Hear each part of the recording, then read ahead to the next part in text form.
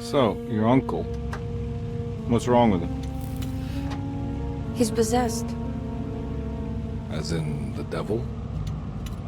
Something like that. He says a dark man is following him, watching him at all times. What do you make of it? It's nonsense, of course, but I'd be lying if I said it didn't bother me. You see, it runs in my family. Possession? No, detective. Deteriorating melancholy. Practically every member of the Hartwood family is driven mad before they grow old.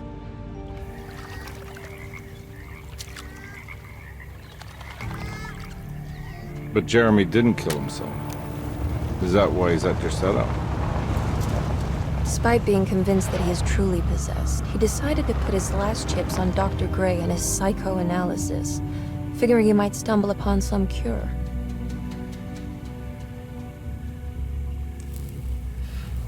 You mentioned the letter.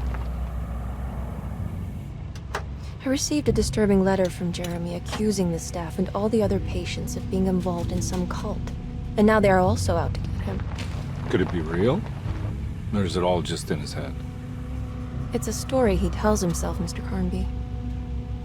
Anything to avoid the truth. Which is? That we're all terribly insignificant. That people mean so very little to one another. That there is no one out to get Jeremy Hartwood because he isn't worth getting. Here we are.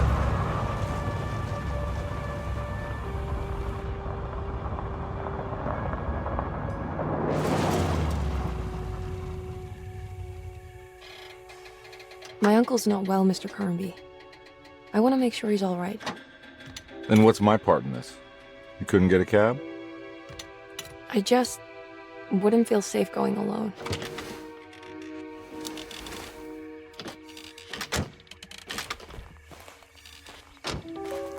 Did you bring a gun? Yeah. You think it'll actually come to that? No. But you might need to wave it around depending on how agreeable the staff will be. What exactly are we gonna do when we find Jeremy? I don't know. Let's just find him first.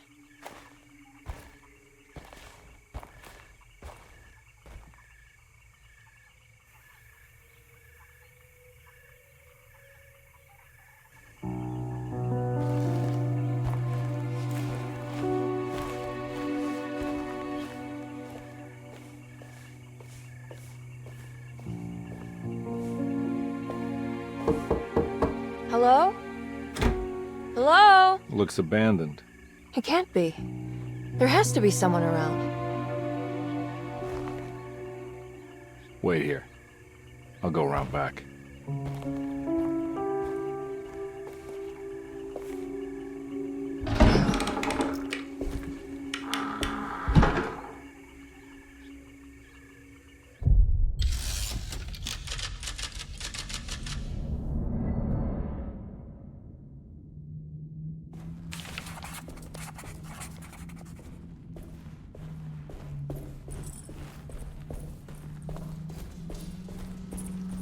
It's too dark in here.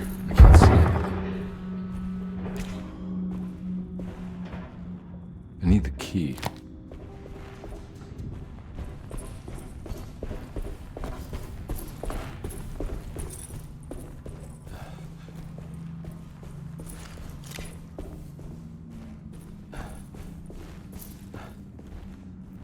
Now what do we got here?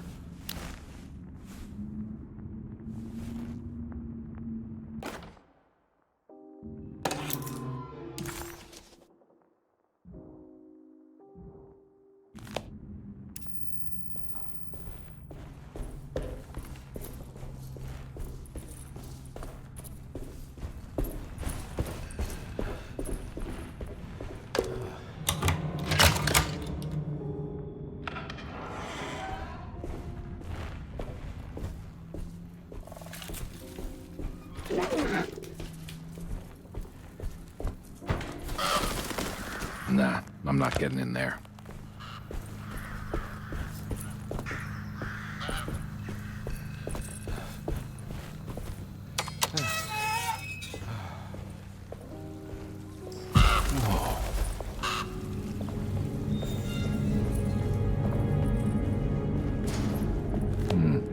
I need the key.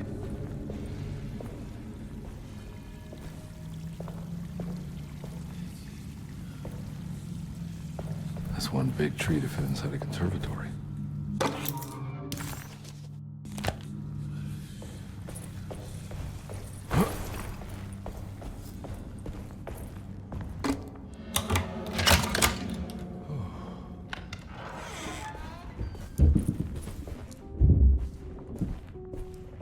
Don't mind if I do.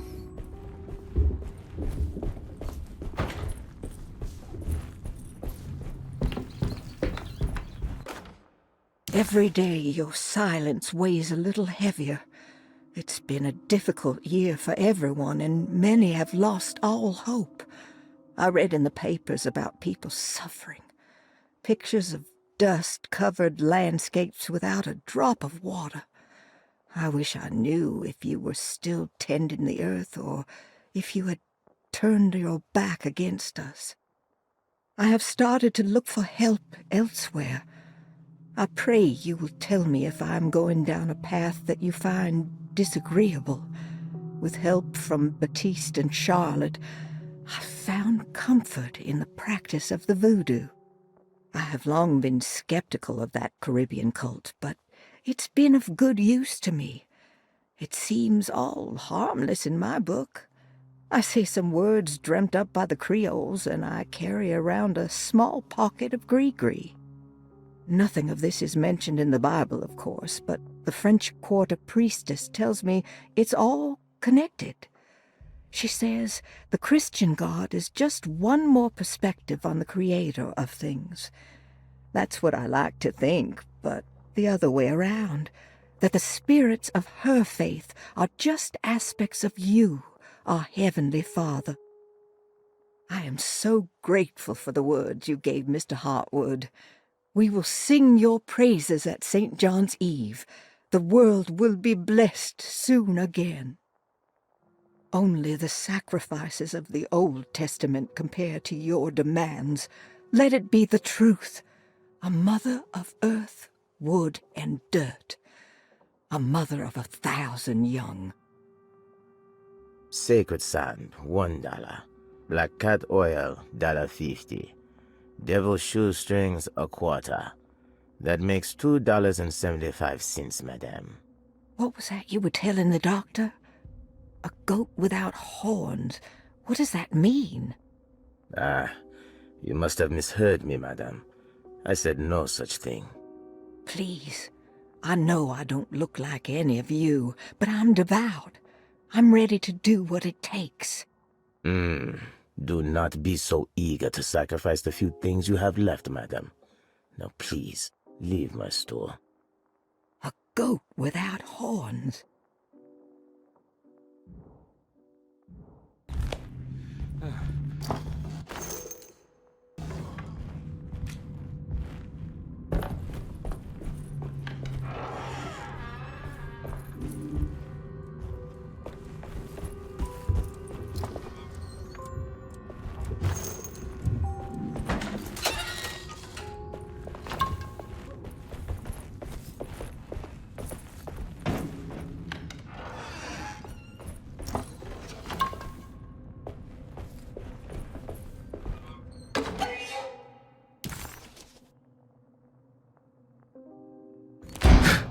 What was that?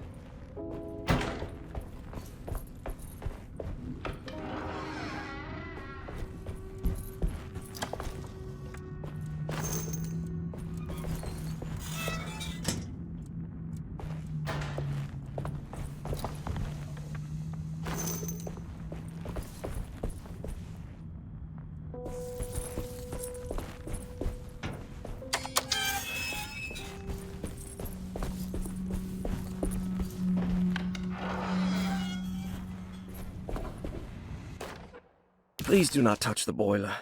It is working after all. While the sabotage has caused a leak, only the decorative plate has been completely ruined.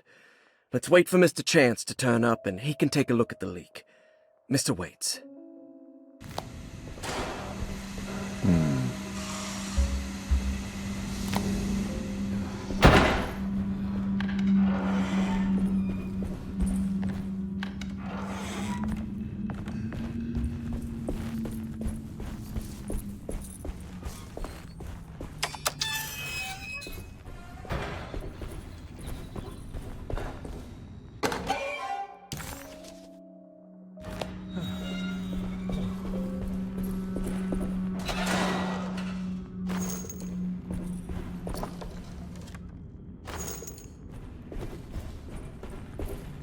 I need the key.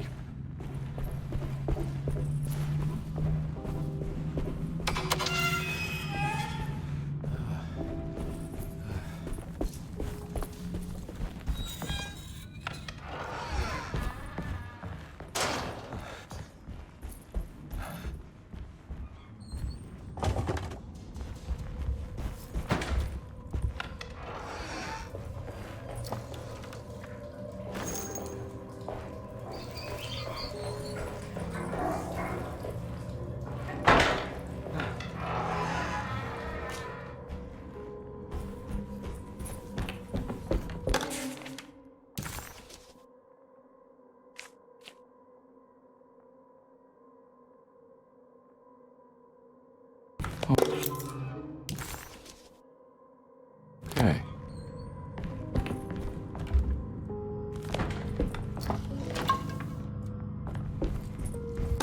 Sunday, June 22nd. I spent all day looking for Jeremy. I should have cared for the others, but I'm scared that he will do something irreversible. Cassandra is upset that I didn't give her the latest shipment of pain medication that Waits brought from the post office yesterday. I would have given it to her, but the company didn't send a new key this time around, so the box is just sitting there on my desk. They must have figured we had plenty of their gimmicky keys by now. I only remember seeing one lately. Grace was playing with it inside the grand parlor. Unless it turns up by itself, it will have to wait. I have to figure out where Jeremy is. I think Jack knew something. That dog of his found a strange rot permeating the house. She's showing us, he said. Like those blots and streaks of fetid rot was talking to him.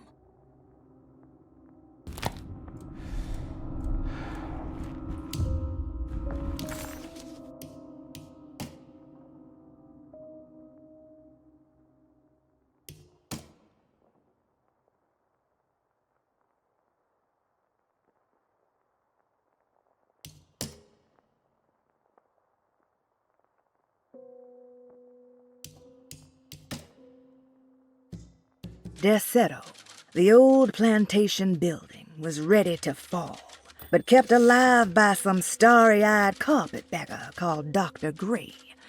Seeing how the staff couldn't even be bothered with answering the door, Detective Comby figured they would just head inside and grab Jeremy. He just needed to open the front door for Emily first, so she could talk to her uncle.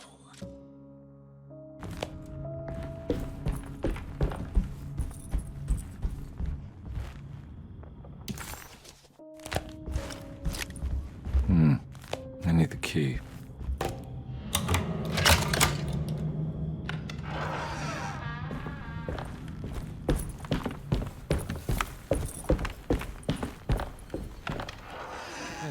Oh. I need the key.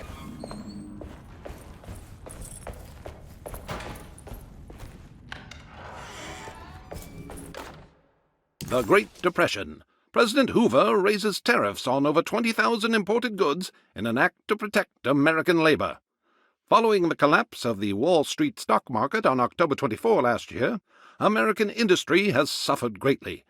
Thousands of companies have gone bankrupt and left a large part of the American workforce unemployed. In an attempt to turn the tide, the Smoot-Hawley Tariff Act has been signed by President Herbert Hoover.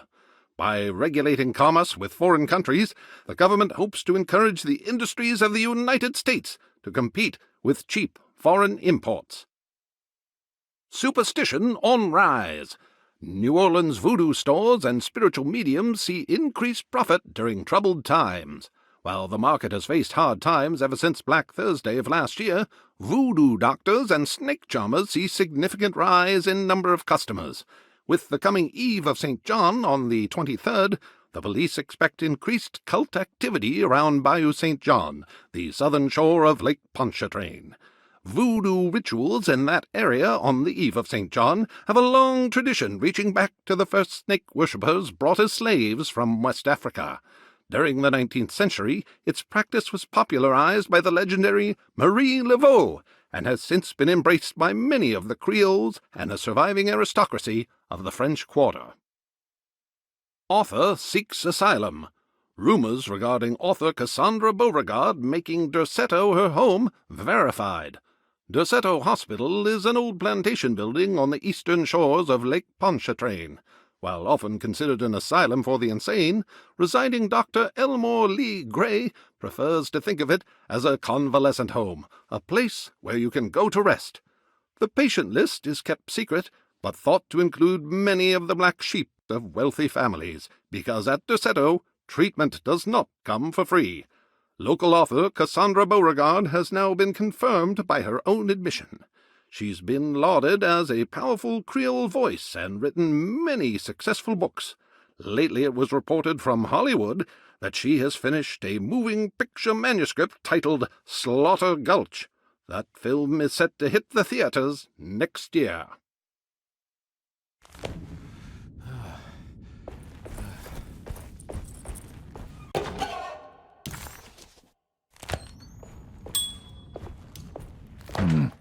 I need the key.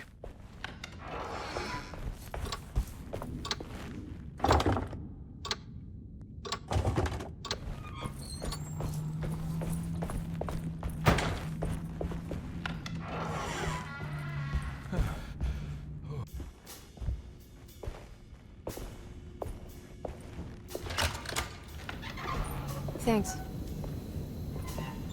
What are you doing? Who are you? Whoa, pardon me, excuse me. My name is Edward Carnby, private investigator. I hope you don't mind we let ourselves inside. I do mind. This is private property. You can't just barge in here. I'm sorry about all this, but I'm looking for my uncle. It's urgent, and no one was answering the door. We can't hear you knocking anymore. None of us can. Who is your uncle, darling? Jeremy. Am I right? She has that heartwood glue, doesn't she? That's right. I'm Emily Hartwood. I just came to make sure my uncle is all right. Well, he is unavailable right now. You will have to come back another day. Unavailable? How? Is he sleeping? We can wait. He's lost. Don't I know you from somewhere? Who's your man again, Miss Hartwood?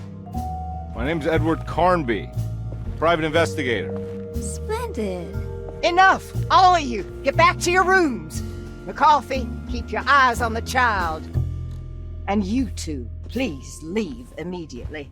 Look, we're not here to cause any trouble. Just let us see the old man, satisfy the curiosity of my client here, and we'll be off. Jeremy has gone missing. There's no need to worry, but it might be some time before he turns up. The whole staff is looking for him. What?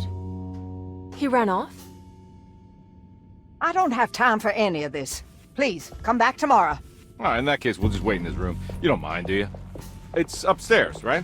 Wait, you can't. Don't worry, we'll be discreet.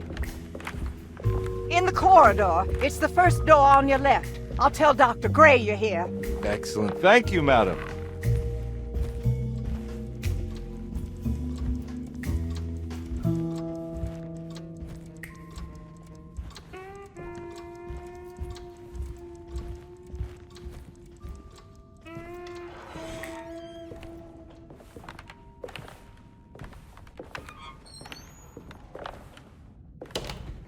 All right, here we are. Let's look around. See if we can dig up any clues.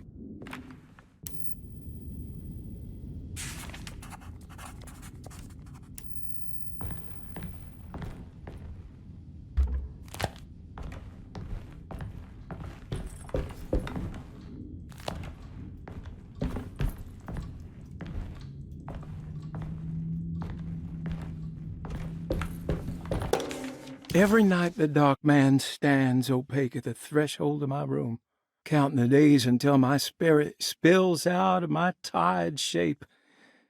Only his pallid mask shelters my remaining sanity. Staring directly into the face of that demonic sultan would surely sunder time itself. Would he have looked the same to my father as he struggled for his life? Does his veiled face haunt my niece quite the same way? I wish so that I could rest my soul in that sunburnt convent of Tarawea. Would I find you there, Juan? Or Senora Perosi, back from the beyond? Every night I hide from him, moving from one misshapen memory to another. Scenes conjured out of fantasy and delirium. Places I struggle to even paint. I wish I understood your death, Senora. Is there anything I could do for you but bury you in that bleak necropolis? That triumphant chapel rising above the ledges and the oven vaults shall be your sepulchre, where you may rest, and I shall weep. How did you first come to understand such things, Senora? How did you know that the battered boil in the basement would lead me to Lafayette Cemetery? Or how the old upstairs clock, with its astronomical motifs, would take me to that hateful mound outside of Claremont Harbor? Those are my memories, my past. Is there perhaps a chance, if ever so small, for me to see Tarawea? Oh, I want that more than anything. Please, let my talisman take me there. Let me sit with Juan under his Bodhi tree. Despite having sold me that talisman, Miss Jackson, the voodoo priestess, revealed none of her secrets to me. That's why I had to travel to Tonka. Instead, she cruelly told Baptiste, my caretaker, that he would be betrayed and killed in the most awful way, that the one he loved would pierce his thigh with a sharp spear, and that he would be devoured by his own mother. What a terrible thing to say. The people of Derceto are becoming dangerous. They do not understand what they are doing. I must do something to stop them. I tried talking to Dr. Gray, but he confuses my worries. He's caught up in treating me. How can he expect evil to be cured with medicine and conversation? The orderlies, the housekeeper, and the patients are all deranged. They will call upon evil to enter this world. All will be lost. Everything. Unless I can find the clerk, Mr. Waite. He seems to be a clear-thinking man. Maybe Beauregard. The dark man offered me a prison, and I accepted. I signed that miscarried contract and entered the dark pact. Everyone is safe, except for me.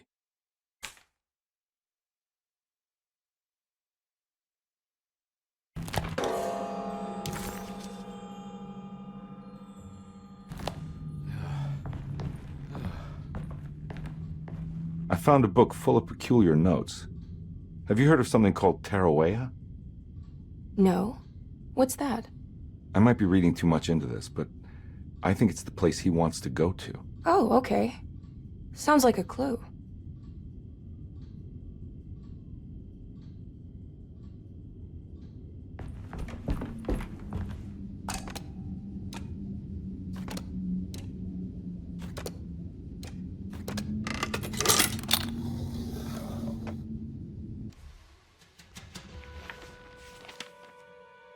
Hey, you know anything about this? Looks like some sort of talisman. No, I don't. Oh, help me out here, will you?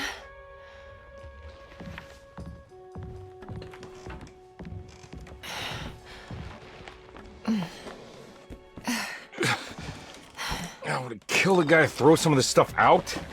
I'd be crazy too if I had this much junk lying around.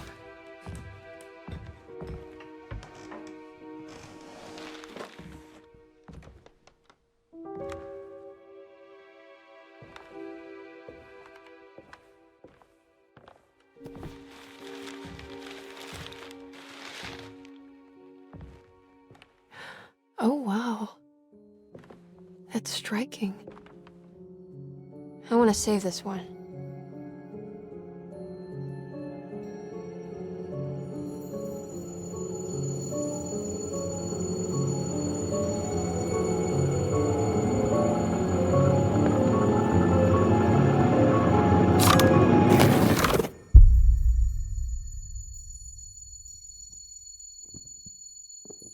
All right, come on. I want to go see Dr. Gray.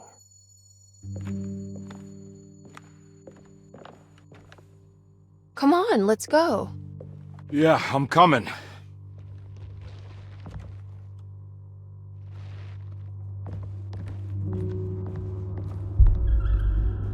Miss Hartwood. Emily?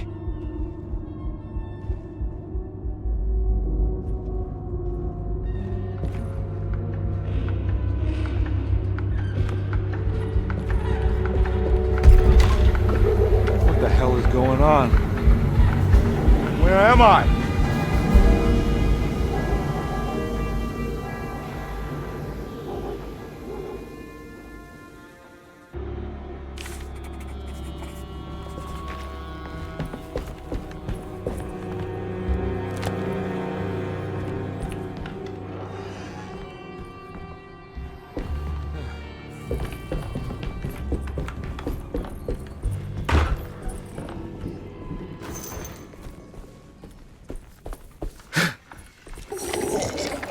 Ah!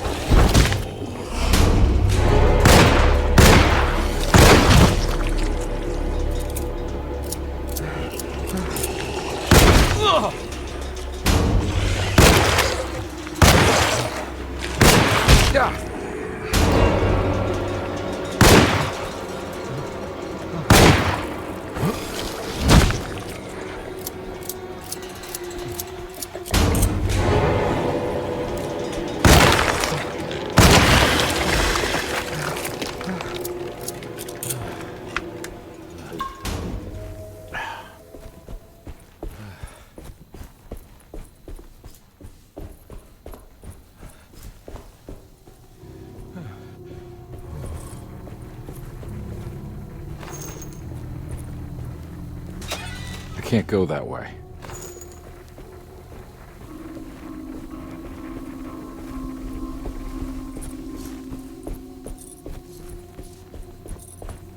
What the hell is going on?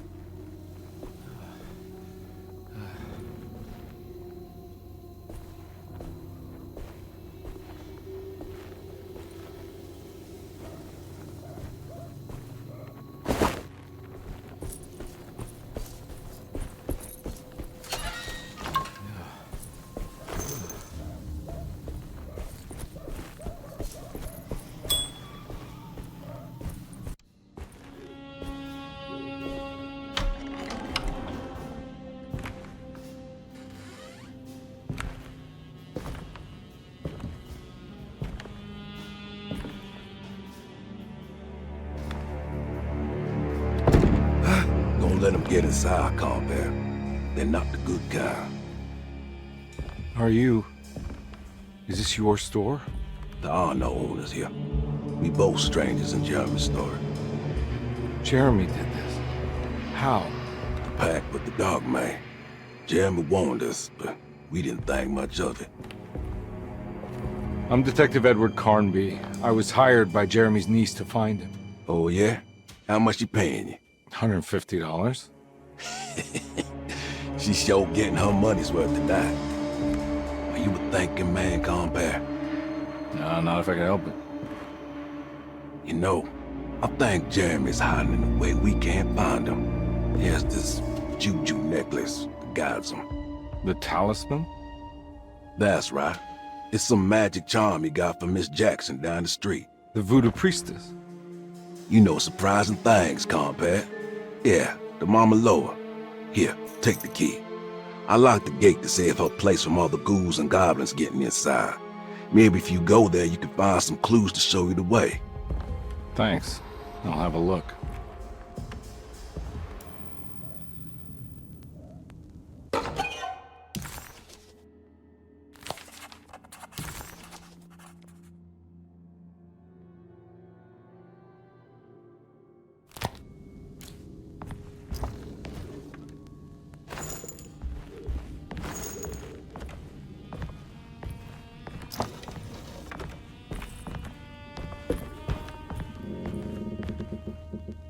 You want to come along? Nah, I'm gonna stay here for a while.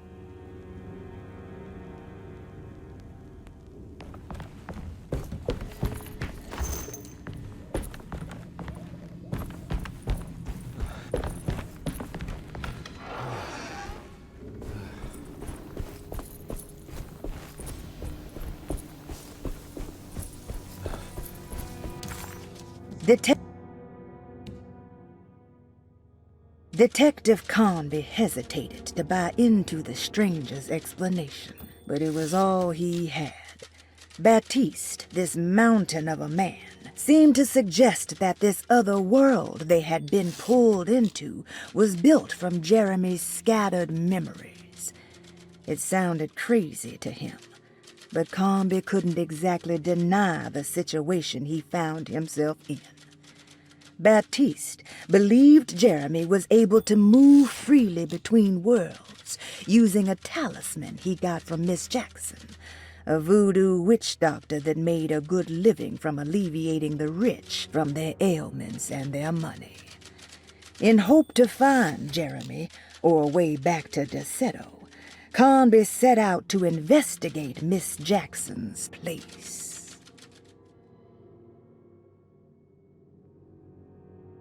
Detective Conby couldn't believe his eyes. The French Quarter scene before him was dark and sinister. The only sign of life he could see from Jeremy's balcony was the light coming from a lone corner store. Jeremy had gone missing. The housekeeper said the staff at Derceto was looking for him, and that Detective Conby and Emily should come back tomorrow. Hoping to wrap up this case before leaving, Conby hustled his way inside Jeremy's room, leaving the housekeeper flustered and running for Dr. Gray, the chief of Derceto. Having bought some time, this was the perfect opportunity to look for clues regarding Jeremy's disappearance.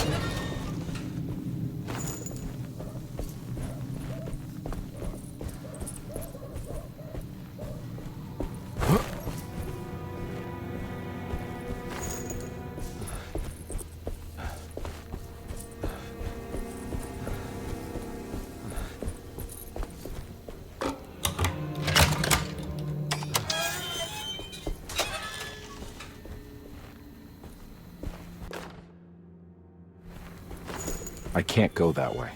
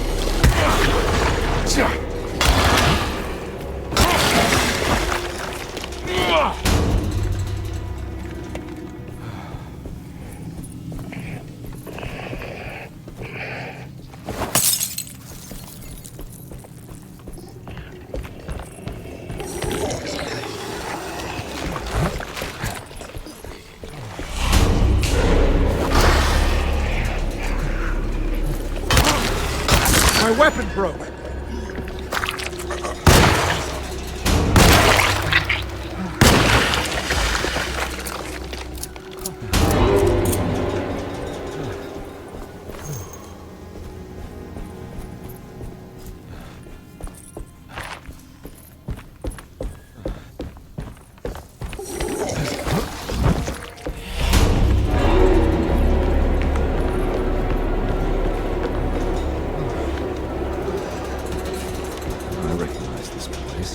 Jackson's seance parlor. Let's see if she's got any information on Jeremy's talisman.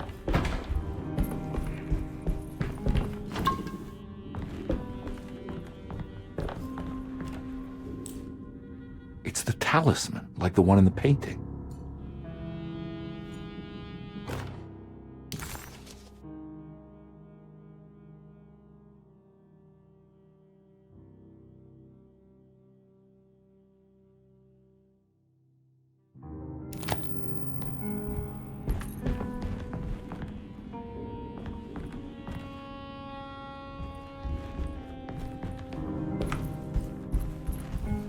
I think it's meant for the talisman.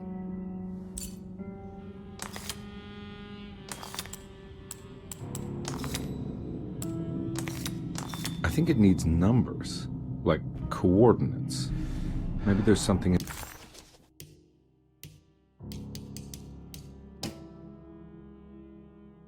Jeremy's notes.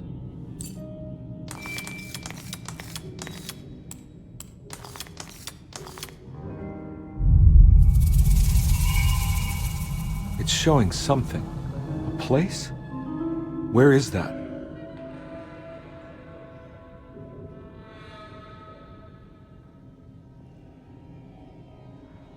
Huh.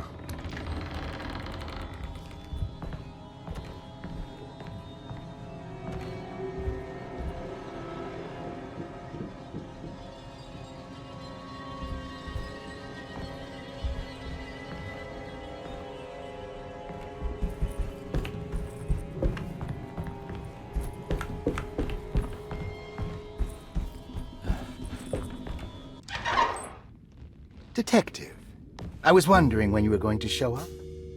Mrs. Thompson told me you were here. I understand you are working for Jeremy Hartwood's niece. Yeah, I guess so. I mean, you're not wrong. We came here for her uncle. I just didn't expect... I didn't expect this. You are Dr. Gray, right? That's right. You don't happen to have some identification, Detective. I'm not keen on having strangers prying into my business. Oh, Detective Edward Carnby, Decatur Street, New Orleans. Enjoying the Vieux Carré, Detective? Those old French quarters, the voodoo people, the gangsters. I'm sure you live an exciting life. Well, it's not quite like the stories, Doc. Just trying to make a living. Aren't we all making a living? Well, welcome to Derceto, Detective. I hope your time here will be useful. Now, what can I do for you? Why don't you tell me where I can find Jeremy Hartwood? Why wouldn't that make for a short visit? I wish I could tell you, but I'm afraid I don't know. A drink, Detective? Anything brandy. Oh, you do belong in the French quarters, Detective. Armagnac or cognac? You know, just give me the cheap stuff. I'm not much of a connoisseur. Having low standards is not a virtue, Detective. Let me see if I can broaden your perspective. What can you tell me about Jeremy? I wouldn't want to go into details about his condition. Doctor-patient confidentiality. I'm sure you understand. Sure, but he is crazy, and he's gone missing. Why? Here, try this. Ooh, it's good. Got a bite? It's called a sidecar. The trick is not to be afraid of the tartness of the lemon. And for goodness sake, don't overdo the triple sec. Okay, what can you tell me about Jeremy? Well, let me think. He is an anxious man, constantly worried about events not presenting themselves according to his model of predestination. He complains about things not being carried out in the right order, and that some things simply shouldn't be. Is any of this helpful to you? Not really. I was hoping for some direction where to look next. I'm sorry. I have nothing for you then. You should talk to my orderlies. They have been looking for him for a while now. I'm sure they would appreciate your help. Yeah, I ran into Batiste earlier. Come to think of it, he might have given me a lead. Oh, excellent. So your investigation is already underway. I'm gonna go, but I'm sure we'll meet again. Looking forward to it. Safe returns.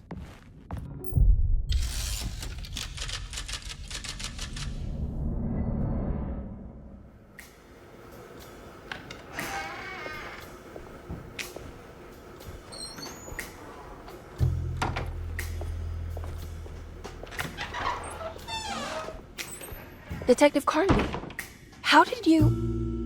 where did you go? I was just talking to Dr. Gray. You disappeared.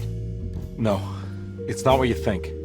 Have you found anything strange going on here? Yes. Everyone is being incredibly evasive and I can't figure out why. No, I mean something you can't explain. Paranormal, even. Detective, I really need you to get yourself together. I can't do this alone. Forget it. I'll figure it out. Do you want to come see Dr. Gray? No, I want to try something. With this talisman, I think I can follow Jeremy to the place he mentioned in the book. What was the name? Do you remember something Spanish? Tarawea. Yeah, that's where I need to go. Detective, are you gonna be all right? Yeah, of course.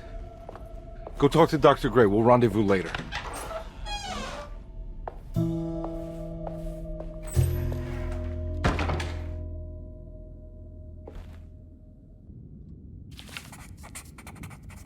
This talisman brought me back from the French Quarter in the blink of an eye. If Jeremy can travel so easily, then he could be hiding anywhere, even Tarawea. If he can do it, so can I. I just need to figure out how the talisman works.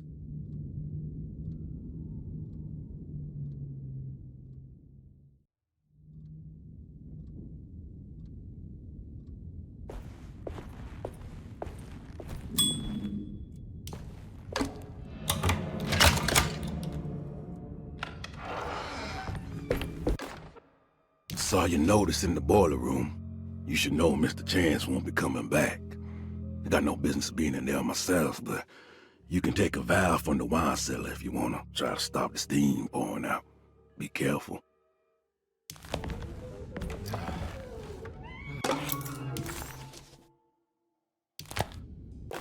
Dr. Elmore Lee Gray is Derceto's chief doctor. Accounting and all administrative work is handled by me, Paul Waits. Magdalena Thompson, or Mags, is responsible for the household. Jean-Baptiste and Charlotte Tabois are responsible for keeping the guests' medical regimens in check. Finally, Jack Chance is our gardener, who can occasionally be seen in the conservatory, but is for the most part busy outside. There are currently 6 guests at Derceto. Malcolm McCarthy and Ruth Tallant reside on the first floor. Jeremy Hartwood, Elisabetta Perosi, Grace Saunders, and of course Cassandra Beauregard live on the second floor.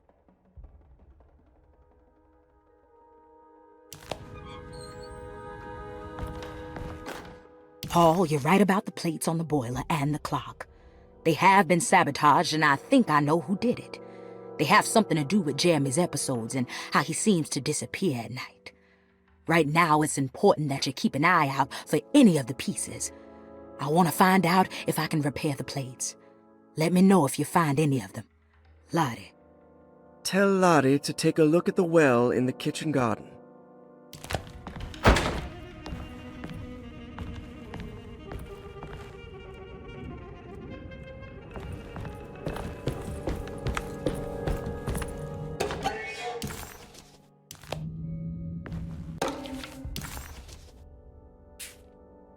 Cassandra Beauregard, the beloved author. Very exciting, isn't it? What do you want to put down for reason for admission? What her agent told us. Cassandra suffers from writer's block and needs to finish her moving picture script before the end of June. Mr. Chardot suggests Cassandra's heavy use of barbiturates is holding her back and risks ruining her career. And how should we summarize her personal history? Let's keep it short. Cassandra Beauregard is a beloved crime author who managed to pull herself out of poverty and into stardom. 5 years ago, she tried killing herself by jumping off a balcony. The incident left her a cripple, and now relies heavily on her wheelchair. And for diagnostic impressions? Cassandra suffers chronic back pain following her suicide attempt. She self-administers morphine to keep herself ambulant, but has become addicted and the desired effect is now lost. The drug abuse clouds her mind, and she is unable to focus on real life. To save herself from this insight, she instead makes up stories to fill out the gaps in her own thought process, resembling the Korsakoff syndrome. Oh, bravo, Doctor. How will you treat her? First of all, she needs to be weaned from her drug addiction, and hopefully it will resolve her compulsive lying. Then look into permanently numbing her pain in her back through surgery. Finally, deal with her suicidal thoughts. Fantastic. With such a short time before June, I really hope she gets better soon. We will do what we can.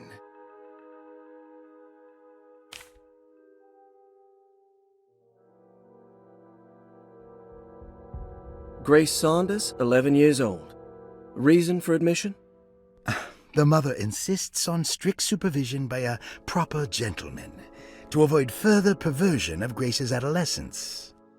Personal history? Grace's family possesses modest wealth and status. Her childhood seems ordinary, spending most of her time with private teachers and family friends. Grace's father recently passed away, leaving her mother the sole caregiver. And diagnostic impressions? Grace has trouble dealing with her father's death. She is willingly suppressing her feelings on the matter and isn't properly acknowledging the trauma she suffered. Any planned treatment? Grace needs nothing out of the ordinary. She simply needs parental guidance. Eventually, we can work on her feelings toward her father. Thank you, Doctor. I'll finish the paperwork and get her installed.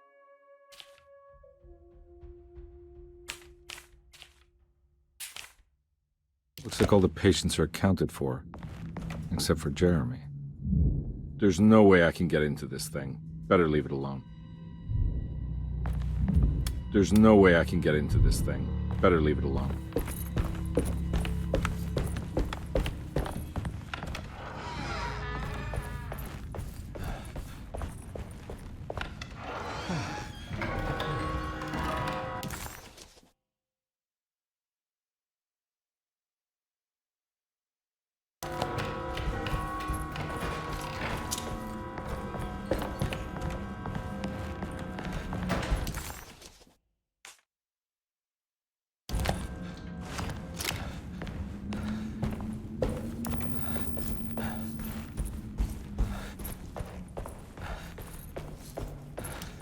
I need the key.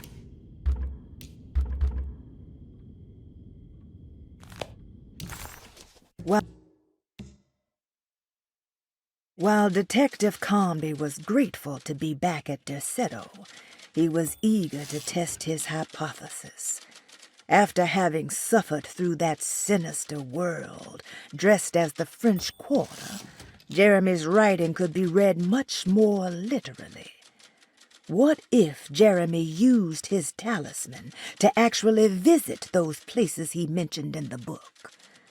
Conby felt certain that this was the answer.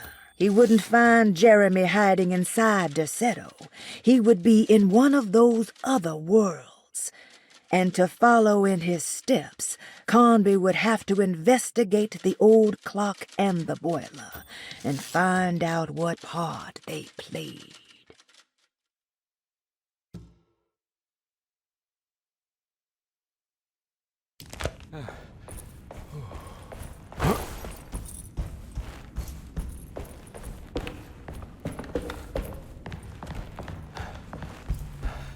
Oh.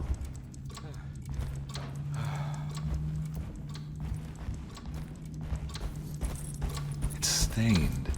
Looks like some kind of... This must be the clock that Jeremy wrote about in the commonplace book. Huh. Looks like the plate that held the talisman in the seance room. But it's broken and missing some pieces.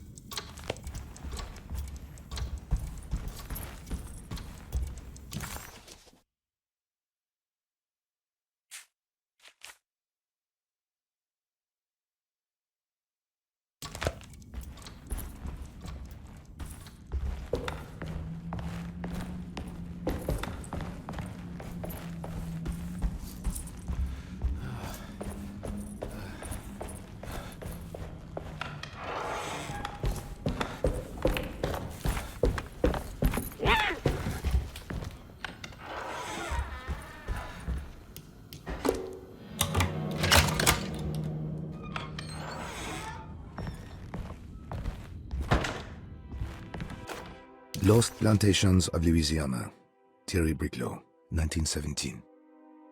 Derceto was a small plantation on the eastern shore of Lake Pontchartrain. The land was considered difficult for industry and was sold for only $30 to Elijah Pickford in 1818. Pickford employed hundreds of workers from nearby New Orleans to clear the woods and build a small plantation mansion facing the lake with a striking Greek Revival temple facade. Derceto kept a modest production of Perique tobacco and indigo that persisted up till the Civil War. During the antebellum era, Derceto was the source of many rumors concerning voodoo and witchcraft.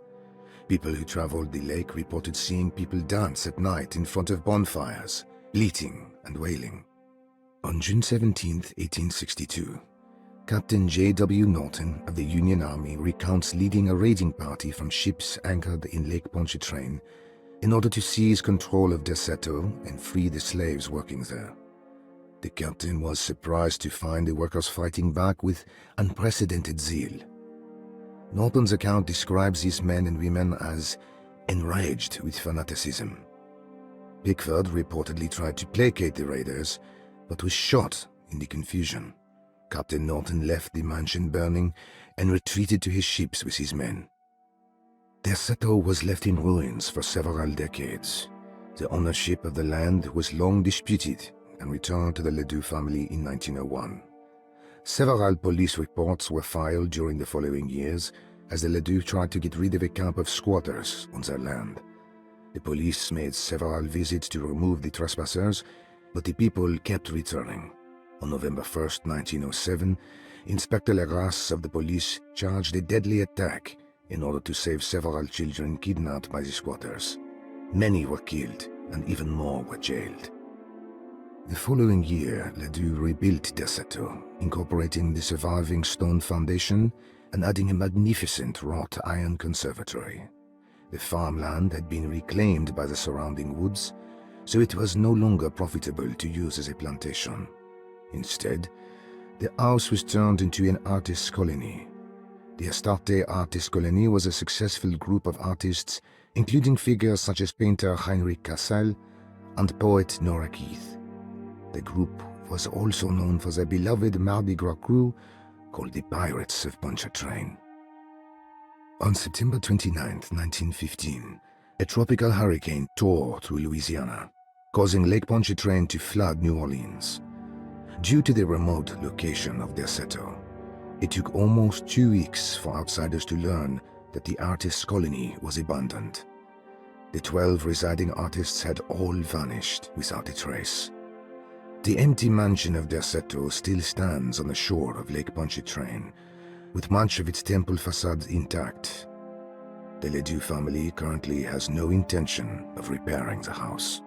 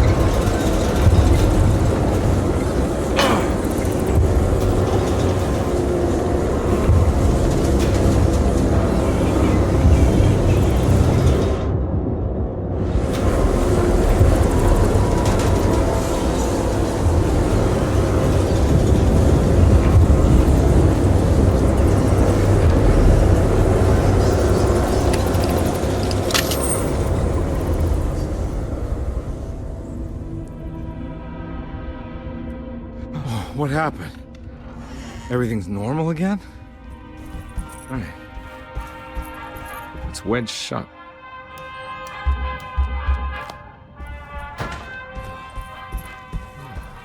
Ooh.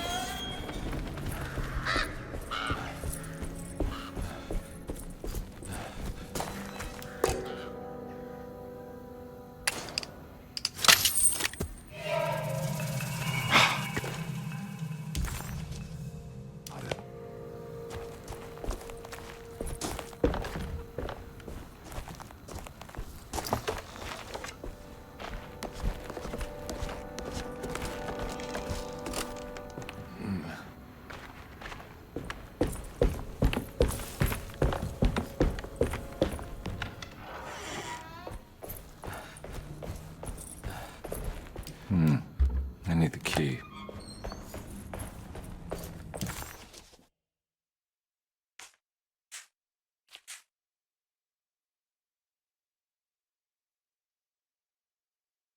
If it wasn't for the collection of peculiar statues, the old astronomical clock would draw every eye in the room. To Conby, it wasn't the intricate clockwork that stood out, but the odd-looking plate on the inside. It reminded him of the ritual bench in Miss Jackson's seance room, where he had manipulated the talisman to open a door back to Derceto. He wanted to try to replicate the procedure, but found that the inner part of the plate was broken. He would have to find the missing pieces and put the plate back together.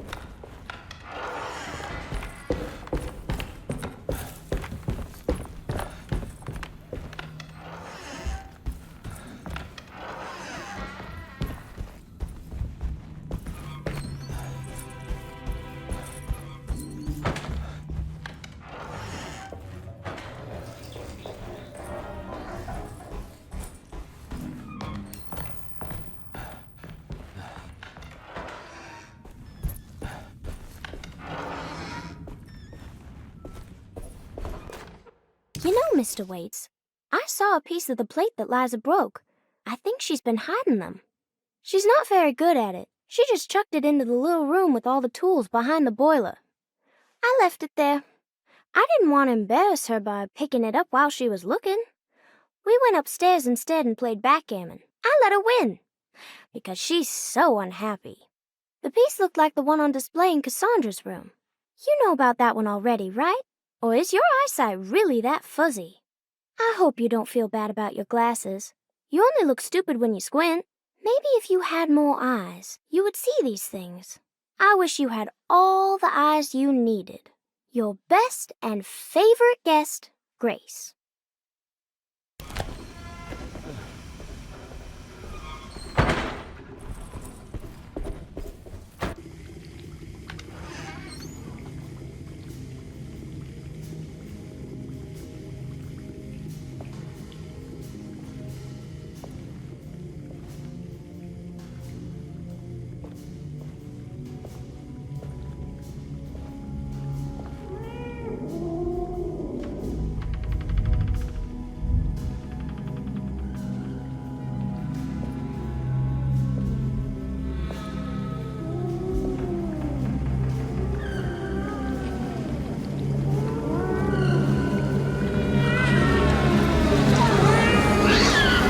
What are you doing in my kitchen?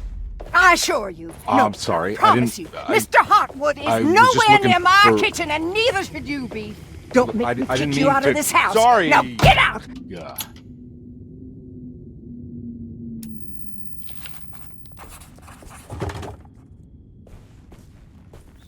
Conby was in shock, but also a little embarrassed.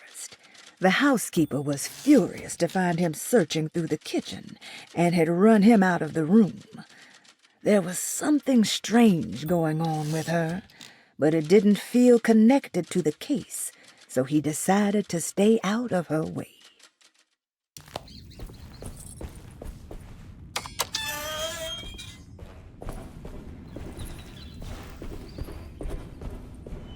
I need the key.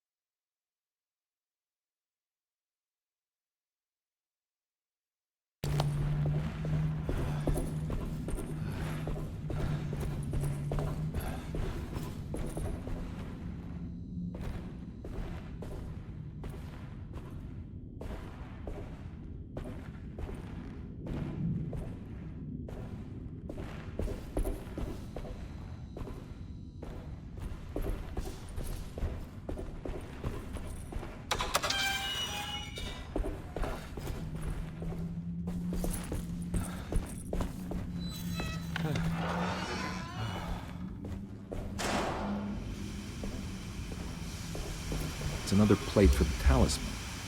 Like the other one, it's broken and missing some pieces.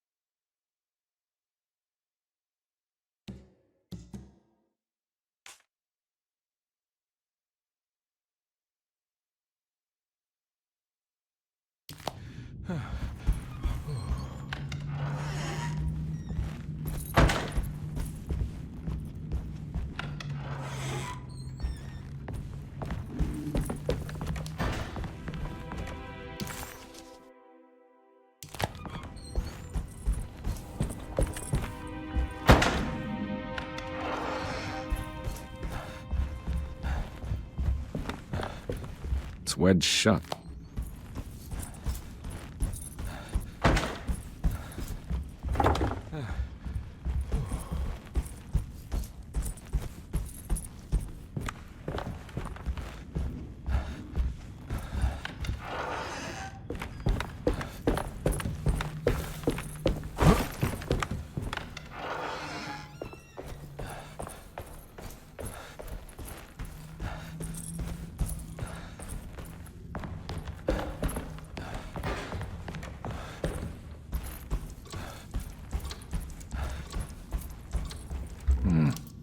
need the key.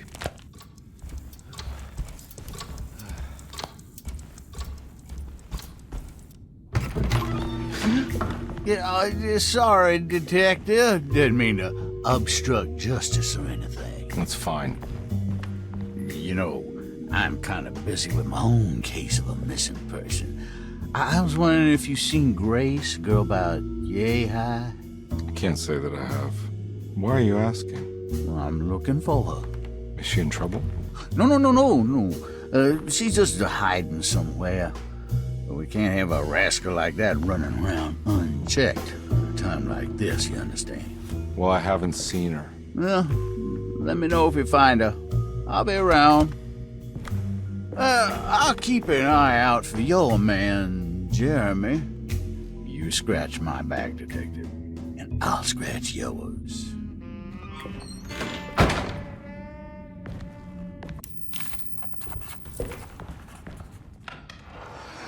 Looks like everything's back to normal here.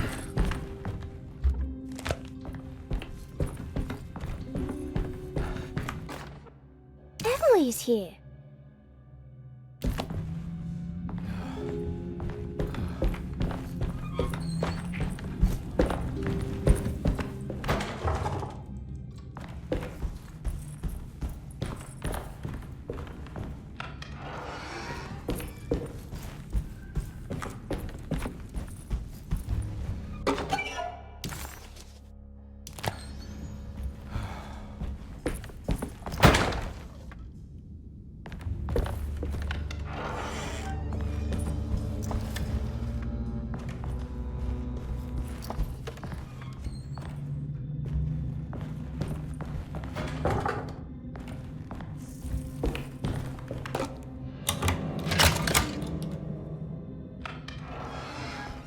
Huh.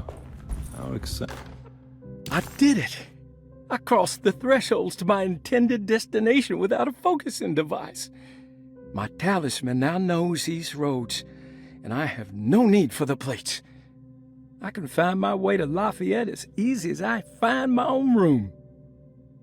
I visited the grave of my father and seen the oven waiting for me. Thank you for opening these doors. I now must summon my courage and go back to that hateful mound outside the oil rig.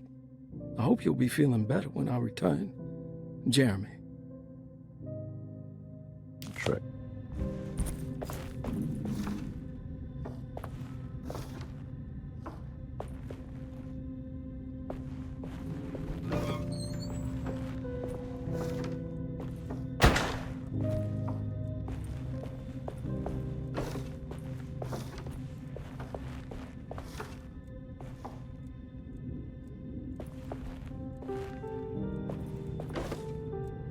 These paintings got some grim-looking rot on them.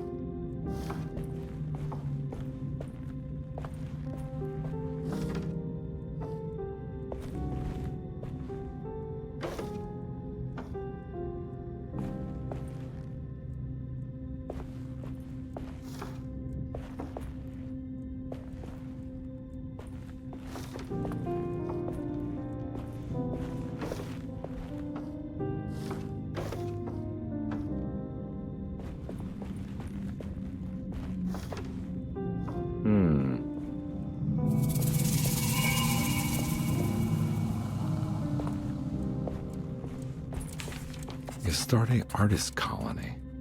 I remember hearing about their disappearance. Must have been 15 years or more now. Will I need to remember how to get them out again? They are locked up for good reason. I am sure she is still able to whisper the answer in the ears of the wrong people. But not for long. I will see her burned soon enough. That black goat will be sacrificed to put an end to it all. Then it will all be over. No more Derceto, and sadly, no Astarte. Those good pirates of Pontchartrain. May you still sail the lake, until you find the shores of Hali.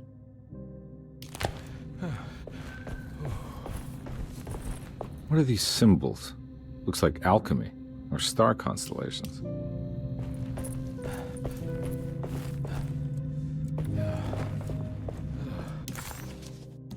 The simple astrology cipher was a favorite among the artists who lived in the house 20 years ago. They easily turned into numbers when needed, but also acted as signatures for the members, as there were only 12 of them.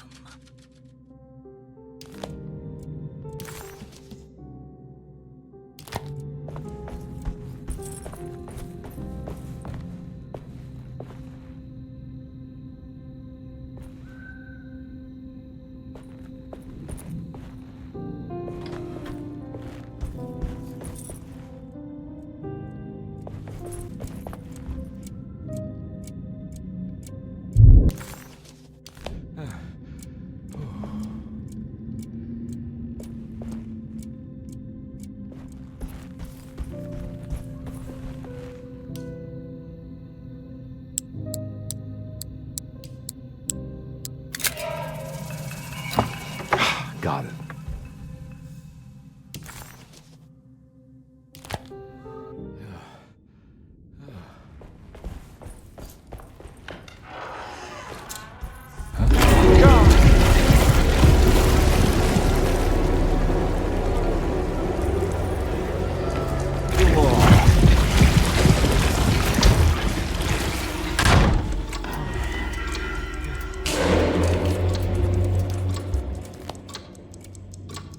Detective Conby had a hard time understanding what had happened.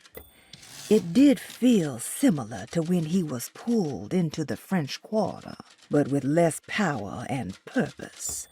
Did he cause this, or was it something else? What the hell is going on?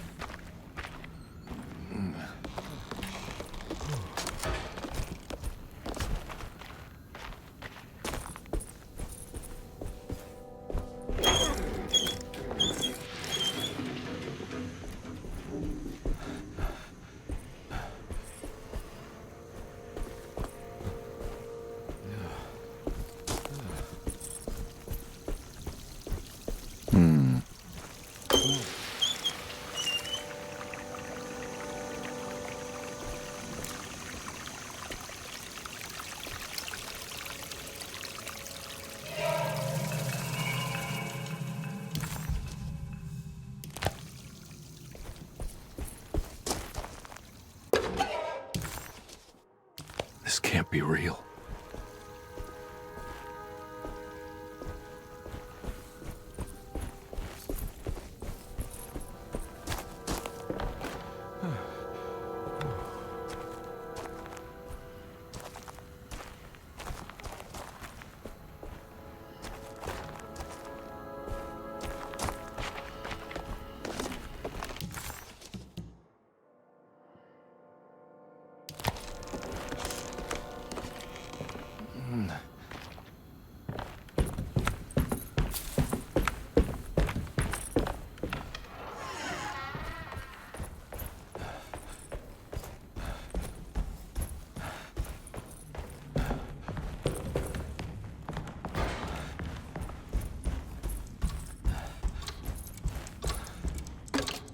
I think I've seen this somewhere.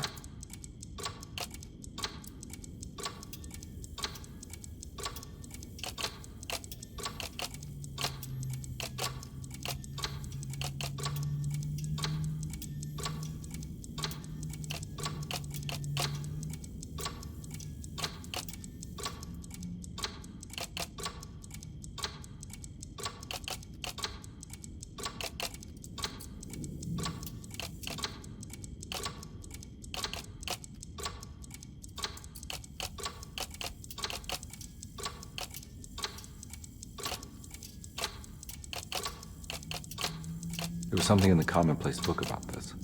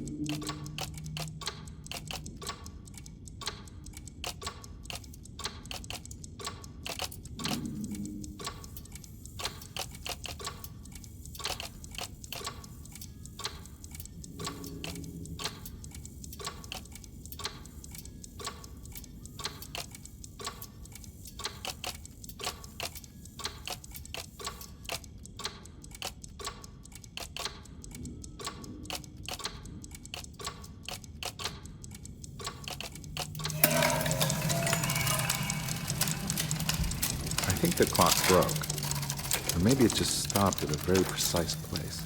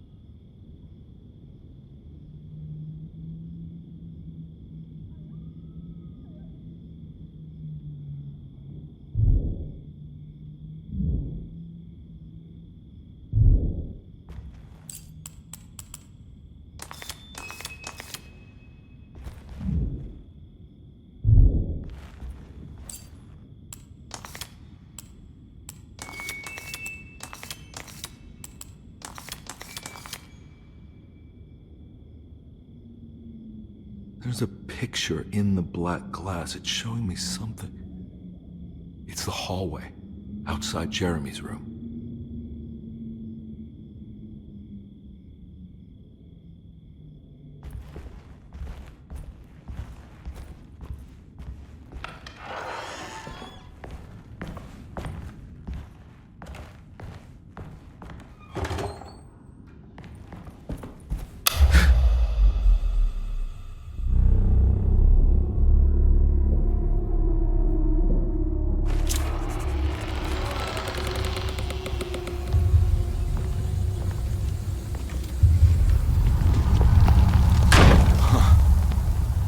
made it. I entered another one of Jeremy's memories.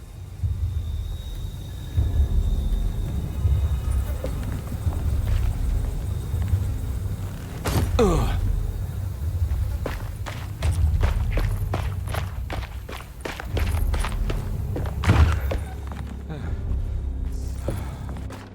May 1923. Monday. All okay. Ready for delivery. Maintenance. Oil pump must be serviced. Any tampering causes large spills unless properly forestalled. Tuesday. Shipment delayed but delivered. Maintenance. Service bridge close to broken. Wednesday. Prospectors reluctantly agreed to show the burial mound to Mr. Hotwood, a painter, who read about our finds in the papers. He means to return tomorrow and try to find a way inside. Thursday. Mr. Hotwood's efforts delayed. The workers seemed nervous about his presence. Hotwood promised not to return to the compound. Instead, he has taken up an offer by l'officier, the riverboat captain, who means to pilot him to the site tomorrow morning. Hopefully that's the end, and work can resume. Maintenance. Bridge from the oil tower to the bayou has collapsed. Sabotage suspected. This is the devil that guides us now. Huh.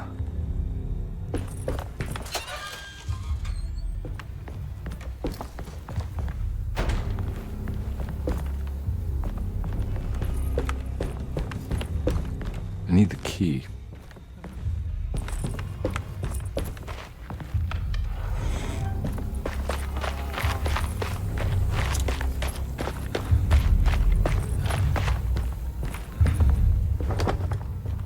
Locked.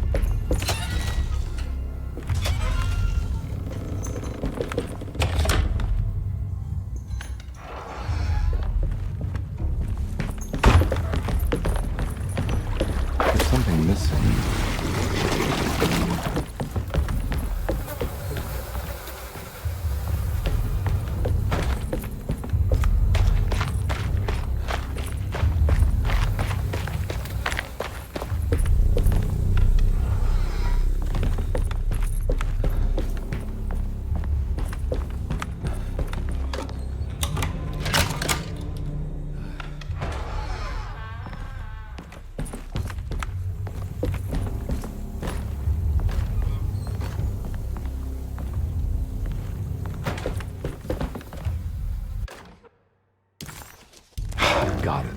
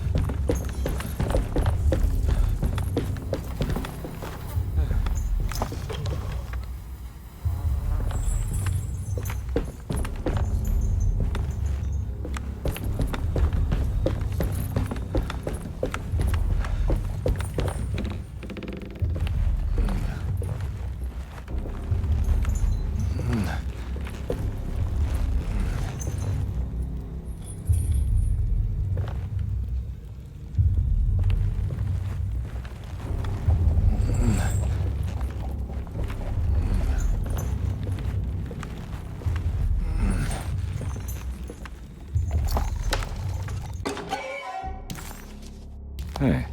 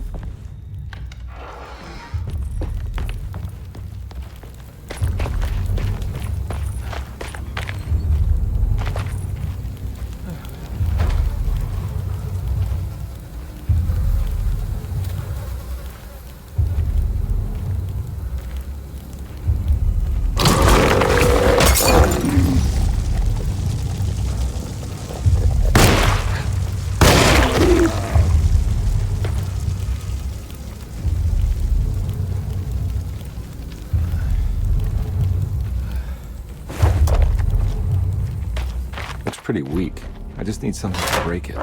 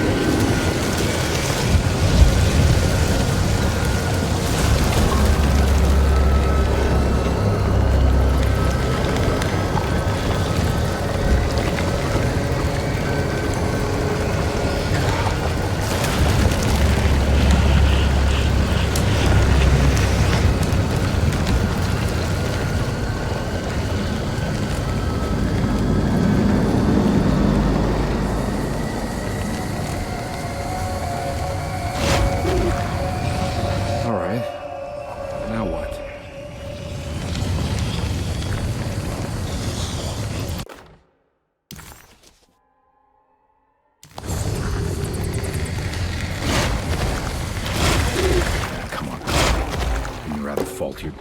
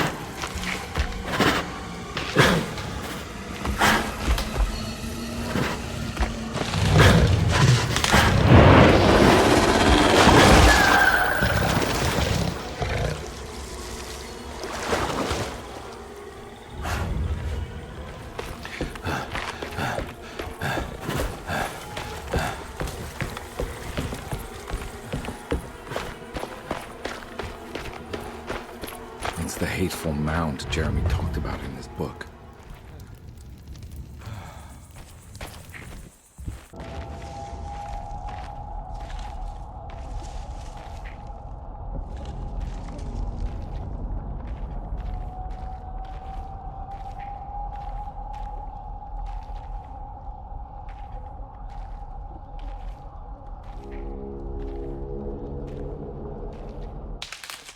Don't come any closer. I'm armed. Get that thing out of my face. Who are you? What are you doing here? I'm just a detective trying to find something called Tarawea. You after Jeremy too? Why? I'm working for his niece. She wants to make sure he's all right. He might be unharmed, but far from all right. He's a curse upon Derceto. Here we go again. What?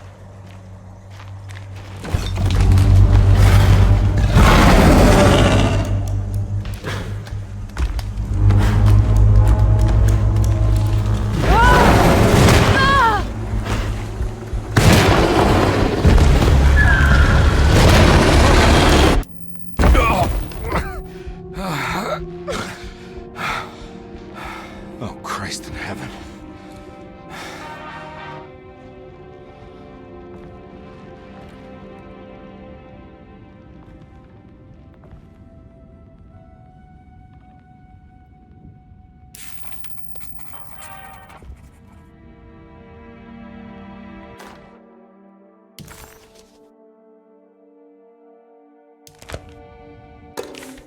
Reflections on the Power of the Verb in Certain Texts by Juan Luis Jorge. To act is in itself divine. Even the slightest movement of our hand is evidence of our soul in motion. Yet our free will is so easily overwhelmed by the dullness of everyday life. Our actions become rote and rigid in spite of luxury and comfort. True divinity is found in the choice of leaving the stage where we all perform. People who discover this freedom unexpectedly will be struck by the terror of this revelation and become paralyzed, or worse, turn to suicide. However, if you are able to weather that storm, you will discover that there is a divine path beyond that fear. There is a chance to dismount your destiny and make something new. Something that hasn't been planned for or predestined. There is difficulty in explaining this type of acting as it transcends our everyday choices. This isn't some banal decision choosing one career over the other, or even who I should marry. Leaving the stage, no matter how, isn't a matter of course correction. It's a rejection of the story that the Creator is telling.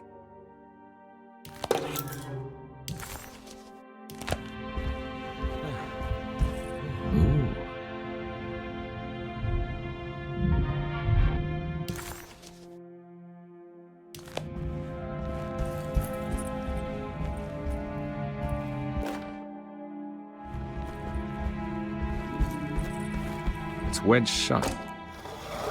It worked. The Barlow lens. Instructions. To double the magnification of your telescope, simply fit this Barlow lens to your instrument. Then operate the fine tuners to adjust the distance between your lenses. This is easily done while looking through your eyepiece. Simply search for a position where your picture is clear and appears flat.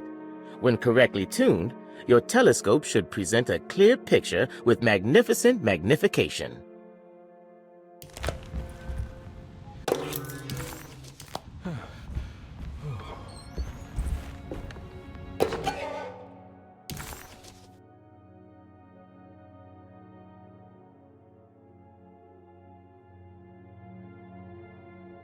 What's this?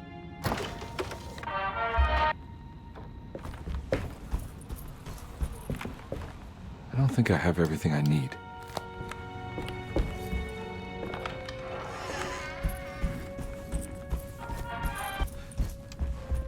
Now we're talking.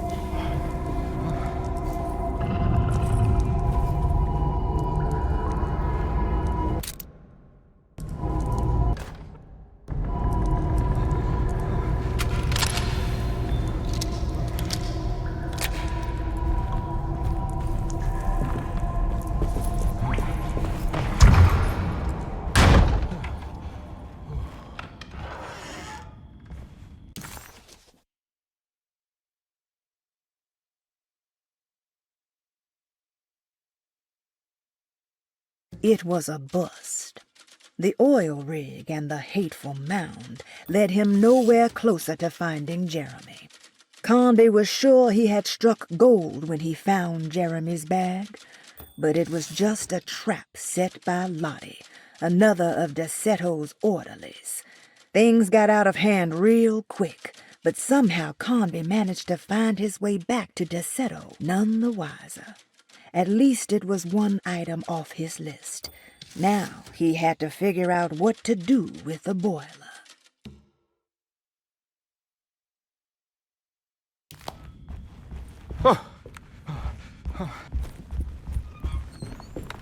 It's wedged shut. It worked.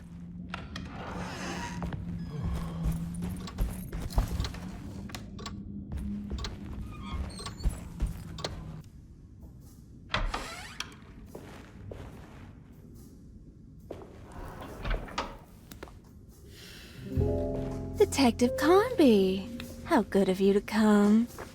Let me pour you a drink. What happened here? This place looks like it was hit by a bomb. Welcome to the madhouse, Detective. Thanks. Did the ceiling just collapse? I heard it was something in the attic, something that was supposed to happen but didn't. How that could have such consequences is beyond me. The truth is, I don't know why the room looks like this. But I bet your friend Jeremy does. You know where I could find him? Oh, somewhere in his past, I suppose. He keeps going on about that mysterious dark man. I think he is hiding from him. Or maybe he's with him. I can't really keep up. I don't worry much. Take a look around this room. You may think it looks spectacularly devastated, but I just think it's finally found its stride. It fits perfectly with the state of this place and its loonies. The same goes for the nonsense with Jeremy. In my eyes, we finally managed to match the wild ride inside all of us. Well, I'm happy you find the evening so harmonious. I hope you don't mind me setting things right. Jeremy's business, that is. This room looks beyond my capabilities. Good luck, Detective. Hope to see you again soon. Yeah. Evening, miss.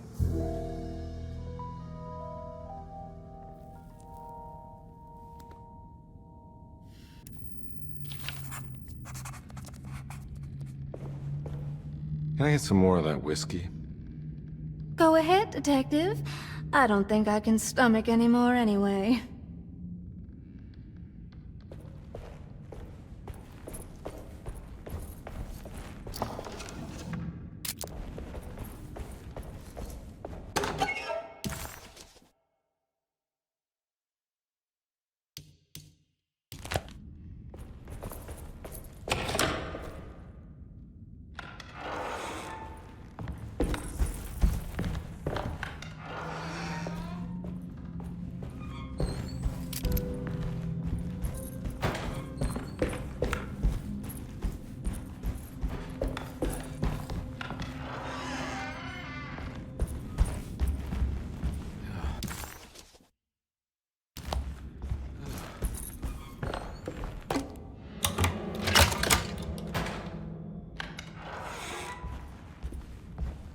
There's something missing.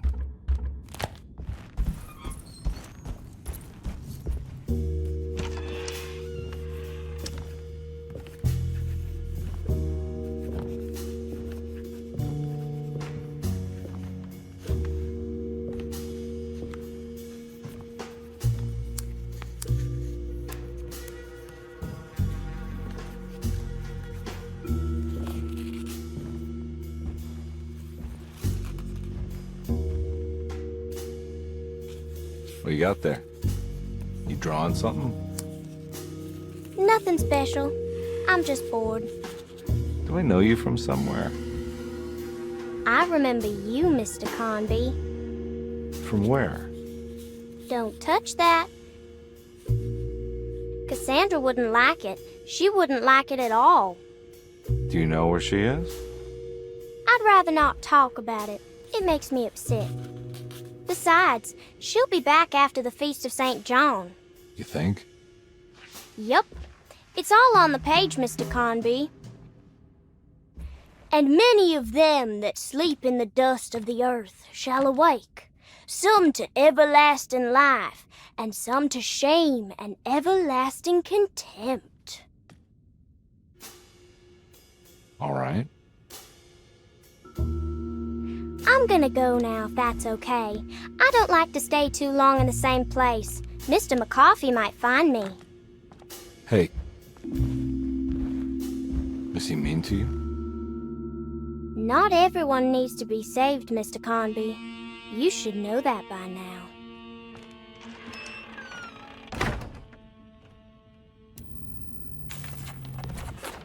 Miss Beauregard, I picked up your medicine at the post office today. As you understand, it needs to be administered by the orderlies for your safety. I've put the box in Lottie's room for now, and I'm sure she will find you as soon as possible. Mr. Waits.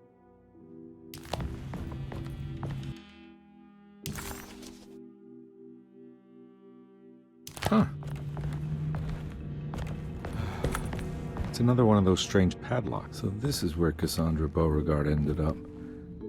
For some reason, I thought she died years ago. There's more of that rot again. Like it's guiding me to do something. But what?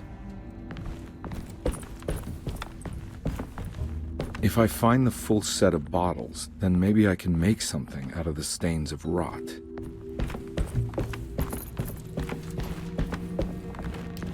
I don't think I have everything I need.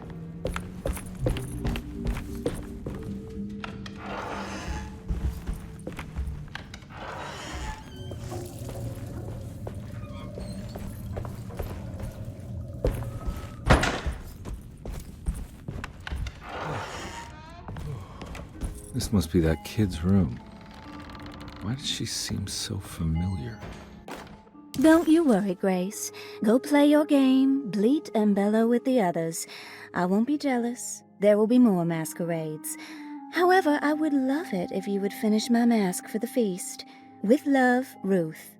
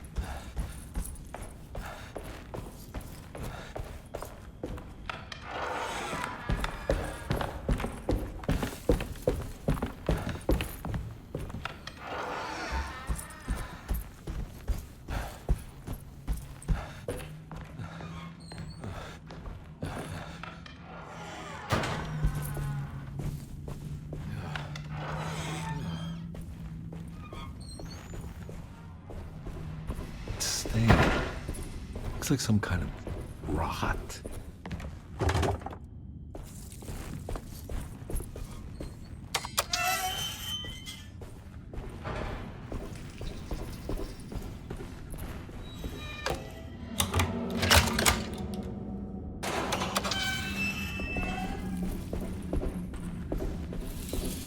Yeah.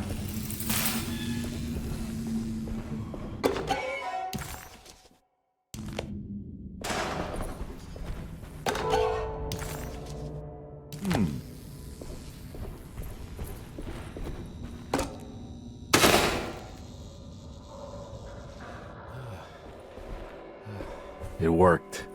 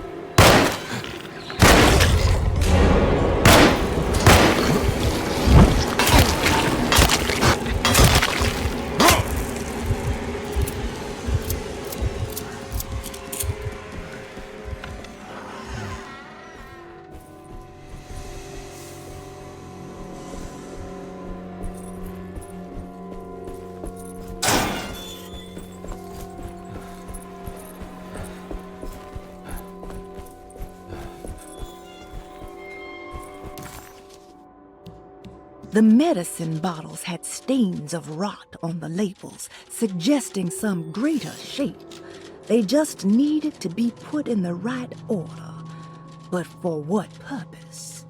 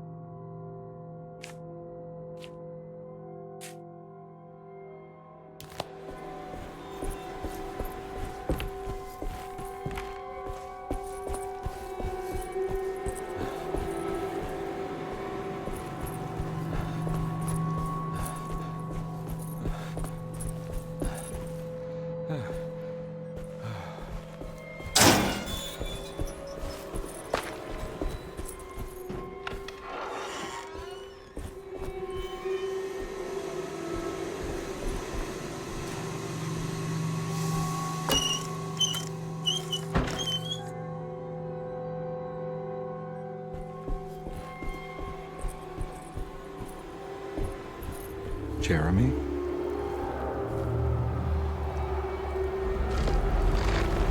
What the hell is going on here?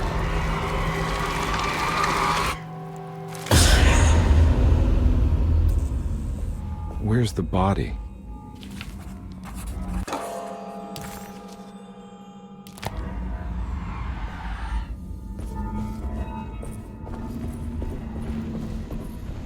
There's something missing.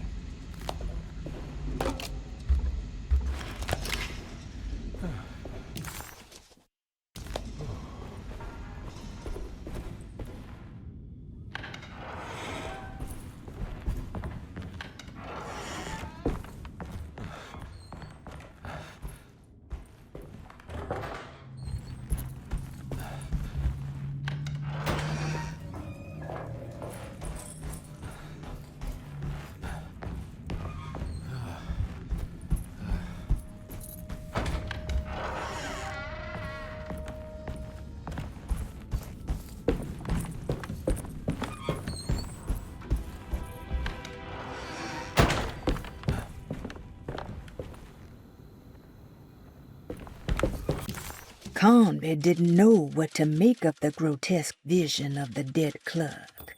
Was he dead, or was it all fiction?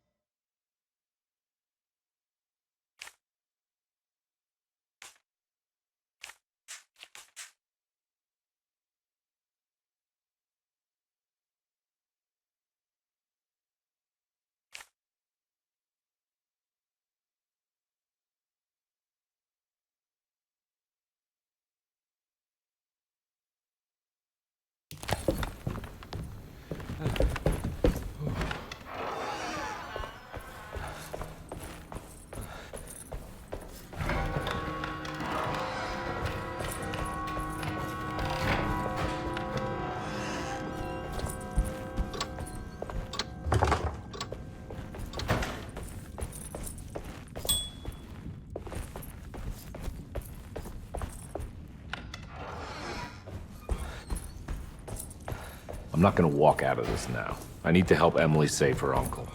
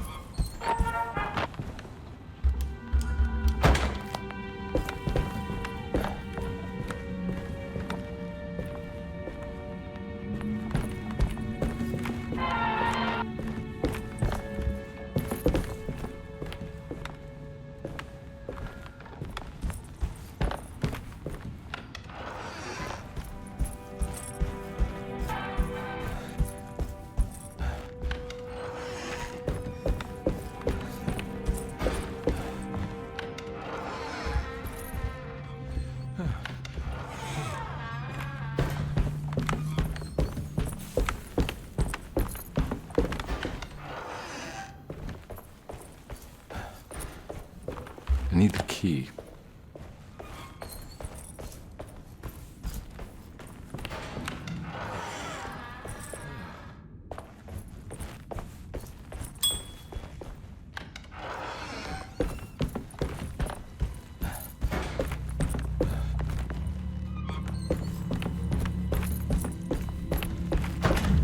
There's no way I can get into this thing. Better leave it alone.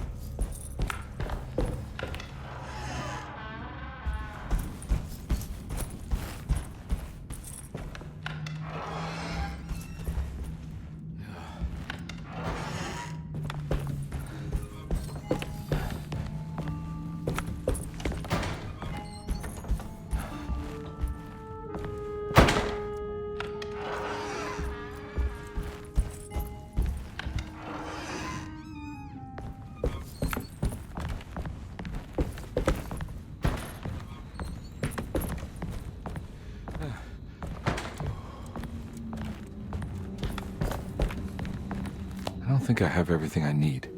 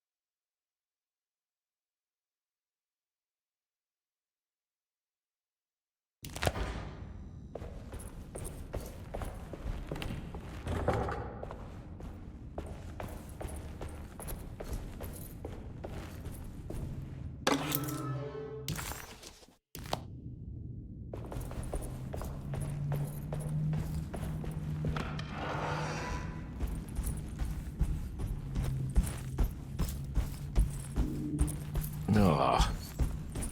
There's more of that aggressive rot. On the commonplace of evil, there lies virtue and stark irreverence, careless thoughts of luminous indifference. But blame not the beast we once were, which science so often wished to refer. Not the wicked full of sin, it is you who stand and grin. All our good intentions aside, whereupon we build our pride. Sunless solitude, follow not this corrupting light. Prophets of confidence always crashes out of sight. Hear me, for we all bear this mark. Thus we must remain alone in the dark.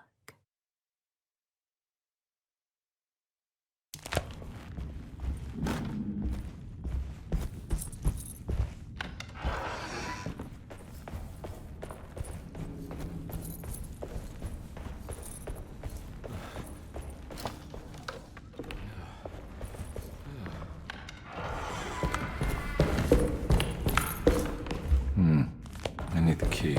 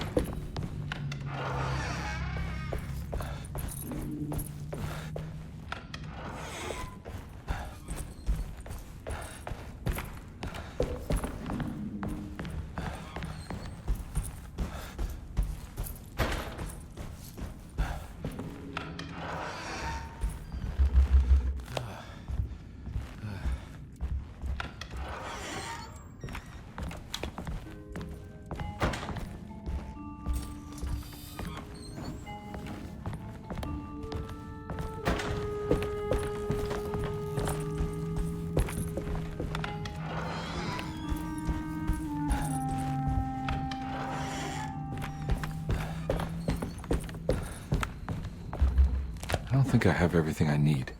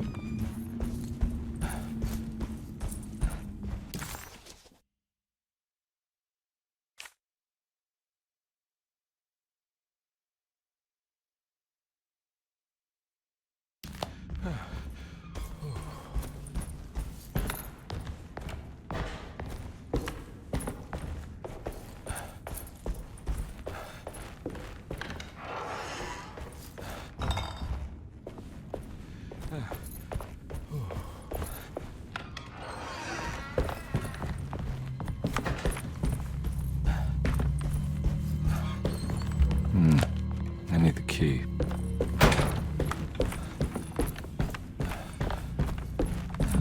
There's no way I can get into this thing. Better leave it alone.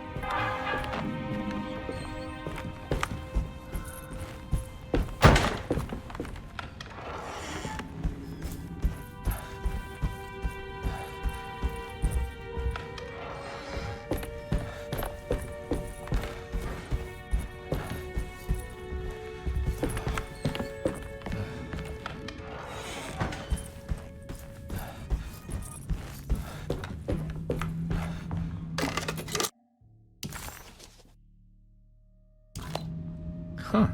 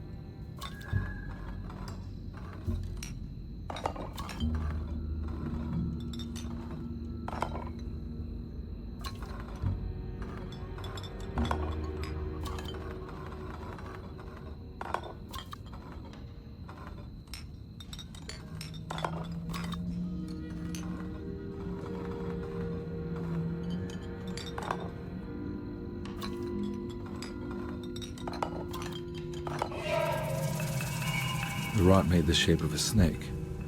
There must be something important to find here. Maybe it has something to do with the numbers on the labels.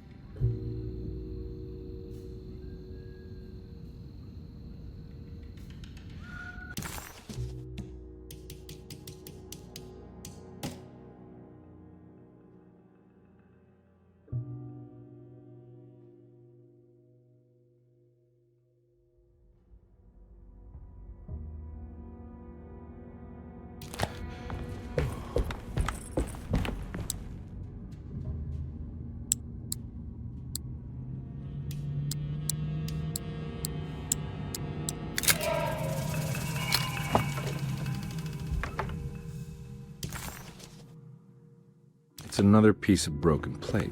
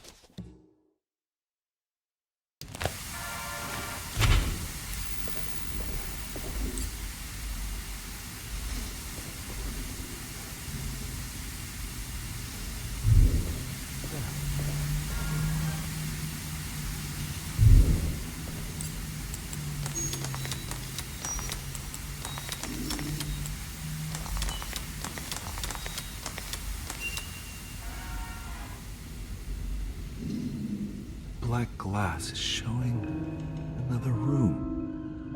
Must be a way to another one of Jeremy's memories.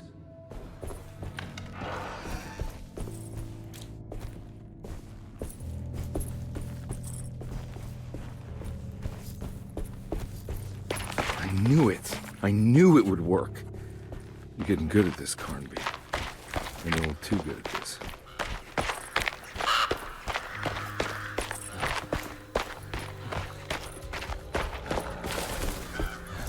The Hartwood's family crypt. Emily's family must have deeper roots in New Orleans than I thought. I figured she was a Yankee like me.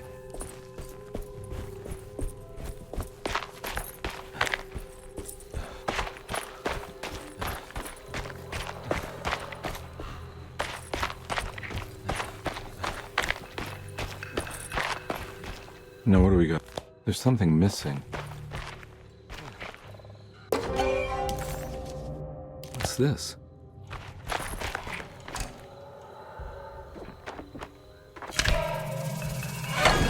Got it.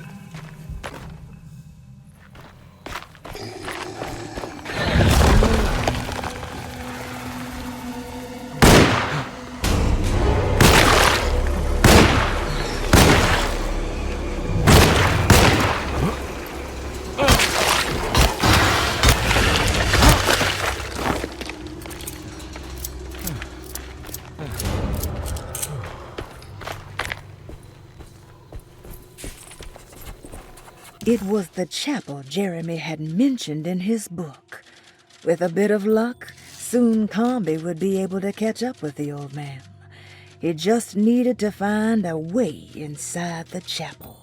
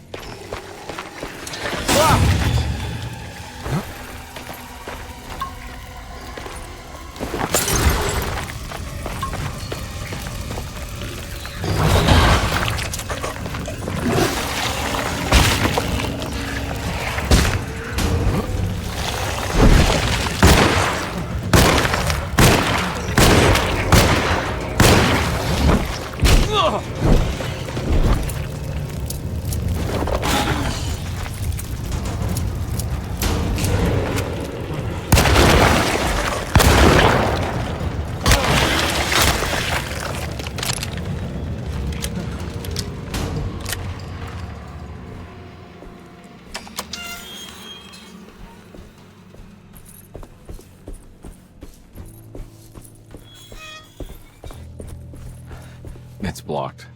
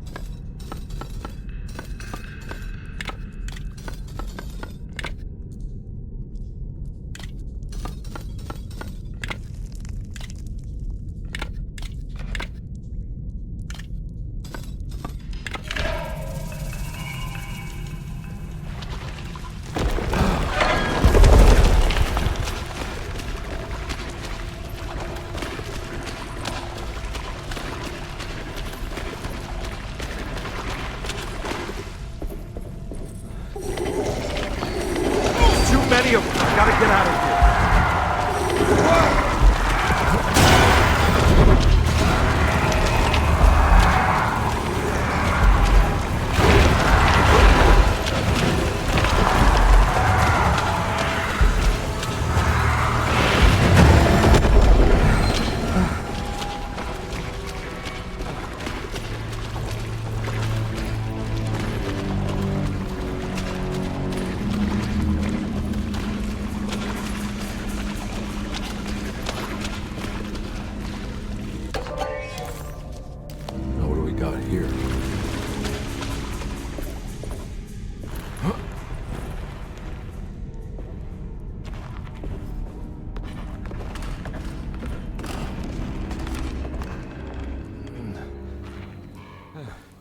Thank God that's over.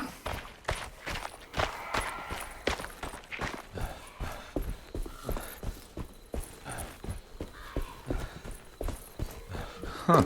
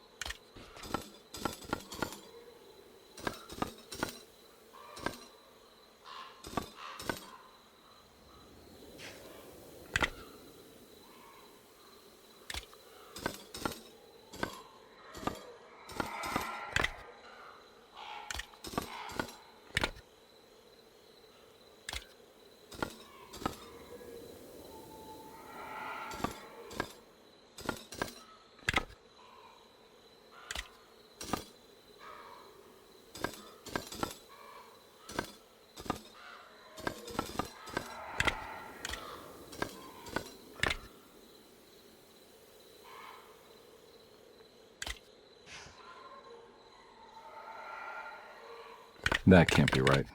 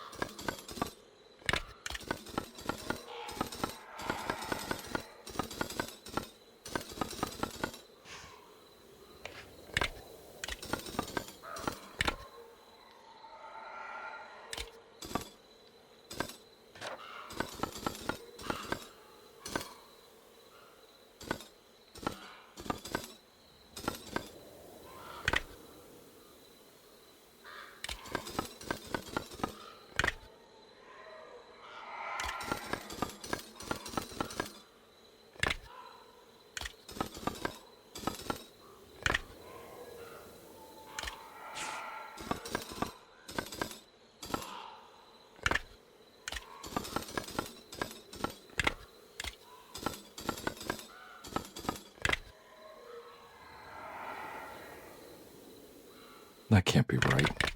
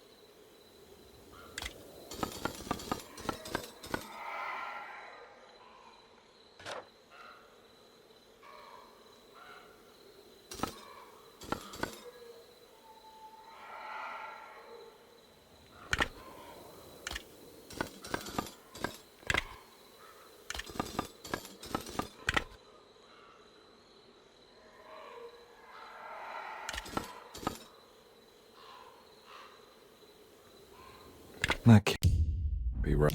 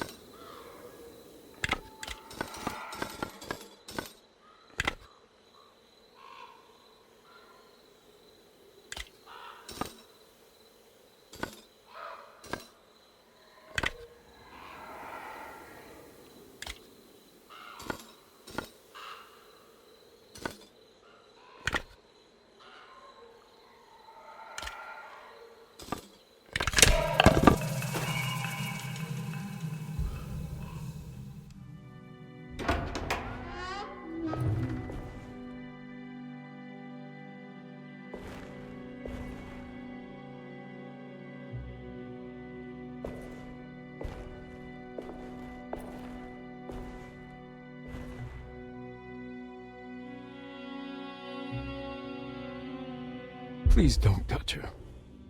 Jeremy. What are you doing here? Everyone's looking for you. I know, it's all a big mess. No one understands. I'm just trying to keep evil at bay. Just for a little while longer. You've got to come back with me. Your niece is waiting at Derceto. Emily? Why would you... My letter. Keep making it worse. What is going on, Jeremy? How is any of this happening? I made a terrible promise with someone. The Dark Man. Who is he? No, don't say his name. He can hear us. He's always listening.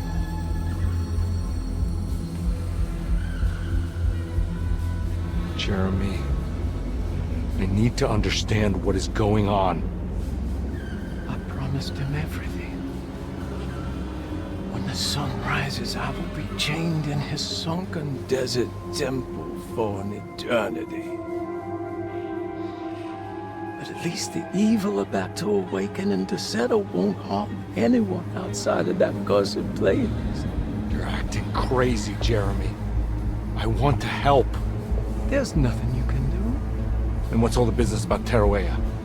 Why did you want to go there? Well, I can't go there. I'm not allowed. But you wanted to.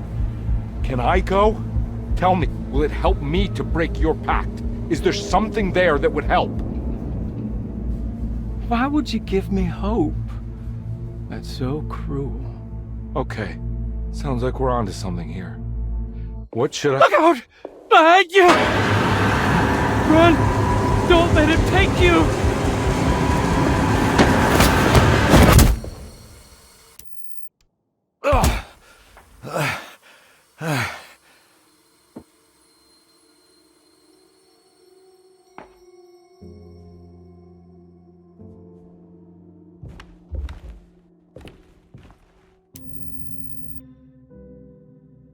I've seen so many strange occurrences lately. Memories explode into existence and then burn out like tired glass bulb filaments. Dreamscapes crash down from the stars and sink into the sea. Doors that lead to nowhere and absolutely everywhere at once. With all this reverie, I want to think there's a chance that you found a way to remain alive in some way I cannot fathom. Just like I've learned to navigate with my talisman, maybe you, with all your knowledge, you somehow knew a way to find me again, perhaps in Tarawea. All my love, Jeremy.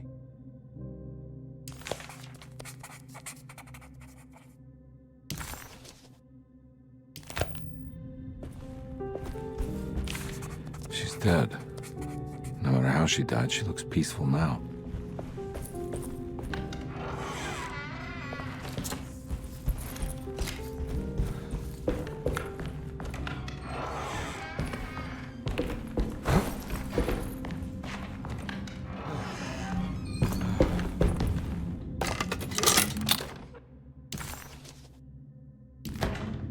Telescope lens. Why would he lock that up?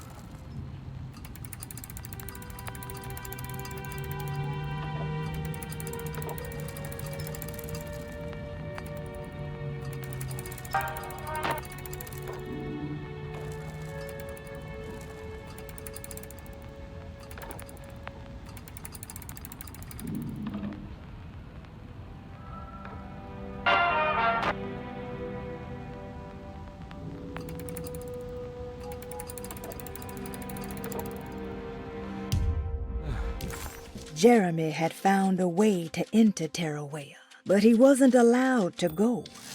He knew deep down that it was impossible for him to cross that threshold. Instead, he hoped that Perosi would go in his place and burn his library to the ground so he could start again. But she never got the chance. Perosi had her own problems, her own demons, and she died suddenly one day without warning. Holding the telescope lens in his hands, Detective Conby suspected what it was. At least a part of the key to that paradise Jeremy so desperately wanted to see. Curious what he would find, he felt eager to put the lens to use.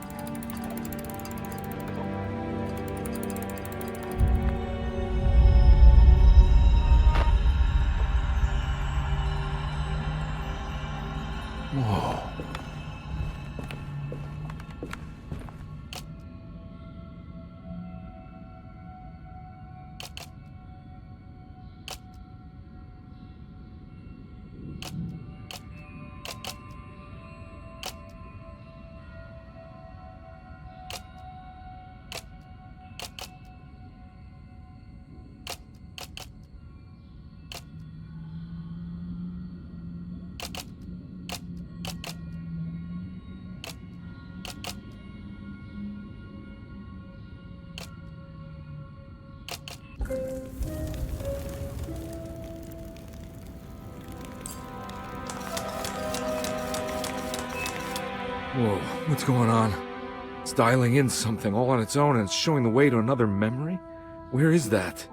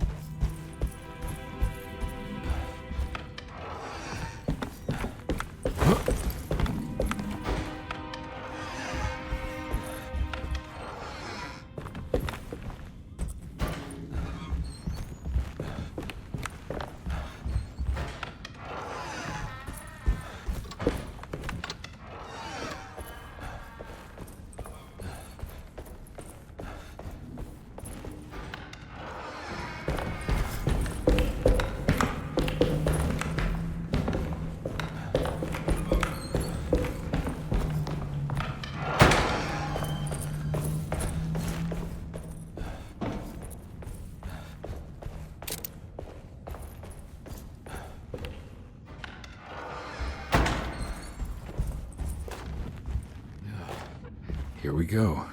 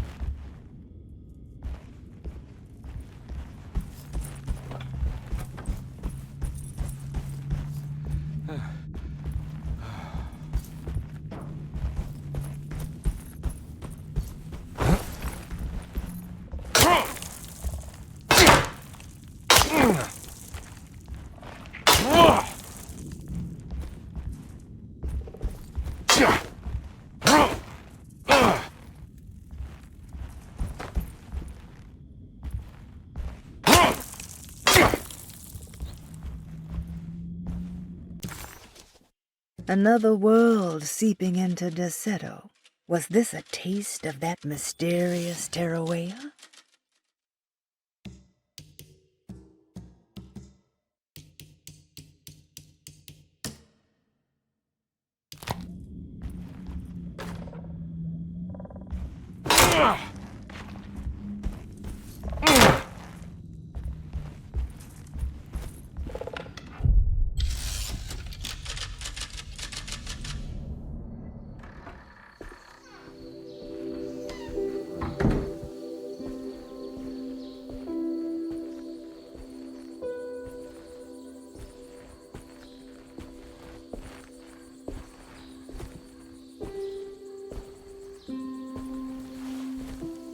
I'm glad to see you made it.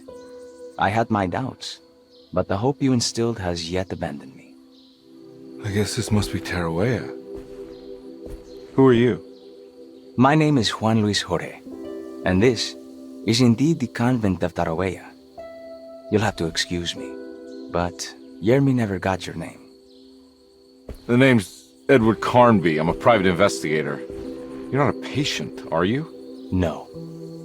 I'm the author of a book that Yermi once found important. How does that work? Are you part of this memory as well? Is this even a memory? I think calling me a manifestation of Yermi's subconscious would be more correct. And so is the convent of Tarawea. I'm a man Yermi has never met, and we are in a place that he has never been. Okay. So are you here to guide me or something? I have no more purpose than you do. I simply am. I will happily help you, of course, if I'm able. If you are already somehow part of Jeremy, why did he want to come here? Isn't he sort of here already? Yermi wanted to come here because it's a representation of his mind at peace. When Dr. Gray asks him to find his focus during his sessions, this far-flung convent is what Yermi imagines.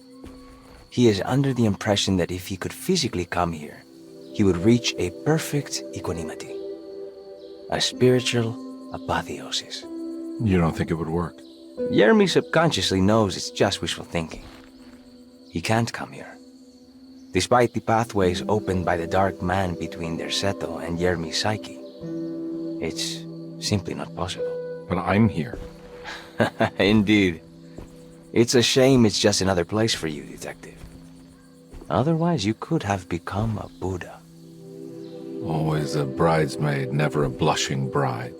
Am I right? Yes, I suppose so. You'll have to chase enlightenment elsewhere. So what's the next best thing? What can I do here? You should seek out the convent library and try to find the truth about Jeremy's relationship with the Dark Man. It's the sort of knowledge he represses and is unable to reflect on. Will it tell me how to break the pact? Perhaps. At least you'll have something to confront Jeremy with. Wait, why can't you just tell me? I don't know such things. You'd be better off consulting the texts of Dr. Freud if you want such answers. No thanks, I hate shrinks. There is another thing you should know about the library. He is here as well. The Dark Man has been working his way through the text for a long time. He's here? How am I supposed to get past him? Be careful, Detective. Oh, jeez, just perfect.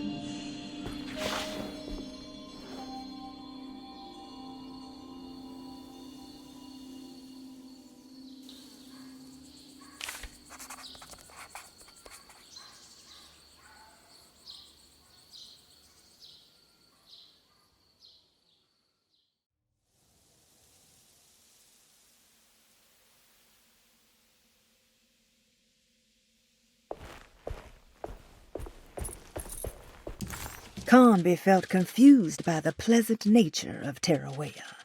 It was somehow uncomfortable to him. Juan, the sweater-wearing Buddha, wasn't helping either. According to Conby, people just weren't meant to be this nice and genuine. Best to hurry off to the library, he thought, and see if he could find information about Jeremy's relationship with the Dark Man.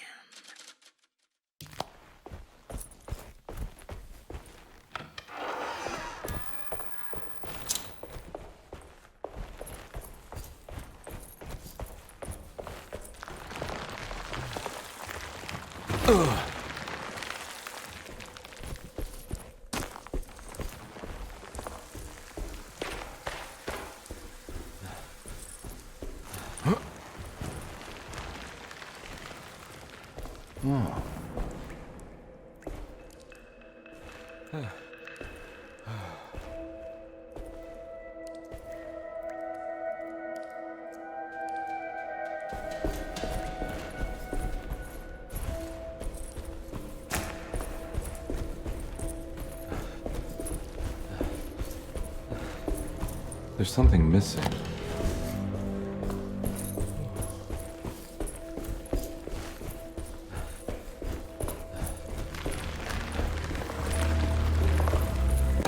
The great library was endless, beautiful, and terrible.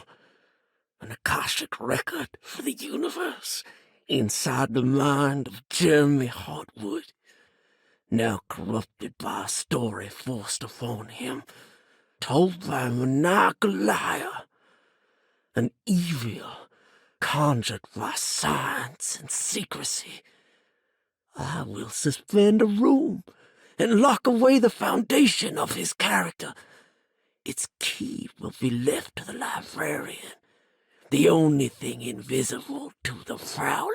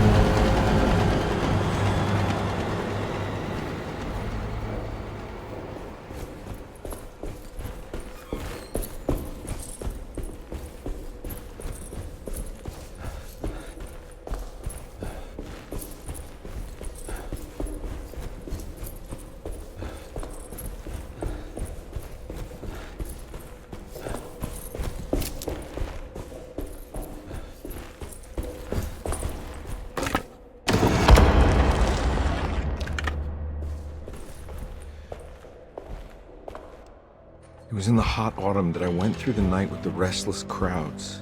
He was a kind of itinerant showman who held forth in public halls and aroused widespread fear. The New Orleans address of the event is lost, but I remember distinctly the Prext Shipping Company pressing their contribution. Hey.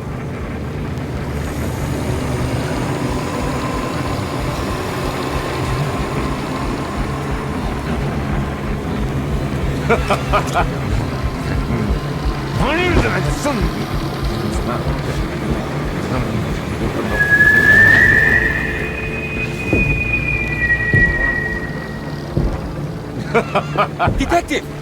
What?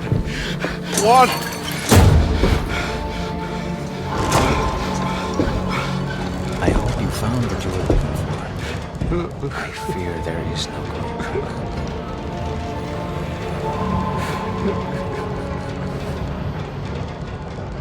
I was so close. There must be something I can work with. Come on, Garby, think. Think! The shipping company. Prext. Right. Good luck, detective.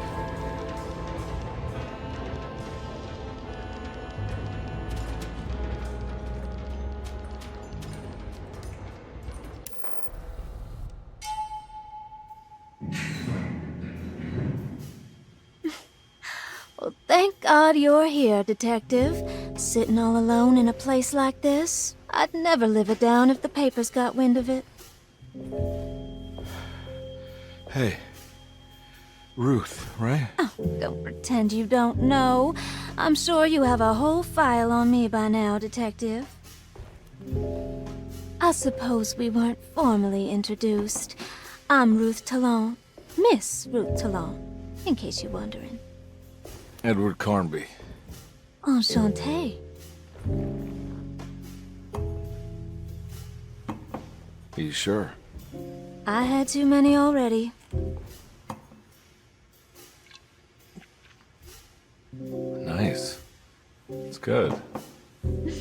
I know. I have great taste, Detective. I heard you're trying to break Jeremy's promise to the Dark Man. Yeah. Do you know anything about that kind of stuff? No, but it makes you wonder. If he made a promise, can't he simply stand by his words?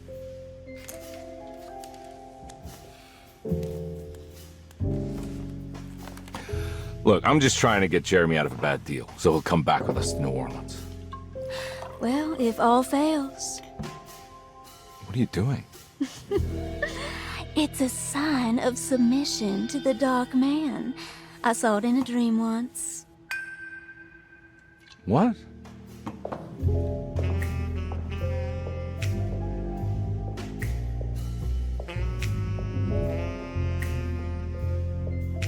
You don't know the Prext Shipping Company by any chance? I do. They made big money during the war. But their waterfront office is just over there. How did you do that? Do what, Detective? Bonne chance. Hey, have you seen Emily Hartwood anywhere? Are you trying to make me jealous, Detective? No, I haven't seen your doll anywhere.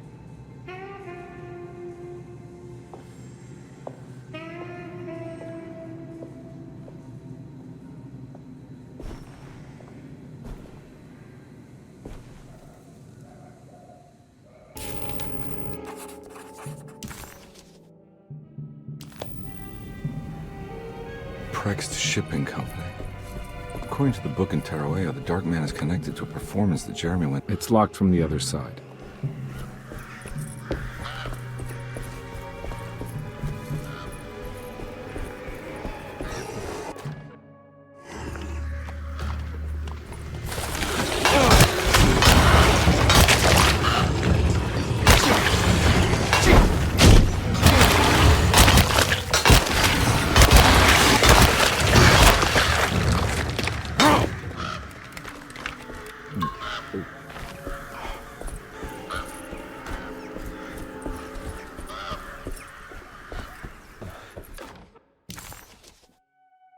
The sewer system has a tunnel running right below Prext Shipping Company. I bet I can use it to get inside.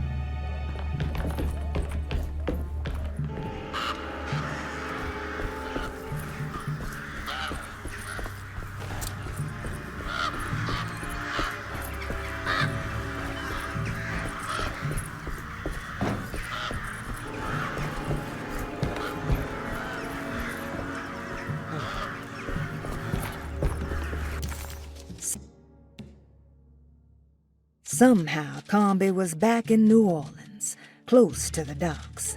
He could smell the pungent aroma of the Mississippi River.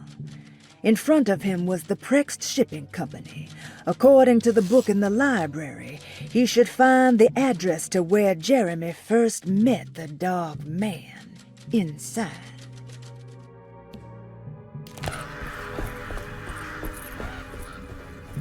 I don't know where to go.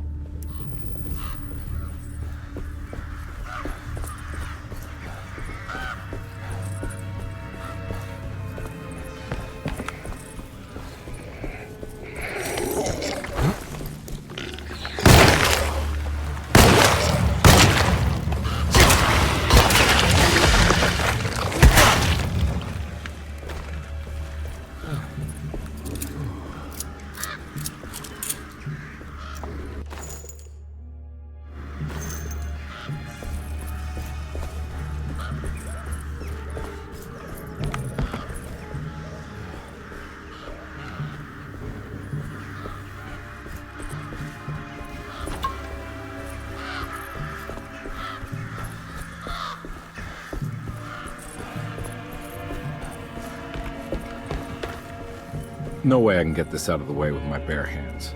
But if I get that crane going, that should do it.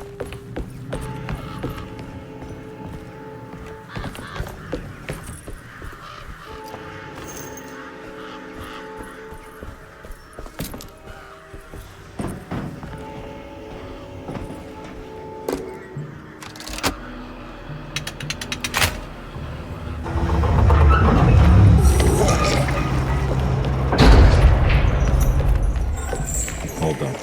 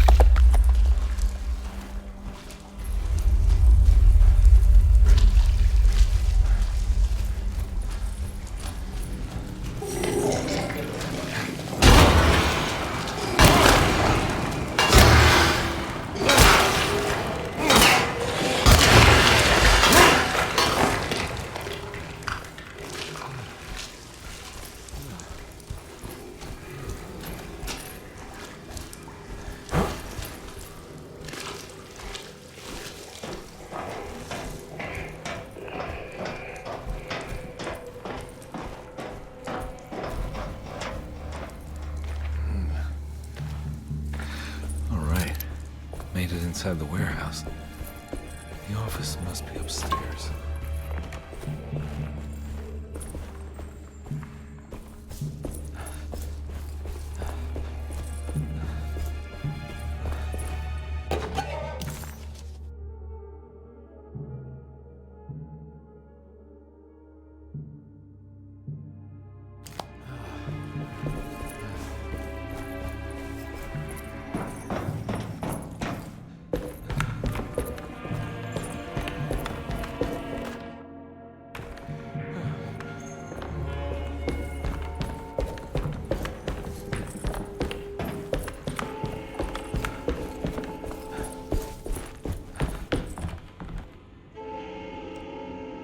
Hey, I always wanted to try one of these.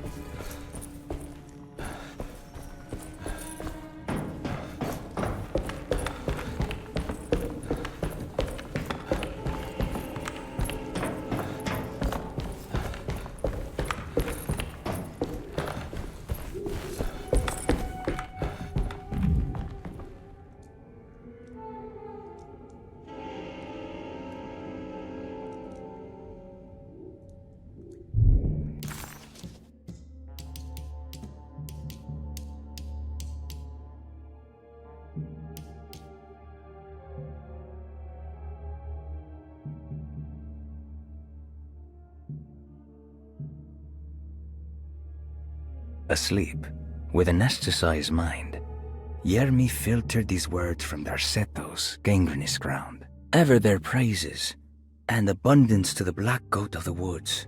Hear us, mother, and take pity on us. Accept our sacrifice, and judge our worth. Ia, Shubnigrath. Ia, Shubnigrath. The black goat of the woods with 1,000 young.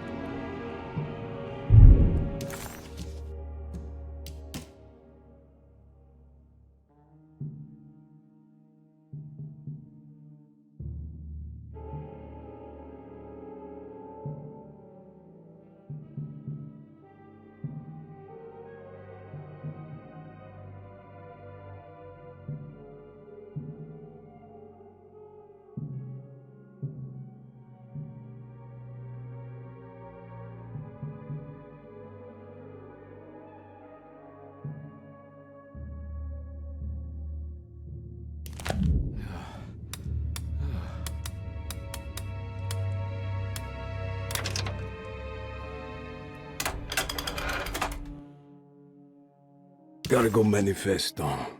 September 19th, 1892.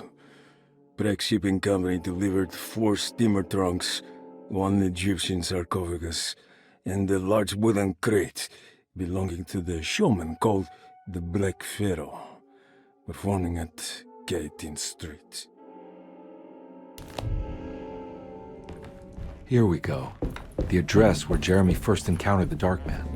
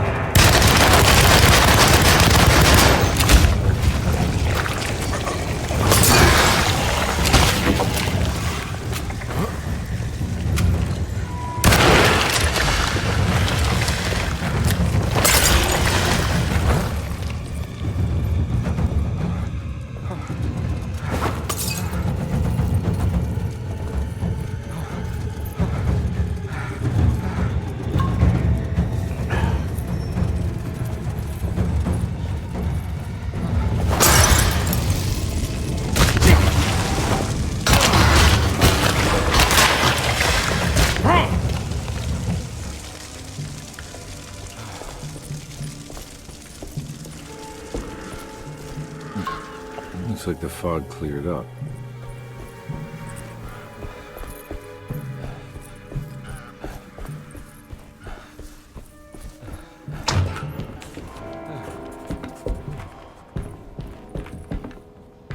The address of the event where Jeremy first met the Dark Man surprised Conby. The infamous Gallatin Street didn't exist any longer, and he wondered if he would be able to find the right building. Was it still standing? Did it matter? Maybe this world was not just another place, but another time as well.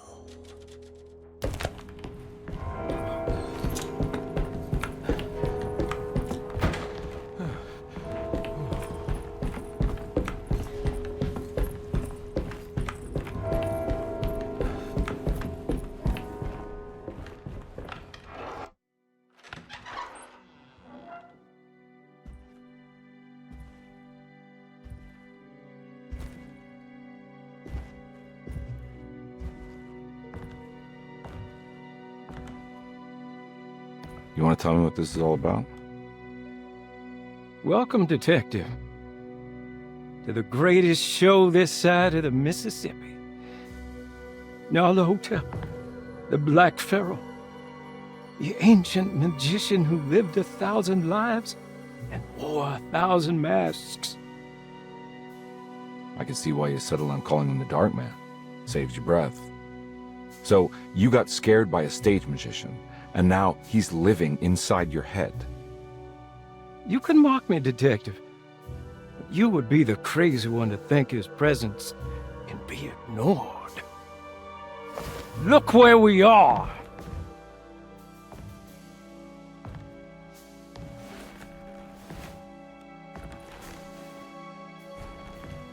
We didn't get to finish our last conversation, did we? You were about to tell me how to break the contract with the Dark Man. No, can't. You would turn her loose on the world. So many innocent would die. But there is a way to break out of the deal. There is. He offered me a way out. Steps to take. What are they? You'll never find them. They're forever entombed in his sunken desert temple. Jeremy, I'm not your enemy. Tell me where to go. How do I find the temple? No, we can't. I have to make this sacrifice. God damn it, Jeremy. I'm gonna save you. Don't worry.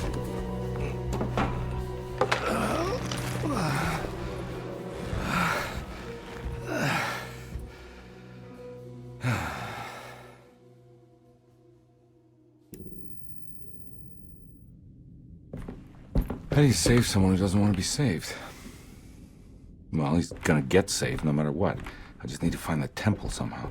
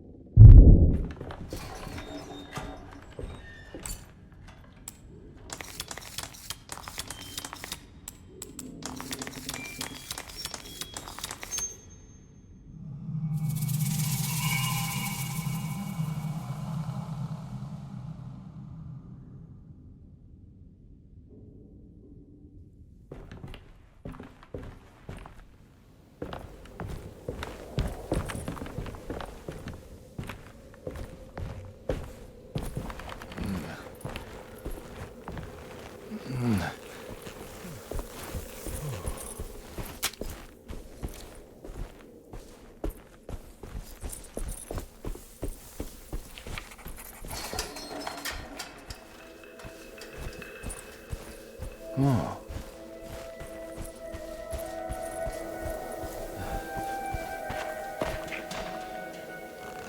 Ugh.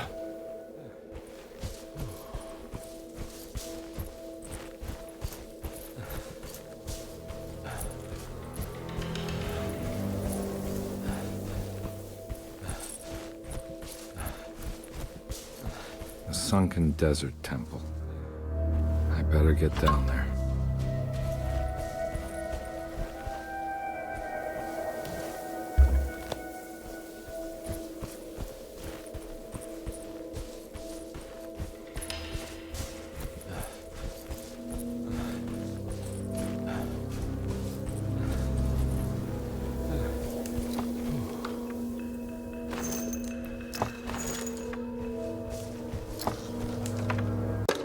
The Temple of Nephron-Ka lies under our camp.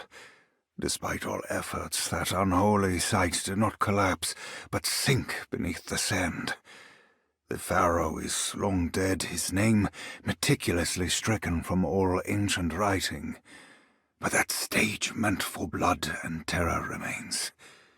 The temple is said to be lightless, built to harbor all the haunters of the dark found in the very depths of our universe. Calling on the gods meant creating a bridge between our world and theirs. The terrible Aldebaran of Taurus, the Black Sun, was seen as the most important star in the night sky, because, according to the Kitab al-Azif, it was said to be the home of that crawling chaos known as Nyarlathotep. Through ancient mechanisms, it was said that the priests could open shafts channeling the light emitted by that strange stone called the Shining Trapezohedron. Several streams pooled together above the statue of that dark man would then be sent through space towards the Black Sun, a message to the gods. The gifts bestowed on the sender are completely undocumented, but often assumed to involve dark blood pacts, where souls are traded for malicious miracles.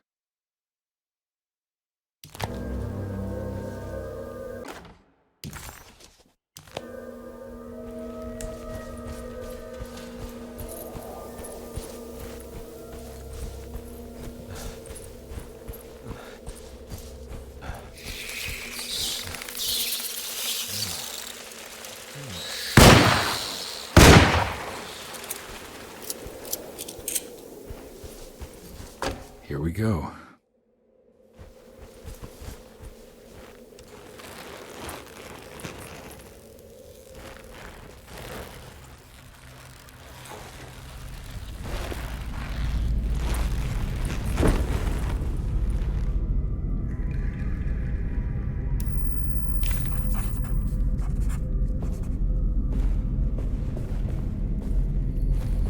It's the star constellation from one of Jeremy's books. The Taurus. And one star's clearly bigger. Must be important.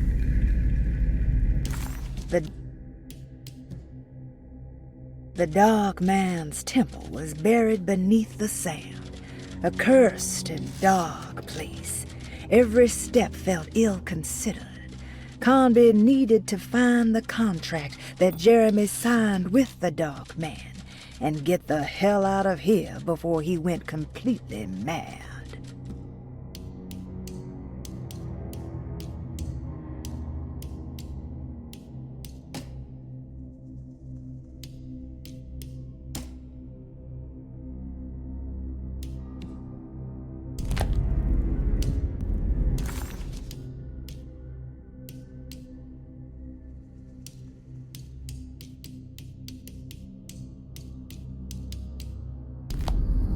I got a feeling this is it. This is where the contract is hidden. But how do I get to it?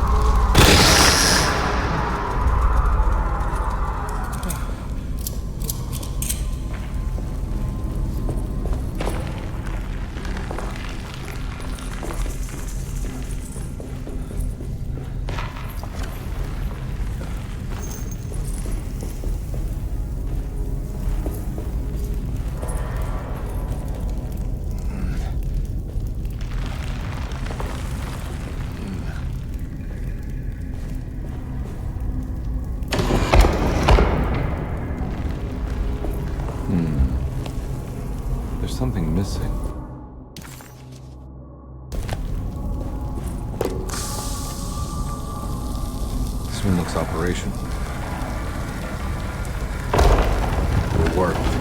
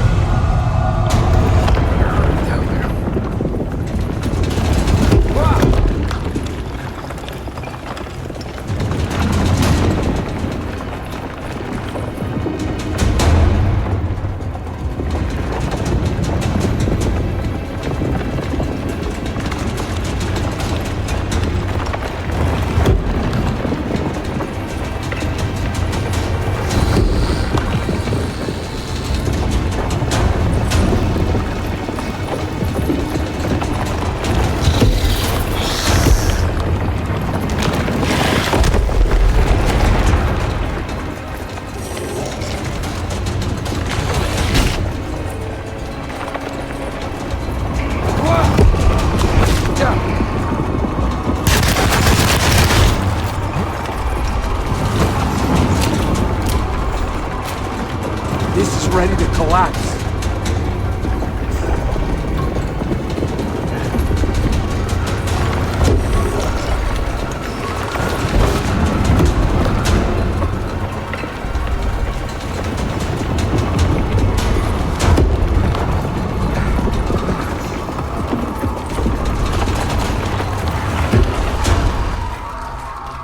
What's going on?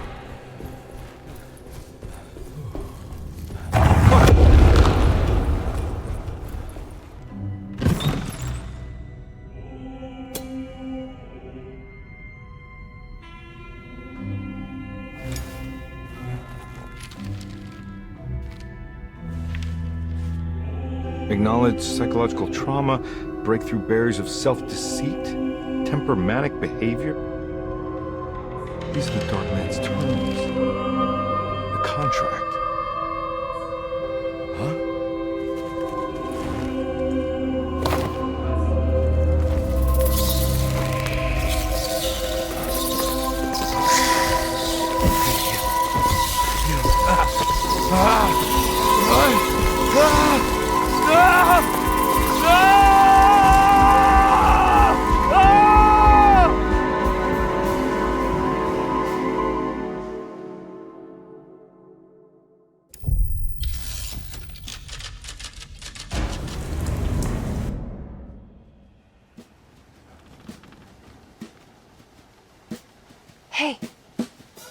Hey, detective?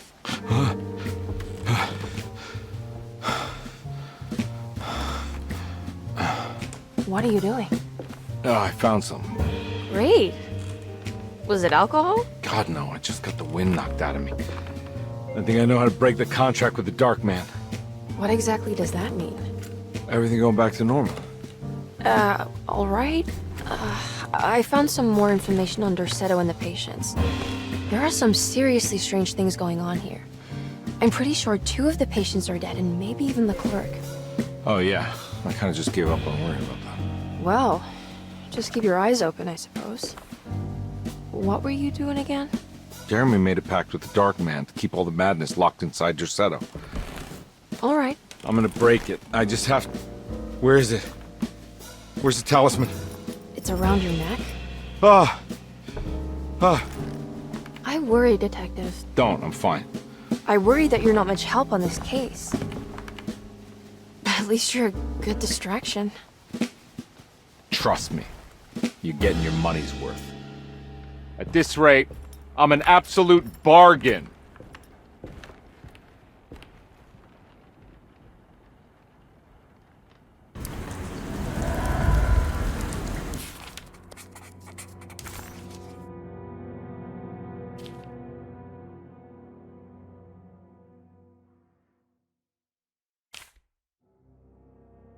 Medicine has failed me.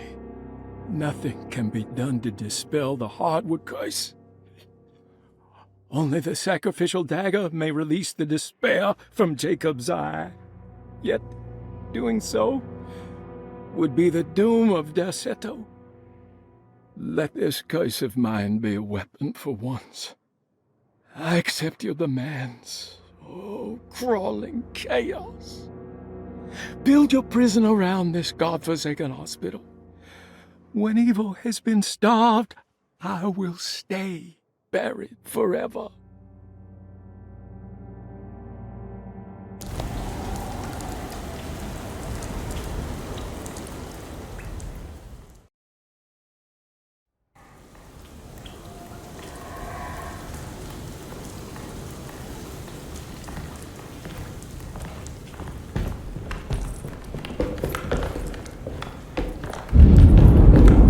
Just what this evening needed. Some ambiance.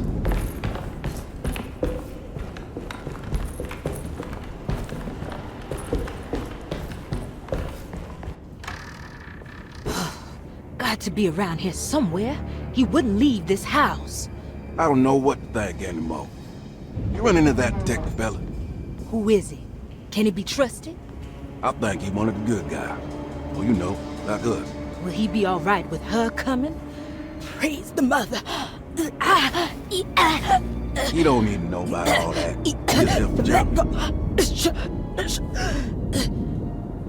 Just calm down. It ain't time yet. God, it hurts. As far as I can tell, Detective Conby seems to be solving problems, not causing them. Just be ready in case he starts anything.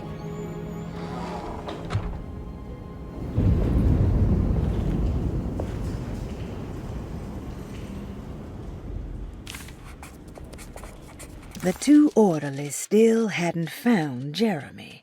Conby figured this was good news. Emily had reminded him about some strange deaths at Derceto, and Conby wasn't sure who he could trust.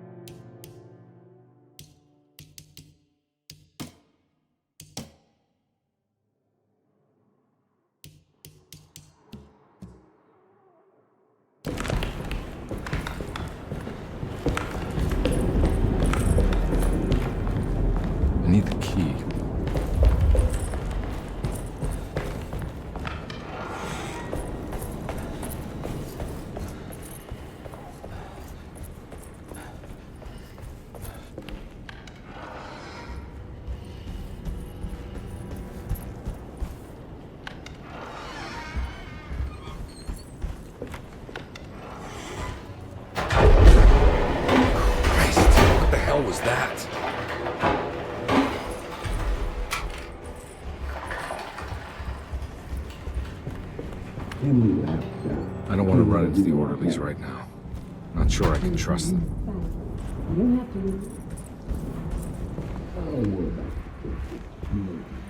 It's blocked.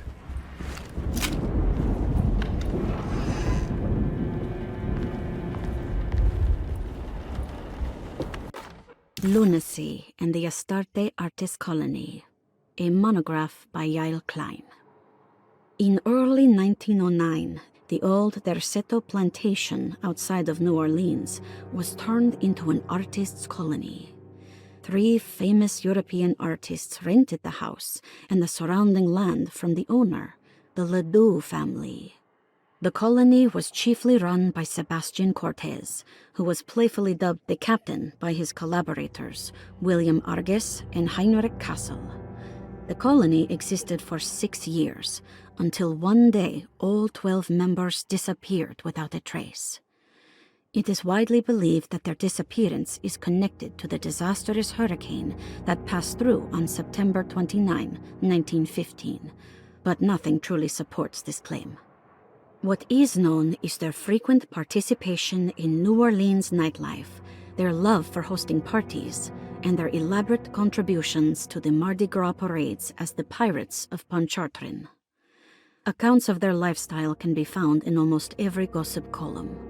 It can effectively be summed up as carefree and bohemian. In late June 1909, the name Astarte first appeared in the newspapers. Cortez said the name came to him as he was painting. There is never any claim to knowing about the ancient Phoenician fertility goddess with the same name before this time. His fellow colonist Heinrich Kassel did know, because he later produced sculptures that show clear references to ancient idols of the goddess. It's impossible to know for sure how this name suddenly made an appearance, but it is interesting because of Derceto's history. Even the name Derceto is the Greek name of a Syrian fertility goddess. In the case of naming the plantation, Derceto was certainly not an accident. We know that Elijah Pickford intended to build a temple for his cult, for he had distributed pamphlets 2 years prior to the purchase of the land, advertising his intentions. His followers were estimated to be almost 100 men and women, mostly sailors, Maroons, and Cajuns, when the plantation was built. To outsiders, Derceto registered as an ordinary slave plantation, which enabled Pickford and his flock to remain hidden for decades. The official story is that the cult lasted until 1862, when the Union Army came and burned down the plantation and scattered all who lived there. Following the Civil War, new people started to congregate in the ruins of Derceto to invent a new fertility goddess, the Shub-Niggurath. As much as Derceto is a particular name to have heard of, it's not entirely uncommon among the learned. Astarte is equally known and could have been subconsciously chosen by well-read artists. Shub-Niggurath is, on the other hand, very uncommon. Almost impossible that anyone in Louisiana would have heard that name. The name is referenced only in rare books like Unaussprechlichen Kulten and the Necronomicon, and is believed to be a bastardization of Arabic words meaning pertaining to the dark young. The few paragraphs printed on the goddess are so upsetting that no one in their right mind would want to build a religion resting on such qualities. The Shub-Niggurath cult was hard to get rid of, but it is believed that despite the police jailing and killing several cultists over the years, the main culprit in the cult's demise is the cult itself, which seems to line up with every instance of cult activity on Derceto's grounds. When Captain J.W. Norton of the Union Army arrived, he described the people at Derceto as malnourished and maniacal. As much as the army tried to save them, they fought back with fervor, as if nothing was going to stop them from slowly destroying themselves. While the disappearance of the Astarte artist colony remains a mystery, the recurring motif seems to suggest that their fate involved lunacy and a hunger for self-sacrifice to that fertility goddess with 1,000 names.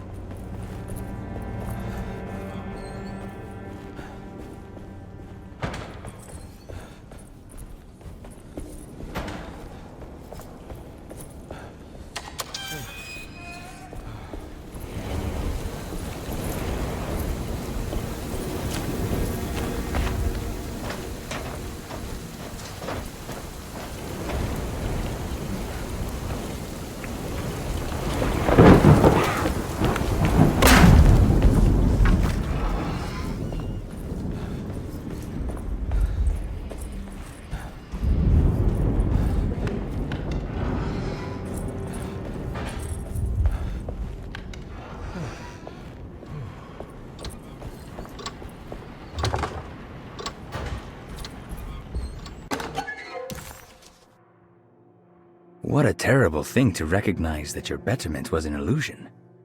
That you are so infatuated by the virtue of struggling that despite all your hard work, you made no real efforts to ever become well. Or that the treatment becomes such an obsession that instead of letting your wounds heal over time, you tear at the flesh in the hope that it will heal better and faster, if only it would bleed in the way you wanted. Do we ever become well?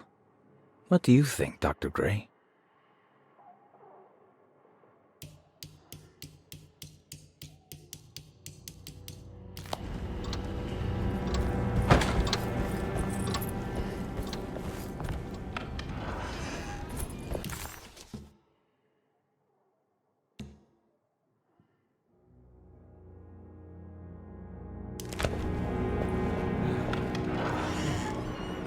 There must be a spare key to Dr. Gray's office in here somewhere.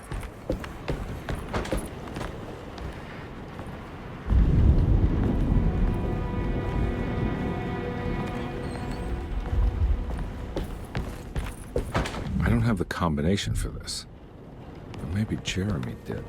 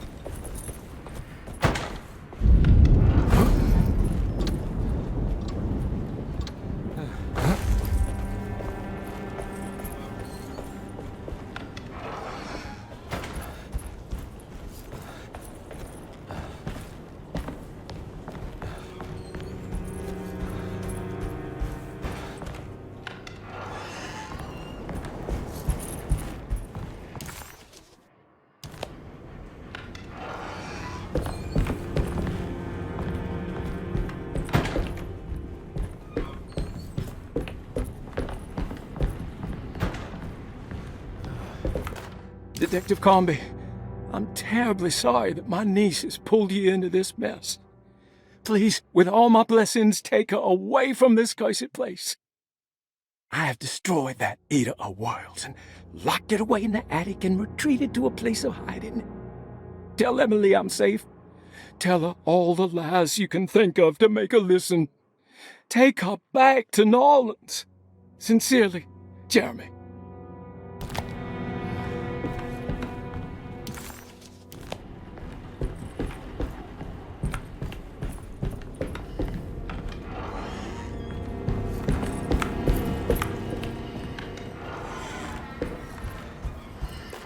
Brother, I need you to trust me.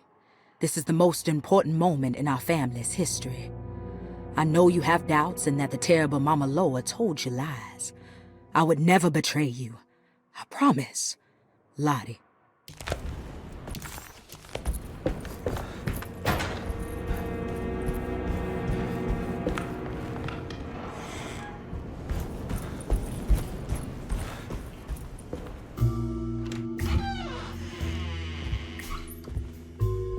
Detective Conby. Good to see you again. Solved your case yet? I'm trying. Hey, Grace, you okay? Oh, she is just peachy, Detective. Are you looking forward to the Feast of St. John, Grace? I can't wait! Kids, ain't they great? What exactly are you planning for tonight? Oh, not much. We eat, we drink, we pay tribute to the wishing tree in the conservatory. The usual. Then why all the excitement? There is just something about tonight. Something's different. I think we all feel it. Besides, we got ourselves some new words for the prayer thanks to your buddy Jeremy. She'll come and turn the world inside out, and things will begin again. That sounds strangely threatening. You should come. Oh, God damn it, Grace. Stay put for once.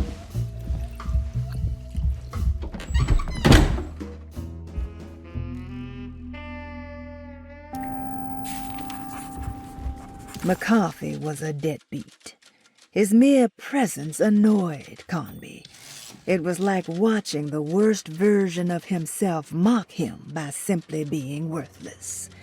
While Conby enjoyed watching the child outplay the drunkard, there was something terrifyingly familiar about Grace. It was taunting him, like he was supposed to remember, but couldn't. There's something missing.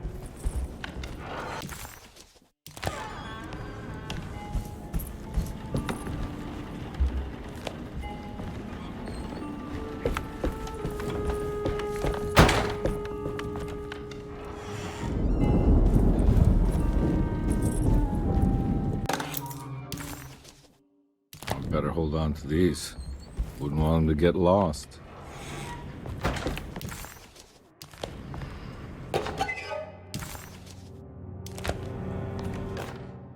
Jeremy knew that the only one who could help him now was the guest in room number 3. The room seemed to have been empty for so long. But that wasn't allowed to be true.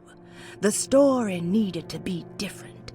To include something from the outside, he would bring the guest back to room 3 and show them what was in that safe. 913. But those were not the right numbers. That was the combination for the safe in the clerk's office.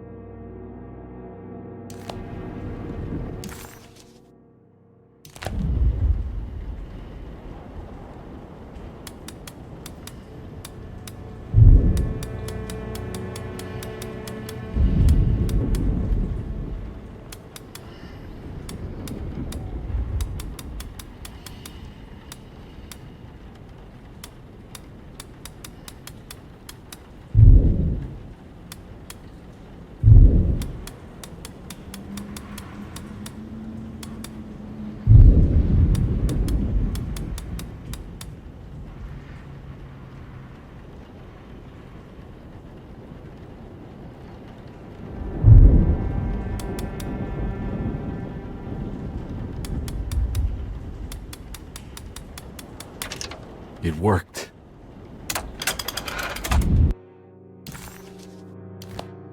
The last guest in the empty room suffered from severe maladaptation.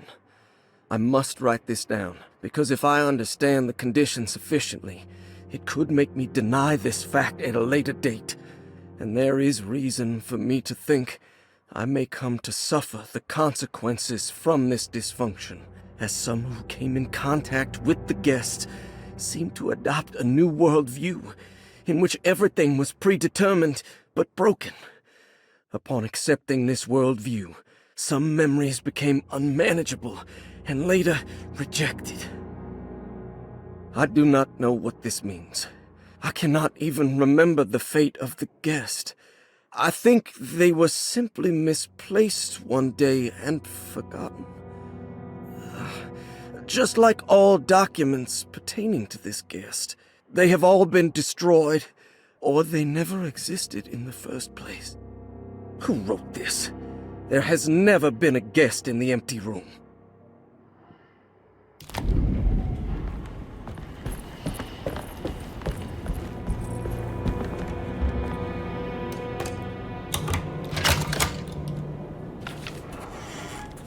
Dr. Gray was somehow mixed up in this business with the Dark Man, Detective Conby decided. He had to be. Either Dr. Gray was using the idea of the Dark Man to manipulate and torture Jeremy, or the Dark Man was an actual powerful being possessing Jeremy. And in that case, Dr. Gray was simply a stooge. Maybe both could be true at once. Conby felt his mind racing in all directions. No matter what, he had to find a way to break the pact. That was what Jeremy said was needed. It didn't even matter what was true or not. If Jeremy wouldn't leave Derceto before the contract was broken, then Conby had to make it happen. He just wished the steps on the contract made a little more sense. Dr. Gray's office, all to myself. Let's see if we can figure this guy out. Dearest Dr. Manzetti, I find myself in a losing battle with my patient. As I've disclosed in my previous letter, his delusions have him completely captured.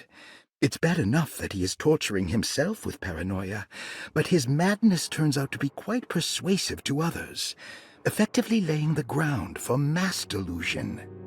I am writing to you in hope that you can give me some guidance. Beyond my ambition to avoid devastating surgery on my patient, I have grown worried about my own defenses. The words of my patient are deranged, yet they often resonate with something primitive within me. I have tried photographing his brain with X-rays. It was surprisingly difficult to get good results. Dark blotches on the plates kept obscuring all details. My patient looked at the bad plates and cried out in terror, telling me the dark areas was the shadow of the worm, eating him from inside. I could not see anything out of the ordinary.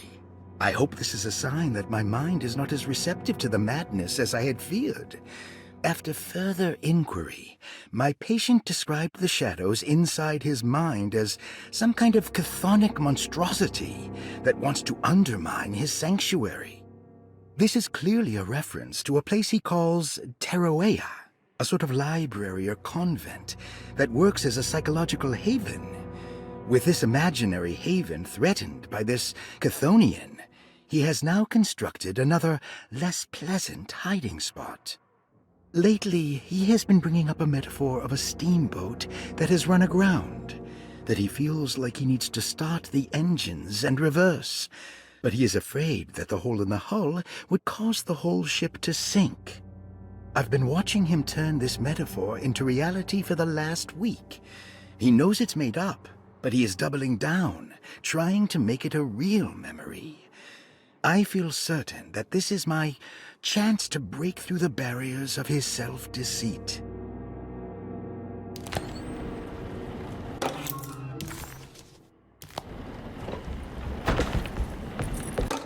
This is where McCarthy has hidden my favorite young. It's very important. I have finished tidying up Miss Beauregard's belongings. I will leave it to you to contact her agent and have them collect her things. I found one of Grace's drawings she might want back, along with this key in her room, which I believe you've been looking for, Mrs. Thompson.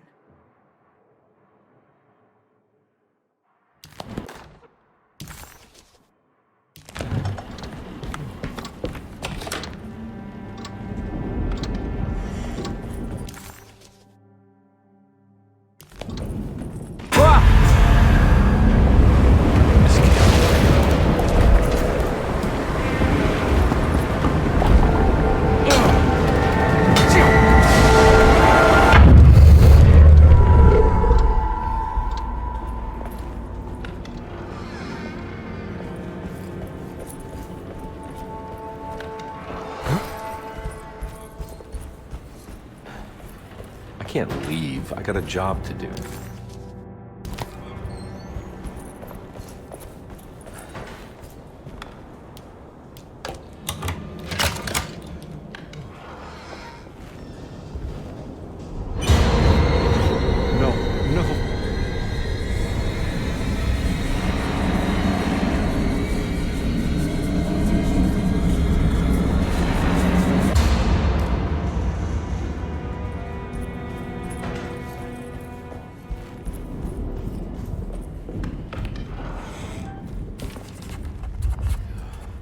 This is my room. I recognize I belong here.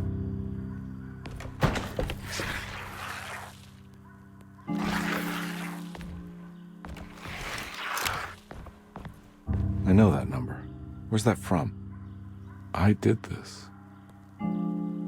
I wrote that.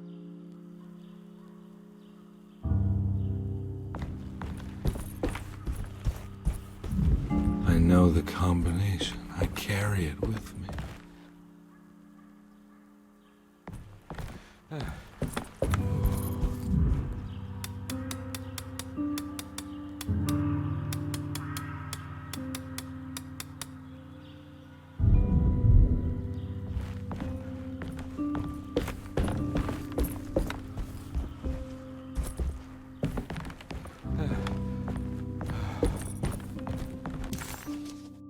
The empty room always felt familiar. It had a mild fragrance of crushed leaves and wet sand that somehow convinced visitors that they belonged. It wasn't real, of course, but it was more real than many other things you could find.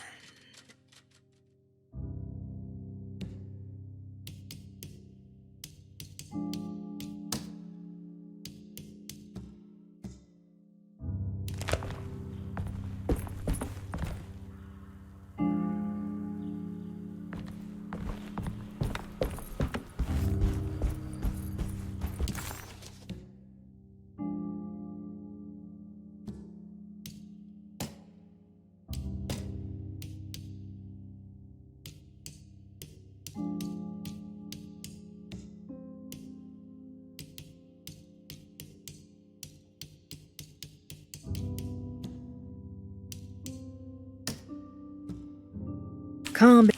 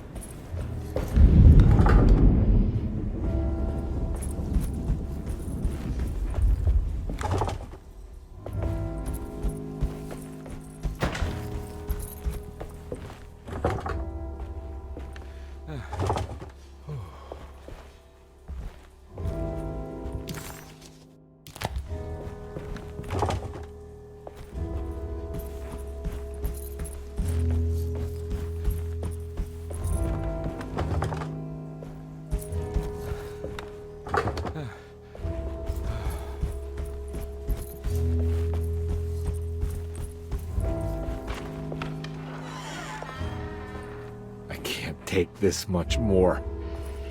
This has to end.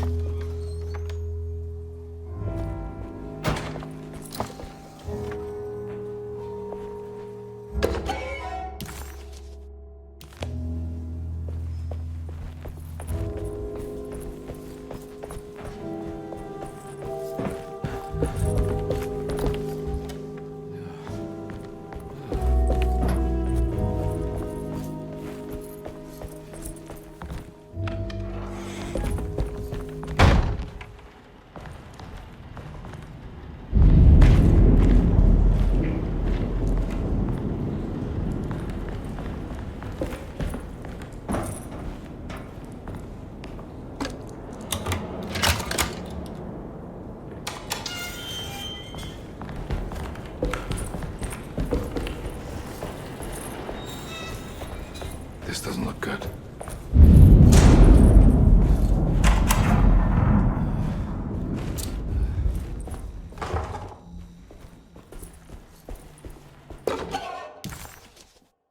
Derceto stands on a breeding ground for the grotesque, a temple devoted to rebellious growth, the most ugly and cancerous side of nature. You may be able to shield your psyche for a while, but rest assured your soul will come to pray to that hideous god in time. That is the story of every man and woman who gather around that ancient arbor. They all croak, bark, and bleat because their own bodies are afraid and they wish to repel the evil those words conjure. Ia! Ia! Instead of that blasphemous name, they gossip in hushed whispers the name of Derceto, Astarte, and the black goat of the woods.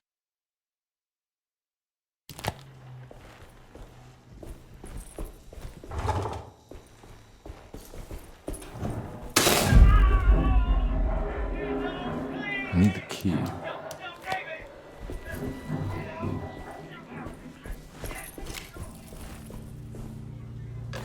Radiography. Patient Jeremy Hartwood. Date June 14, 1930. Plates. Jeremy's skull proved difficult to capture properly. Partial radiographs worked best. A complete picture of the brain can be assembled by piecing 3 plates together. Observations. Even when looking at an assembled version, a shadow covers significant parts of Jeremy's brain. Possible tumor, but more likely that the equipment is failing. Jeremy reacted strongly to the pictures and claimed to see a giant clay worm eating and displacing his memories. Notes. While this exercise has left me nowhere closer to an answer, I feel confident that a Burkhardt lobotomy should sever all necessary parts.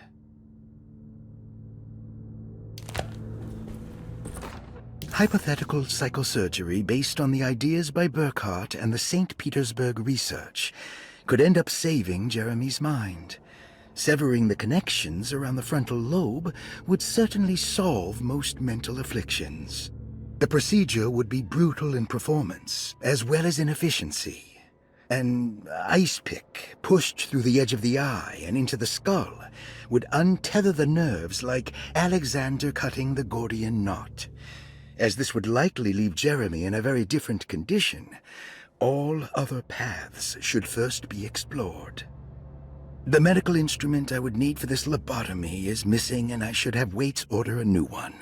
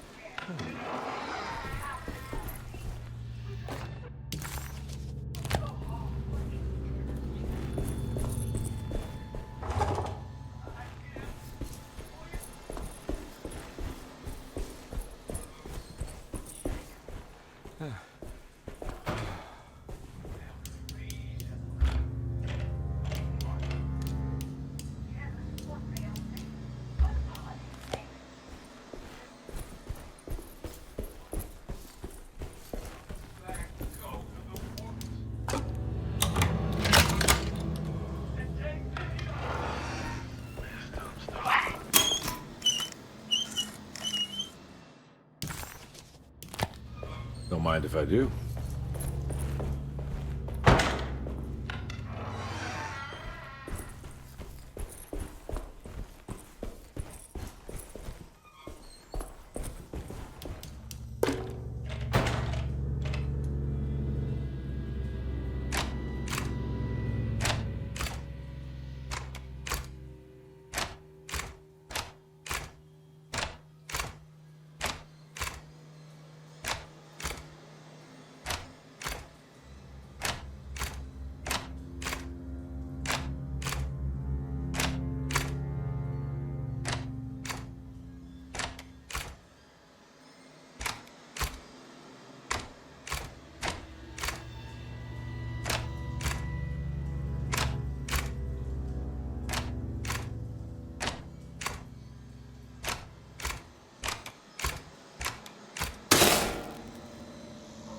That's better.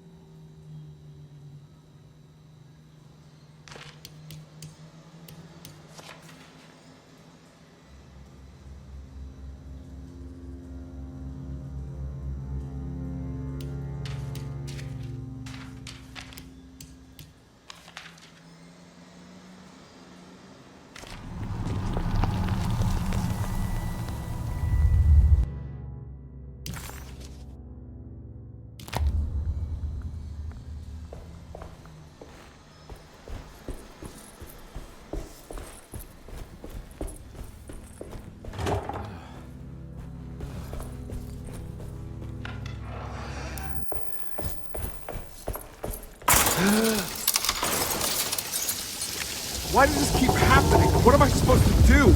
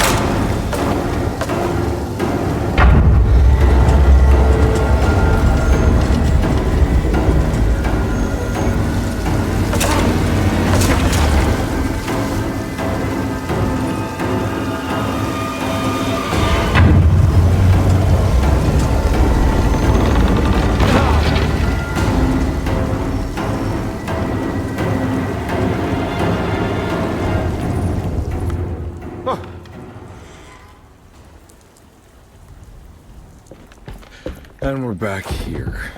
Well, perfect time to have a look around this place.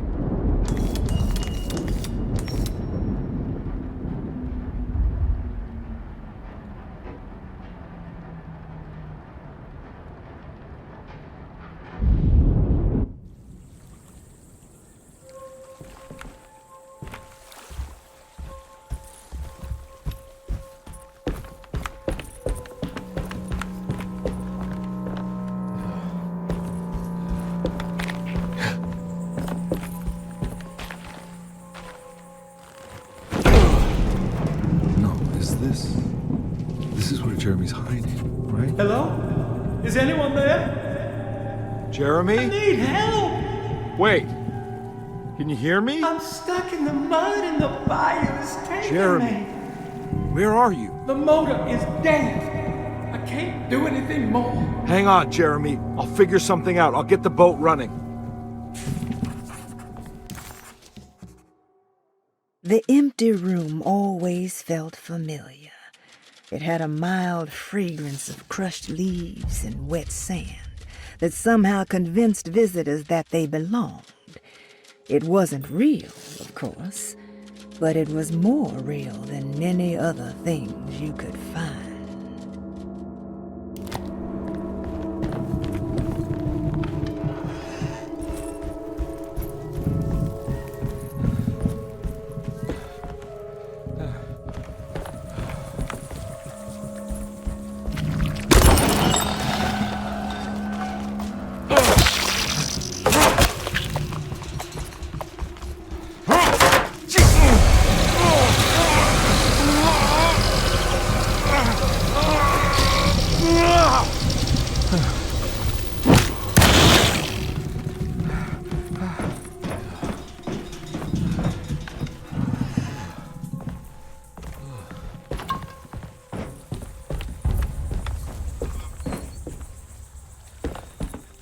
The boat's wedged itself right into the bayou. If I get the motor started, I could try reversing back into the river.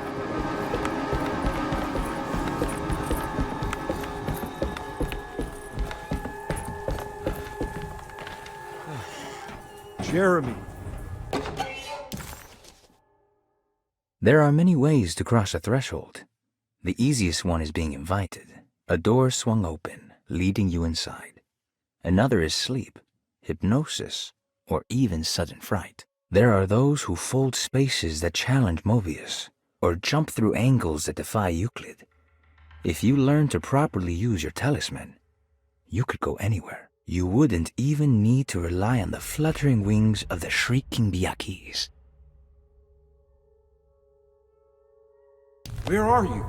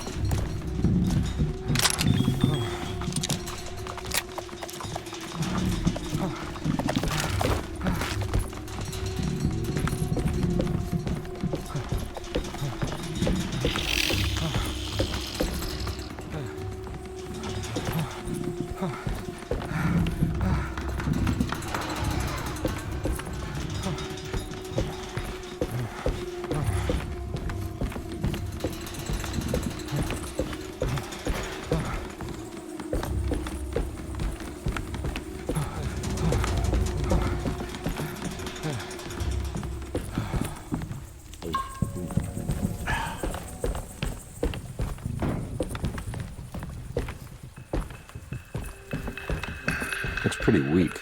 I just...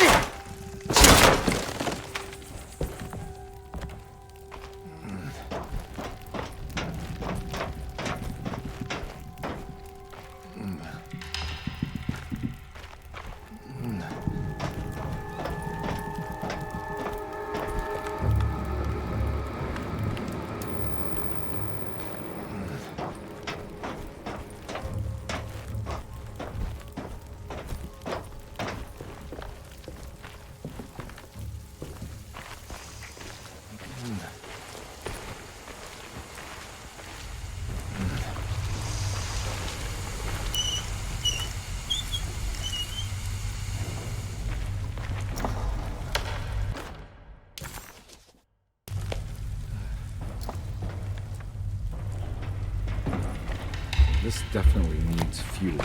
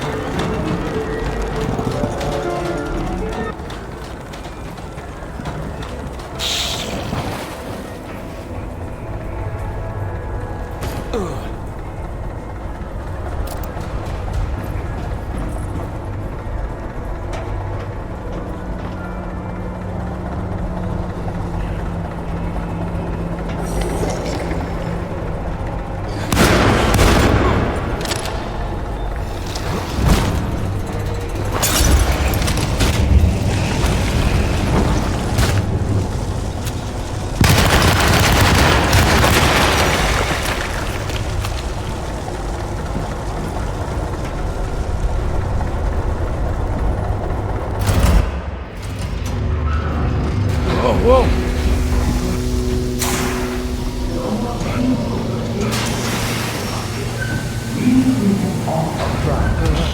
Are you ready to tell me what happened to me? I put a rope around my neck, and then I strangled all the life from my body.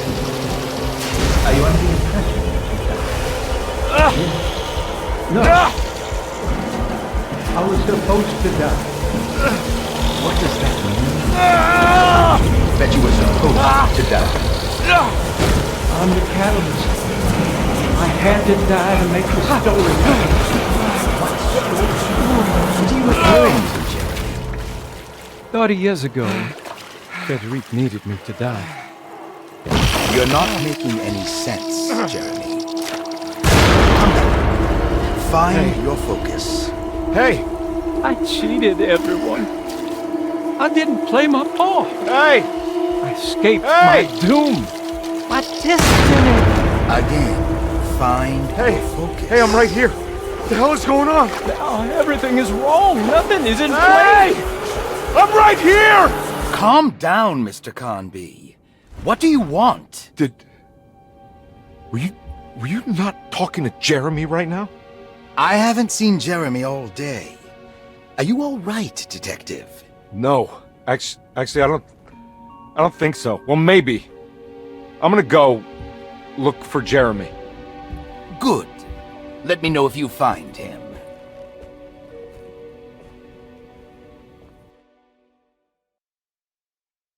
That was Jeremy's self-deceit? A steamboat stuck in the mud?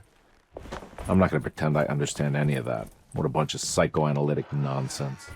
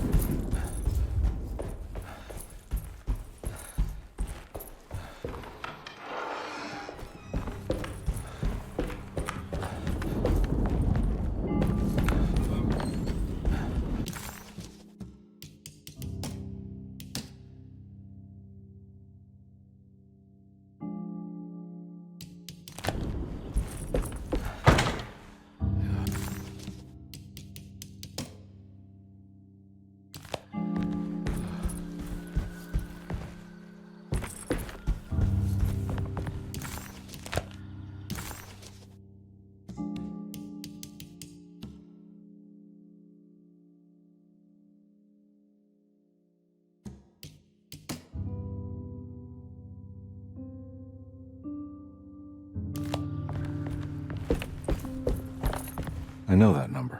Where's that from? I did this. I wrote that.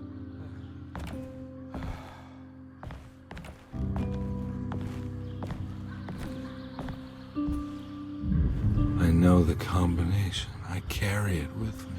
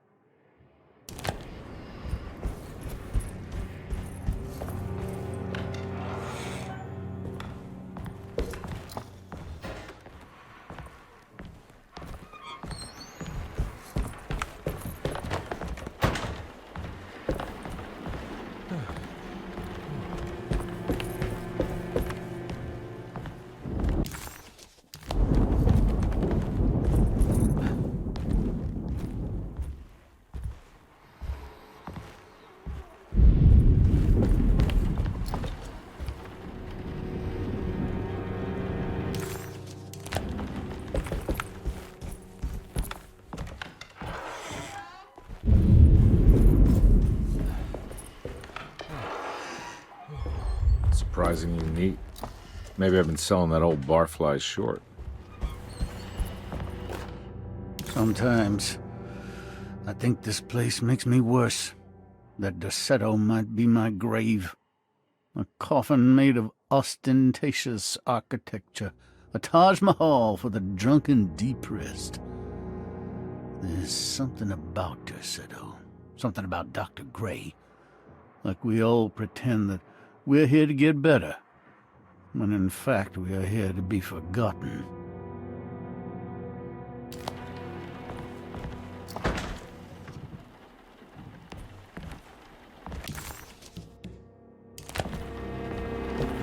Looks like McCarthy has something hidden inside.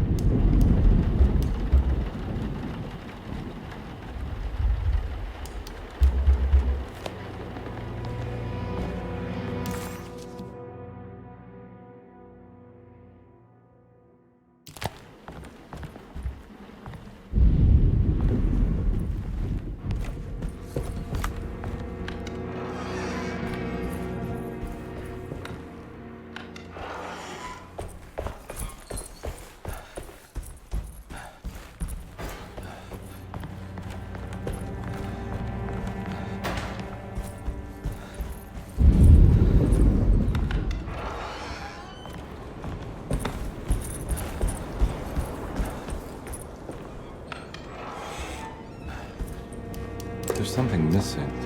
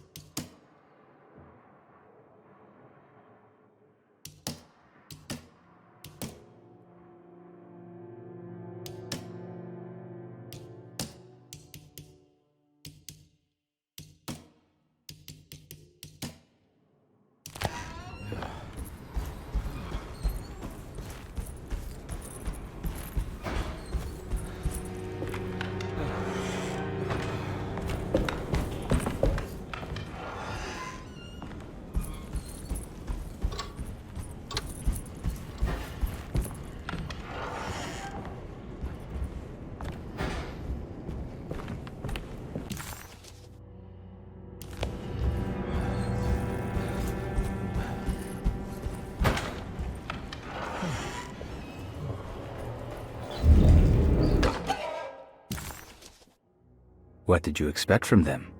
You created too much. There wasn't any room to breathe. Your reification rendered all possible worlds void. You took everything they could imagine and constrained it into something that you didn't even care about. Or maybe you did. Perhaps you cared the most of all. Maybe you tried to save them from themselves, and that is why you had to die.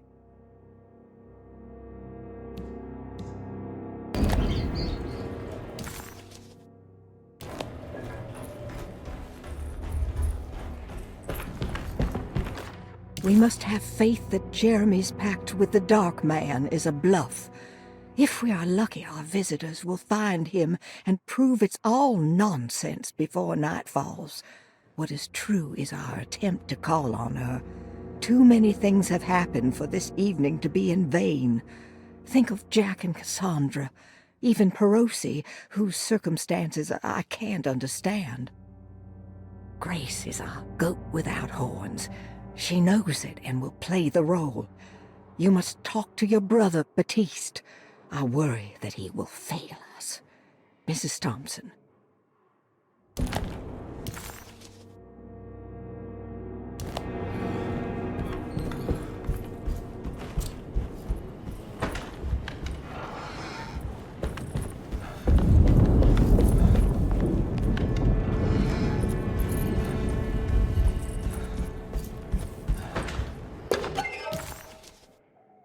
The artist spent a lot of time boating on the vast Lake Pontchartrain. Poetry, painting, photography. Everything seemed to become better by the shimmering water and the opalescent sky. One night, as the sailors returned to Derceto, they found a masquerade ball taking place. It must have been Perosi and Nora who invited their friends from the theater. The sailors quickly fashioned masks out of plaster of Paris and joined the festivities. They enjoyed themselves for hours before realizing time was not passing. Nor could they find their friends. As they began to worry, they demanded that the guests unmasked. But they could not, because they were not wearing any masks.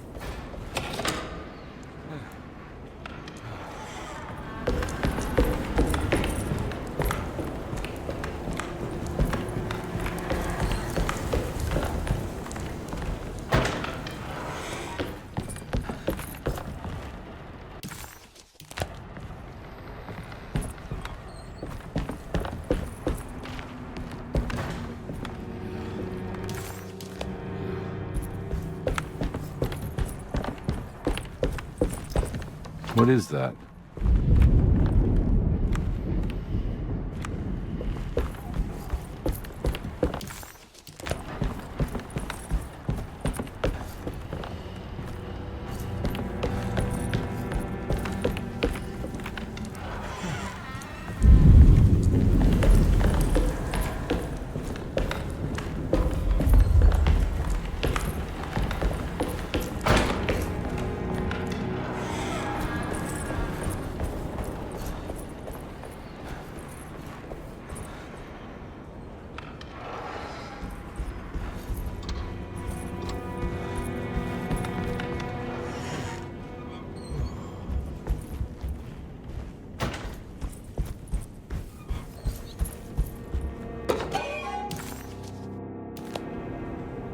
Dr. Gray might be in there.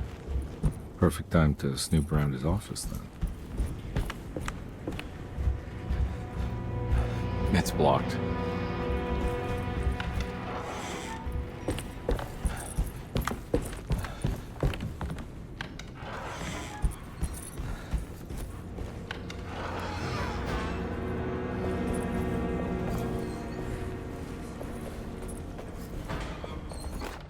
Mrs. Thompson, I understand the last week has been busy. Under these circumstances, I find it important to remind you that Derceto's concerns are not a public matter, nor is it something that should upset you. Please continue your excellent work, and don't spend a thought on the death of Perosi, or, more importantly, the suicide of Cassandra Beauregard. They should mean nothing to you or the staff. I rely on your loyalty, and trust that your close kinship with the Tabois siblings will keep Derceto's secrets hidden. Dr. Gray.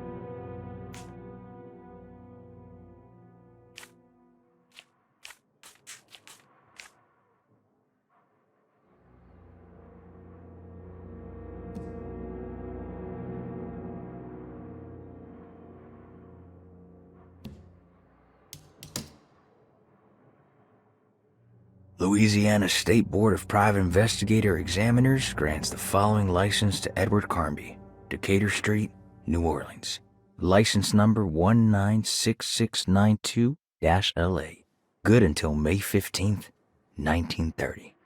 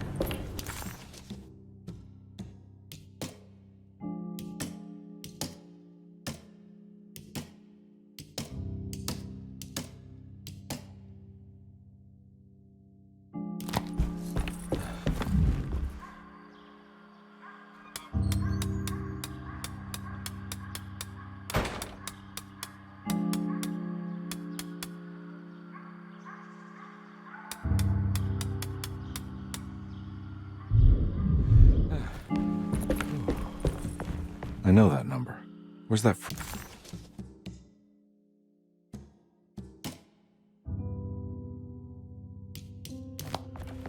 I did this. I wrote that.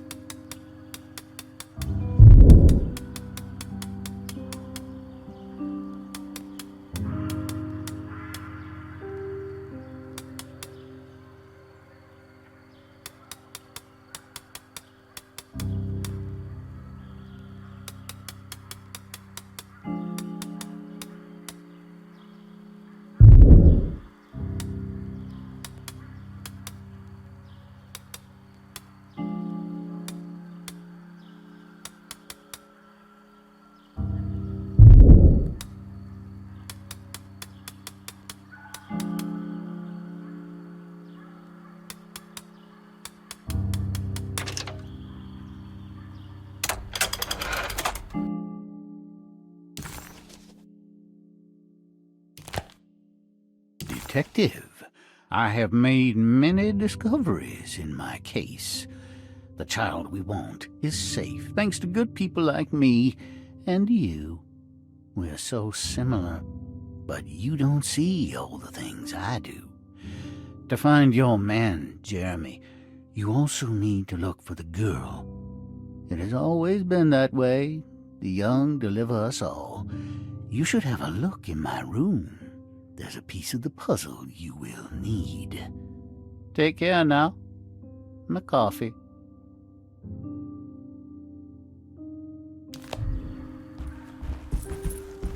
How long have I been here?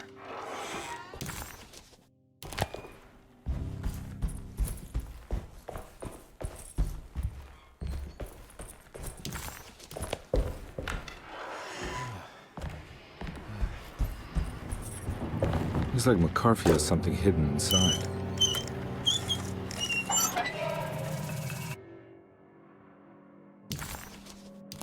Why would McCarthy lock this up?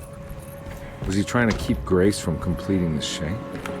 What the hell happened in here?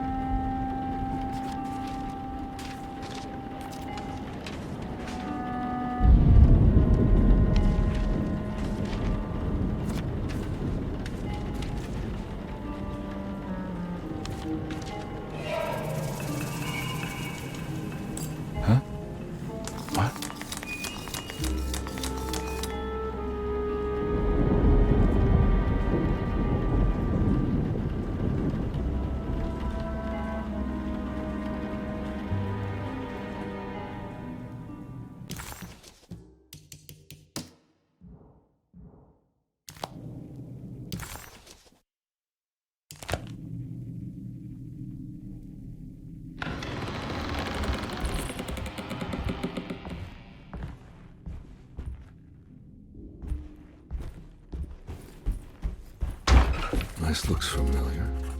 That's me, isn't it?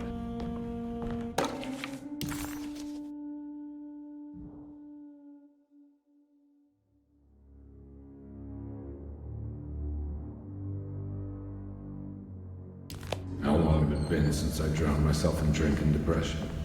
It all felt so peaceful, slipping away into oblivion. A welcoming, dark voice wrapped around my mind like I think I need to figure out where I'm going first.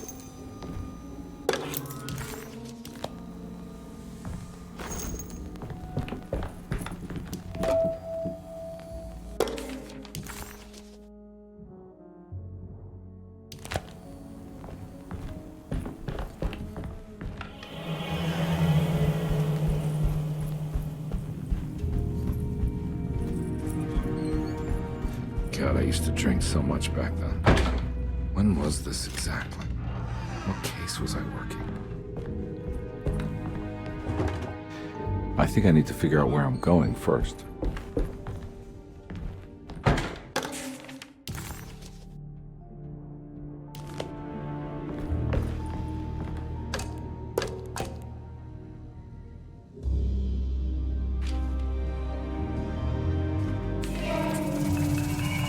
I remember this case.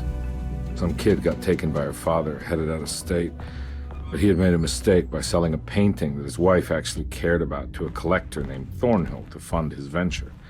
That's how I tracked him.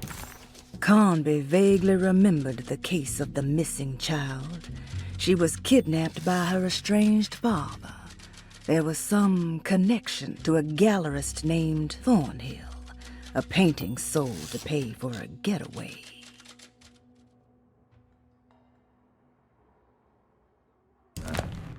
At least I think so.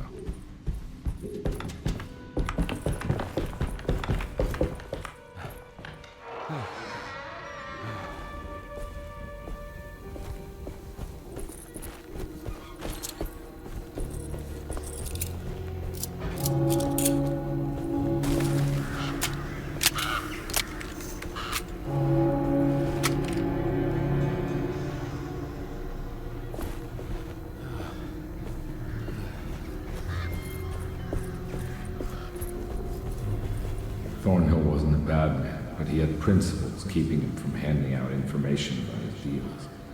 So he needed some convincing.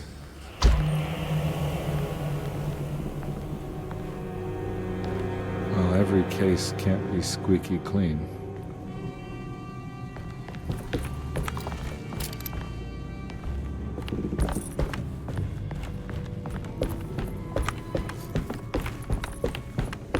Mr. Saunders had sold a valuable painting to Thornhill, hoping the money would carry him to wherever he was going. The painting, now leaning on the easel in Thornhill's bedroom, had a certain mesmerizing gloom that seemed to call out to me, telling me I was needed for something important. I felt myself falling into the painting, only being brought back by Thornhill, thrusting an address to a Hotel St. George into my hand, and asking me to get the hell out.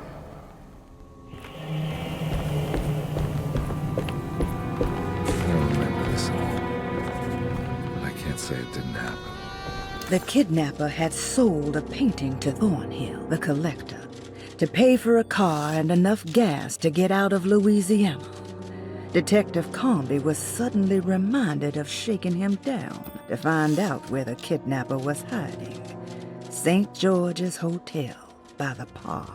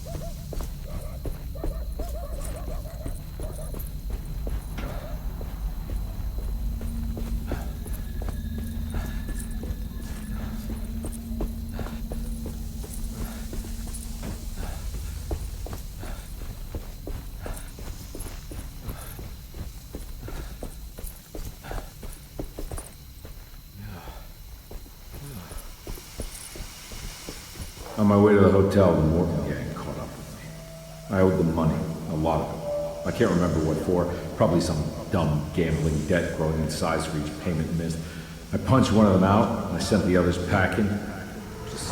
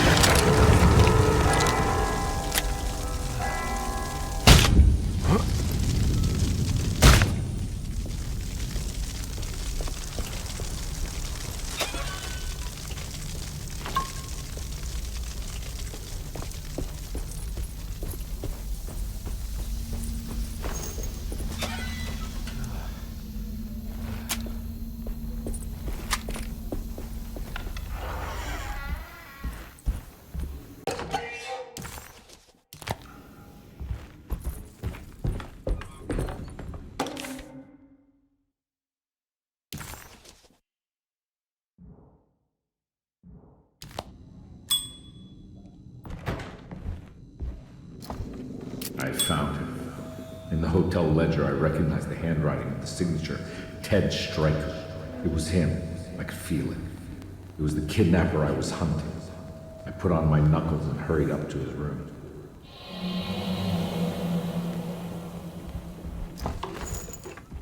Something about that name, Ted Stryker, rings a bell. Feels vaguely familiar.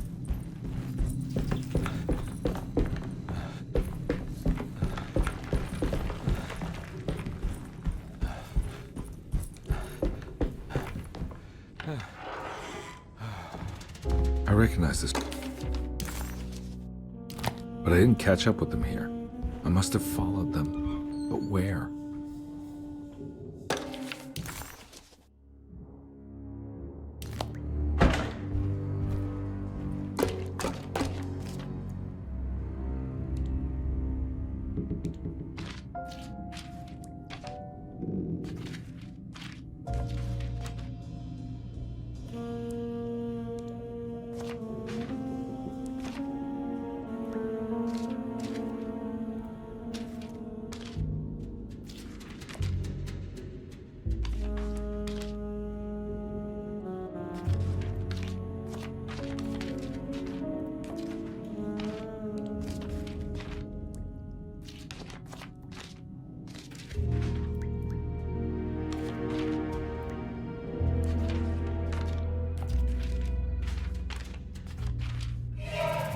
That's right, he was running away, ditching his old life and marriage in New Orleans to find something better in Tallahassee.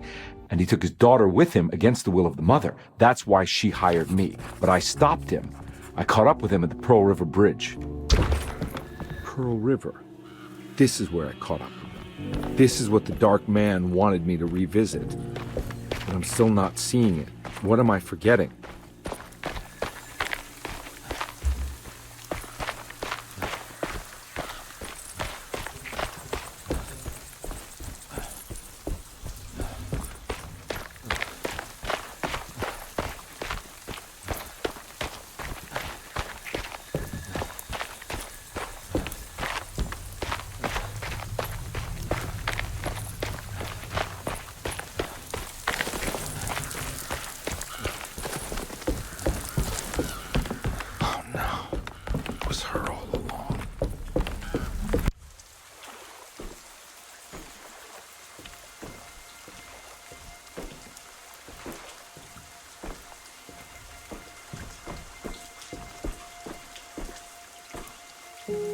I can't believe I didn't recognize you. I looked a little different back then, I suppose.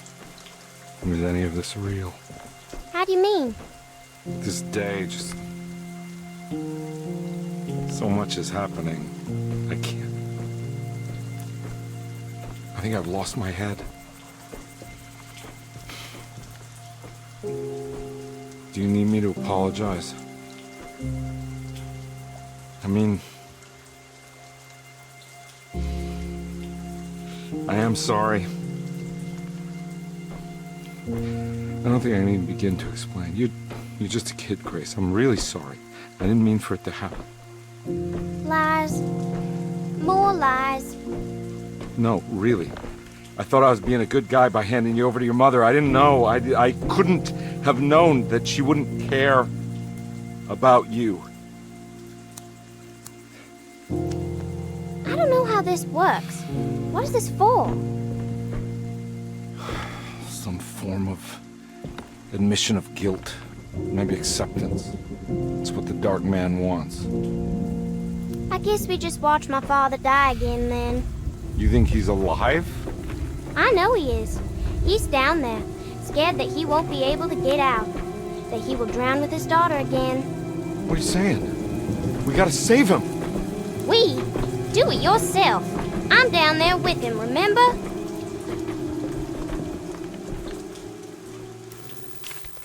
Can I really save them? This all happened so long ago. I have to find a way to get down there. I have to see it with my own eyes. There was a boat at the house where I entered. If I can raise the bridge, I should be able to get to the car.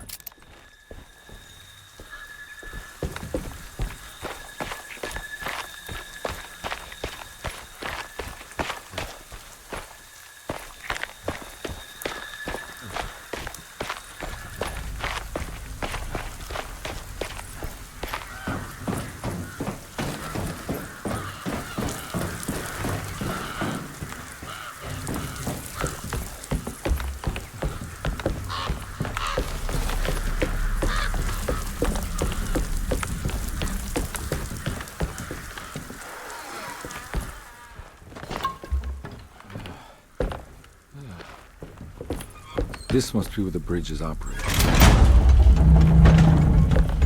Nothing's happening. It's like something's holding it back.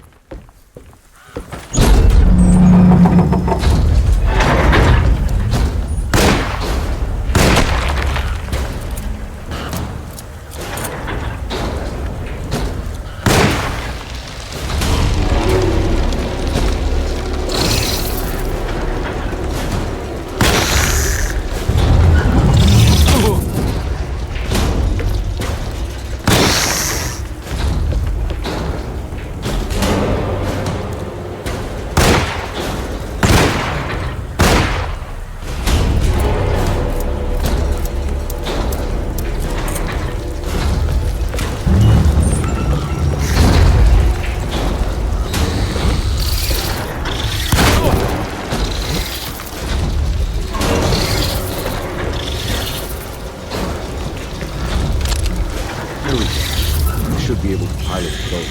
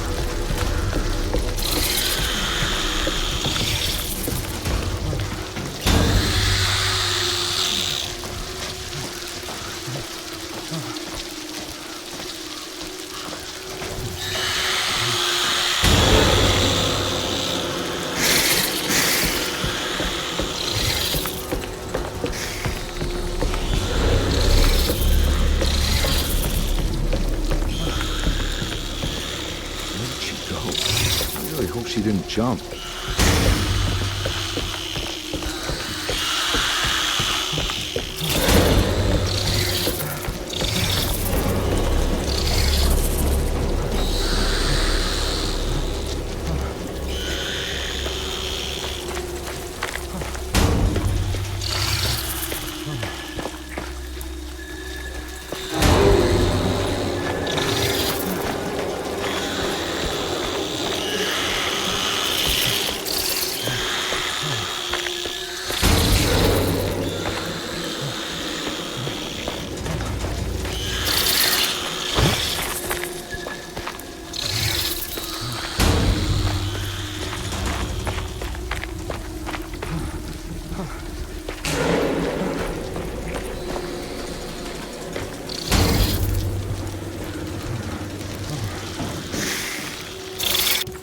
Carnby had run their car off the bridge. He pulled Grace out of the sinking car, but left her father to drown. He could have saved him. There was time. He just chose not to. Instead, he took Grace back to New Orleans and collected his paycheck.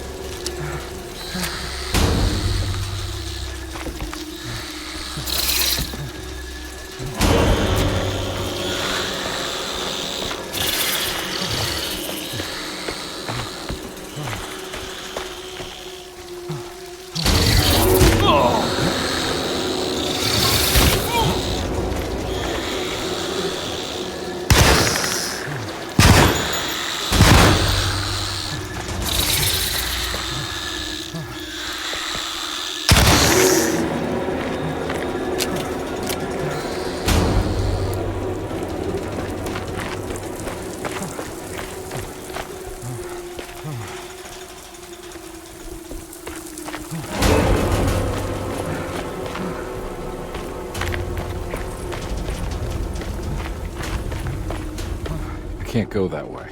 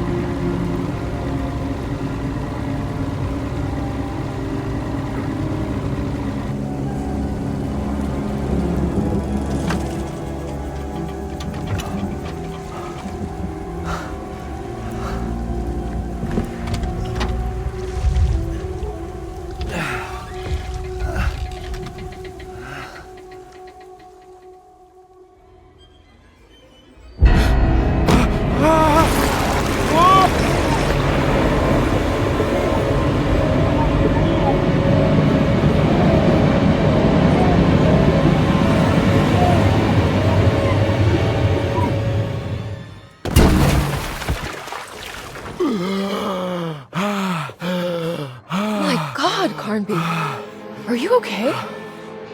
Don't leave me alone. What the hell have you been doing? What's going on here? Look at this mess! I'm sorry, Mrs. Thompson. Don't make me kick you out of this house. Now get out!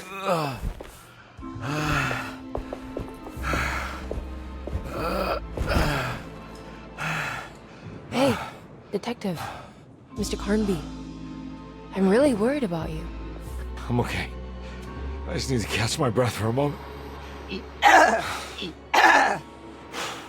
This place? There are some very disturbed figures around here. And I don't think it's just the patients. I've been reading some things about how Derceto has a deranging effect on people. I think it might explain things. What? Just take it easy, okay? I'm gonna go find a way into Dr. Gray's apartment. I want to know what he's hiding. Emily, don't worry. I think I'm close. I'm gonna set everything right. Just be careful.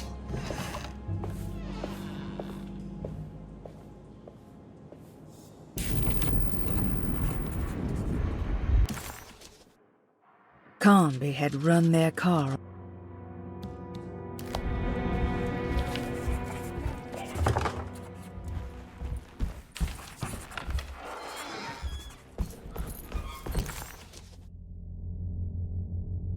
Detective Conby didn't...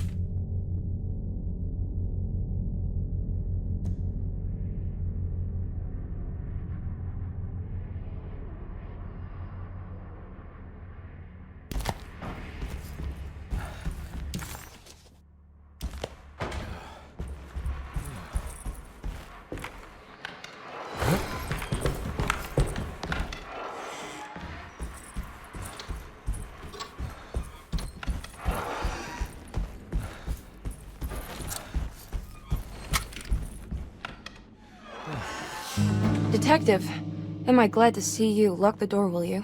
I don't think Dr. Gray would appreciate us snooping around. What's going on here?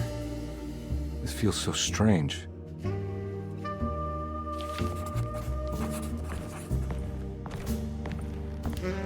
There's a book missing.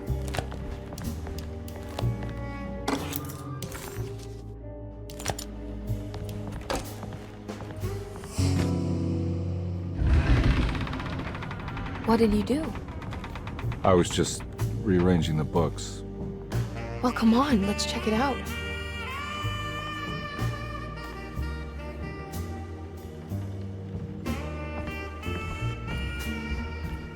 I think I'm beginning to understand. Dr. Gray is dealing with some kind of mass delusion.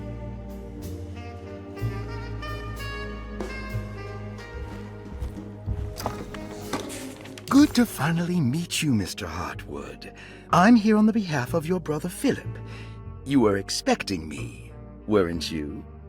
Yes. You're from Derceto, no? That's right. I just wanted to ask you a few questions to see if there is anything I can do to help you and your family. Okay. I understand you're full of imagination. You make up a lot of things. I suppose. And you obsess over them, blurring reality and fiction. Sometimes. Do you want to tell me about the Dark Man? No, I don't. That's all right. Perhaps there is something else you can tell me. Something you know to be made up, but you hold dear. Juan? John? Who's John? No, Juan Luis Jorge. Oh, wait there a moment. Here, take a look. Is he... Oh, he is the author.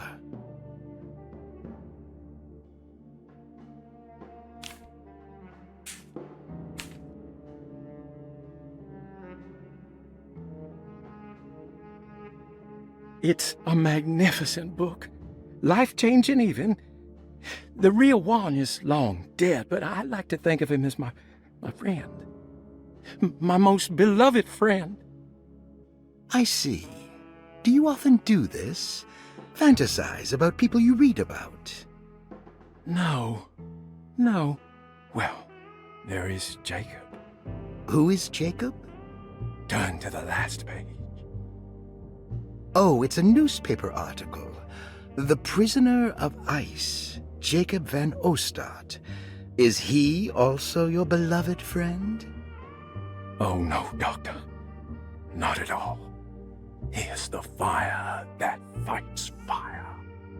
Yes, I think it's clear your overstimulated imagination, this mania, needs to be tempered for you to live a normal life.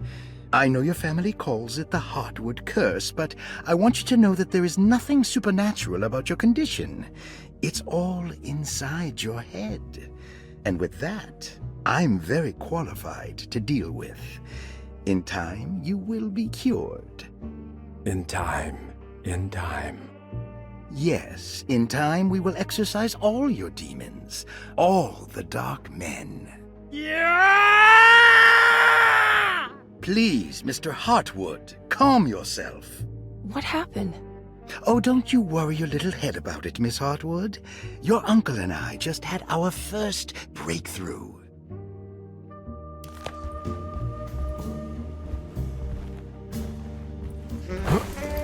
That mark on the floor looks like talisman positions, but from which direction should I look at it?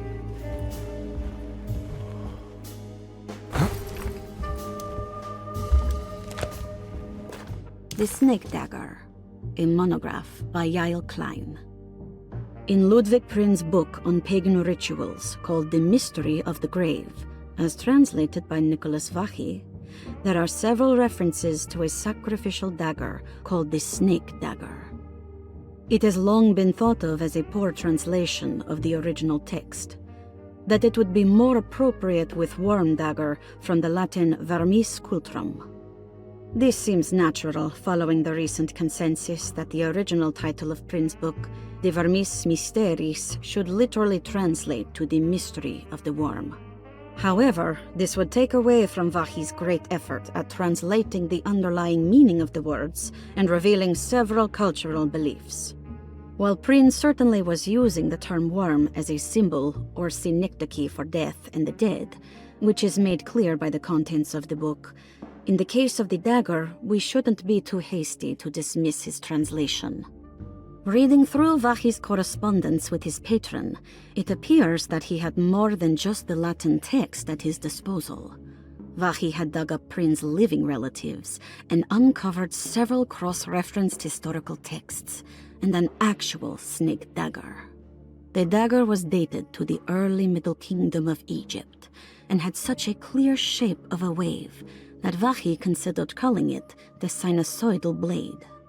Knowing the full story, it seems prudent that he chose to translate it as snake and not worm. There are several reasons why this choice of word helps us understand the pagans that Prin's book attempts to describe. The symbolic value of the shape becomes more apparent when reading about the use for the dagger.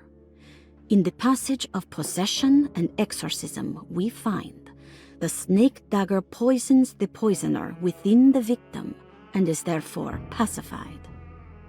Where the literal text would tell us that the worm dagger trumps the demon possessing the victim, it tells us nothing of their reasoning, only that somehow this dagger wins against the demon, like it had the better hand in poker.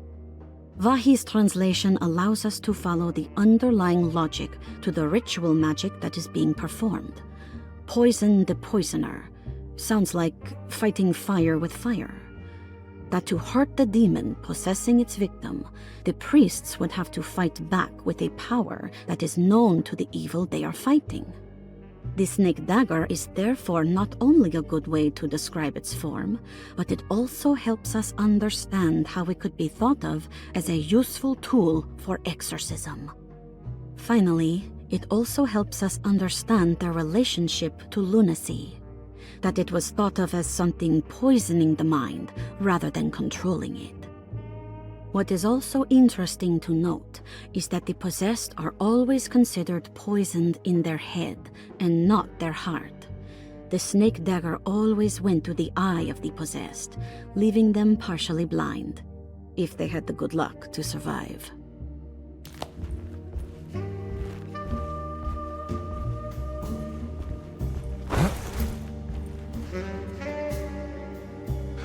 What were you saying about mass delusion? Derceto seems to have a deranging effect on people living close by. It has a history of creating cults devoted to some nature goddess. Even the name Derceto refers to the cult existing here before the Civil War. Derceto was the name of an ancient fertility goddess worshipped in Syria. Dr. Gray and his friends, however, seem to prefer The black goat of the woods with 1,000 young, or Shubnigroth. And that name can only have come from my uncle's twisted mind.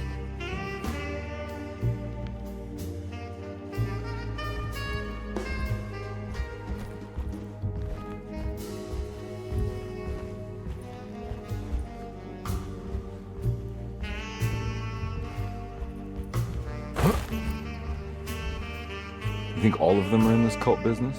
Even Jeremy? I'm not sure any of them have a choice at this point. We just need to find a way to stop all of this.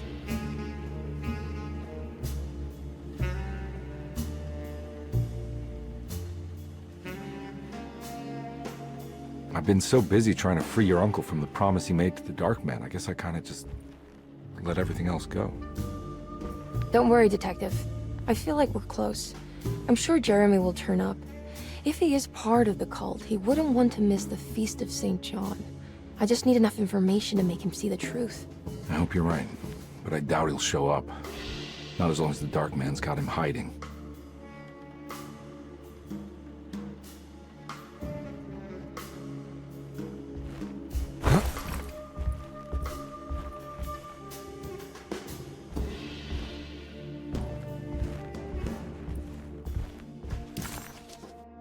Detective Conby felt removed from himself. Like driving drunk, he carefully tried to navigate his environment. What the hell was going on? Was he finally losing his mind? At least Emily was here to call the police if he went off the deep end.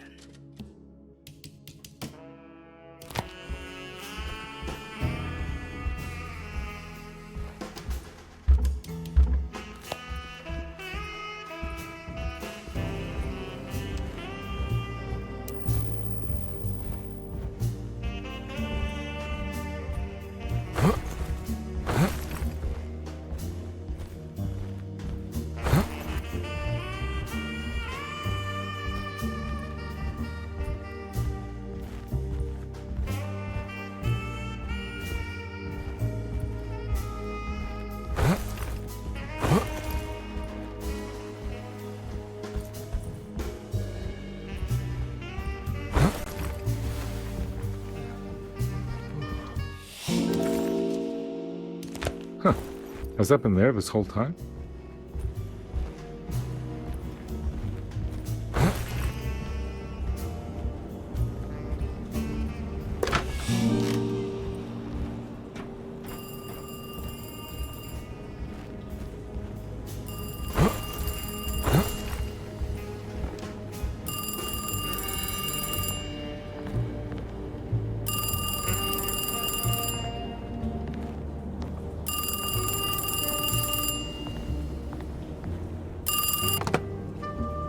Hello? Detective Conby? Who is this? Jeremy? Jeremy is with the Dark Man. You can't save him. Well, I've done everything he wanted so far, and there's just one more thing on the list. I expect him to keep his promise and return Jeremy unharmed. Get out, Detective, while you still can.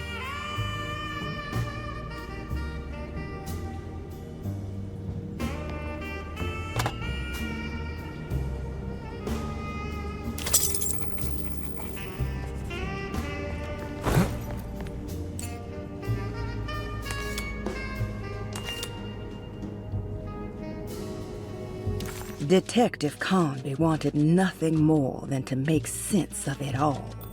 But clearly, that was not in the cards right now.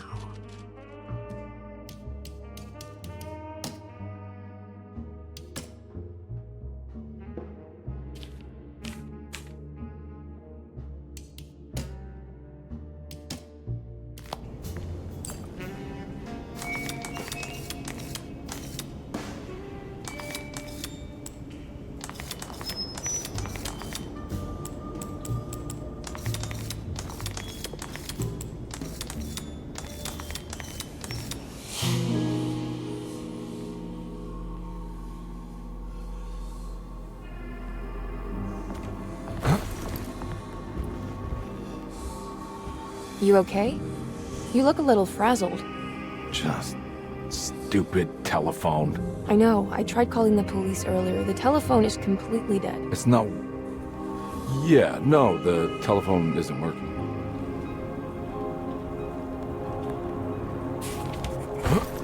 Miss Hartwood, I think you're gonna want to see this. Is there something in the closet? Yeah, there is. You don't see the very obvious gate leading to whatever Jeremy's madness is serving up next? I don't understand. Are you making some kind of fashion metaphor? I'm sorry, I don't have time for this. Can you just tell me what you're doing? You don't see this. It's fine. It's fine. Catch you later. Are you going inside the closet?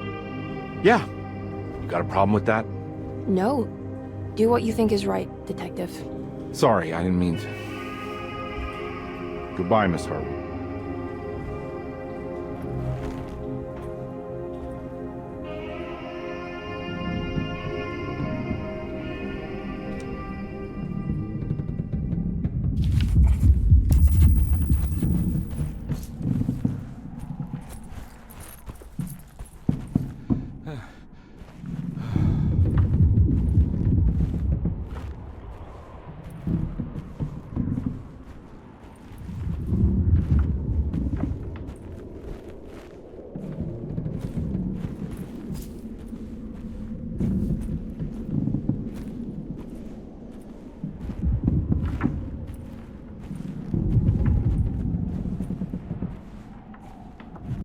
Disheartened by his failure to make Emily understand what he was doing, Detective Conby actually felt better seeing the frozen hell before him.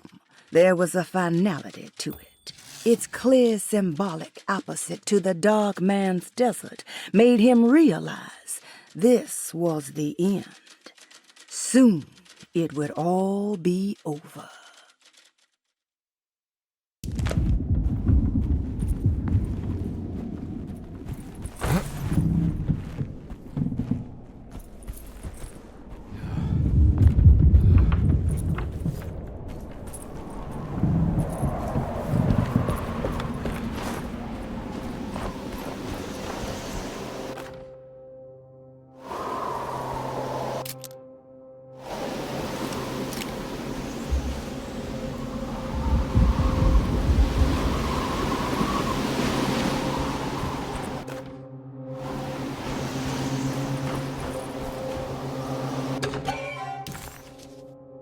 What can be said about Jacob van Ostad without evoking contempt or apologia?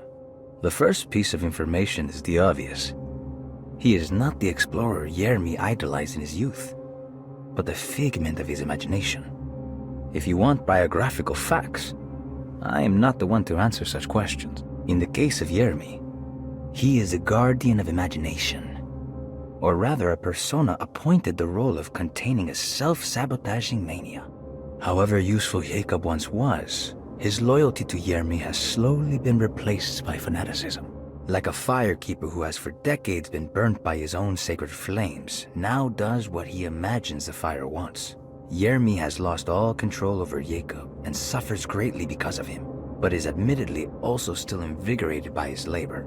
In the plainest of words, Jacob keeps Jeremy sick so he can remain Jeremy.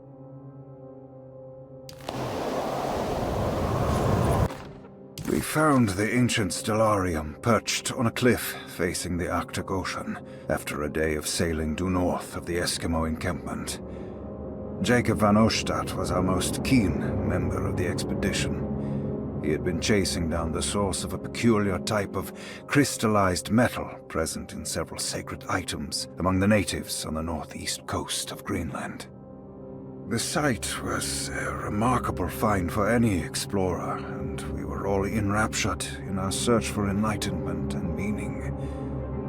The surviving architecture seemed almost unearthly in origin and astonishingly sophisticated. The metal Jacob was searching for was abundant, almost ubiquitous. We were so taken by our find that we were surprised by the sun falling below the horizon. As we quickly picked up our gear, ready to head back to our camp, Jacob van Ostad declared that he wanted to stay. He was adamant. We begged him to reconsider.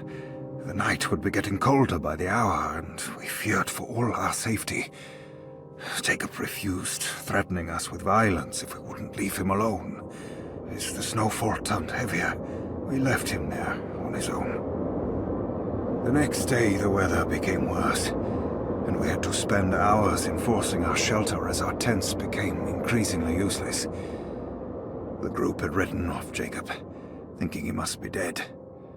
I had an urge to make one final attempt to save him, so I headed out as darkness fell with a handful of flares, and headed toward the coast and up the climb, towards the stellarium. That's when I saw him, transfixed by a burning sky, that celestial lantern. Jacob keeled over and let out a painful shriek that struck me with such fear and pity. He was crying in agony, for the cold weather had ravaged his flesh. I called out to him, and he turned to face me. His vacant stare held me in place like a needle through a butterfly, and he said, "You must leave now, Ashton. Go, and never come back." And so I left.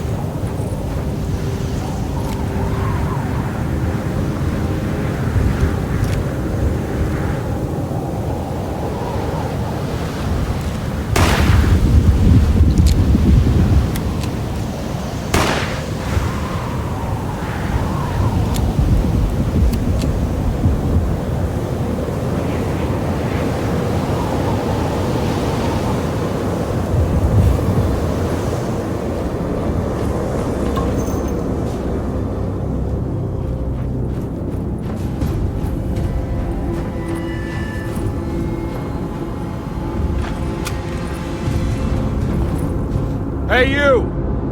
What are you doing here? What is this place? Turn back, detective. You're not wanted here. Whoa, take it easy. I'm not your enemy. Oh, you're wrong, detective. You're wrong.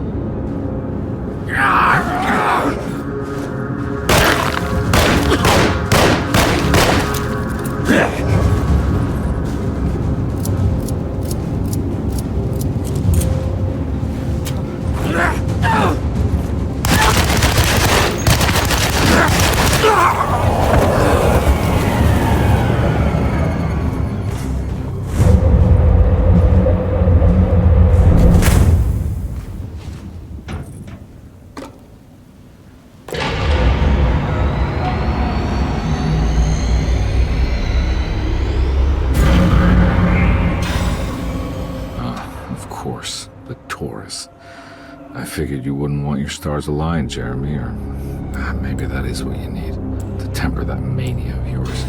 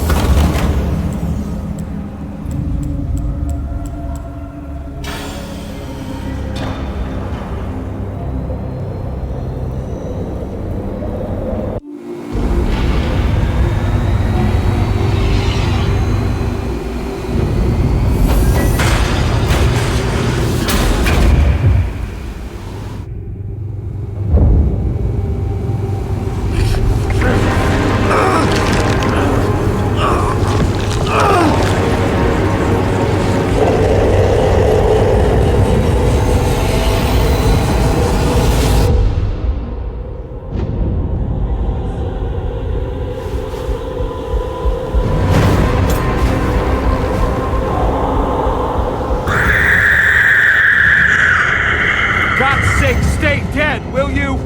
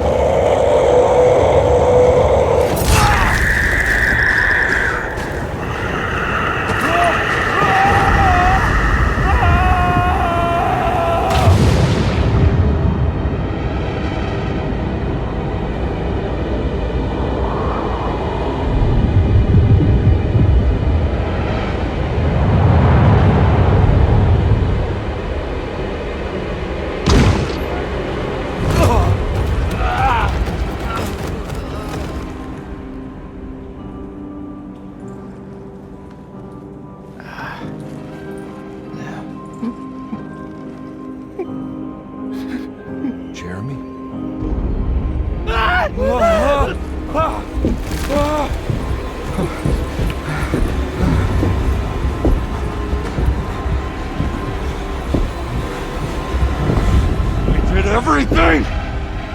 Aren't you happy? Stupid charlatan! What more do you want from me? You want me to lose my mind? Oh, my lord! Doctor! Baptiste! Quick! Jesus. What were you thinking, compadre?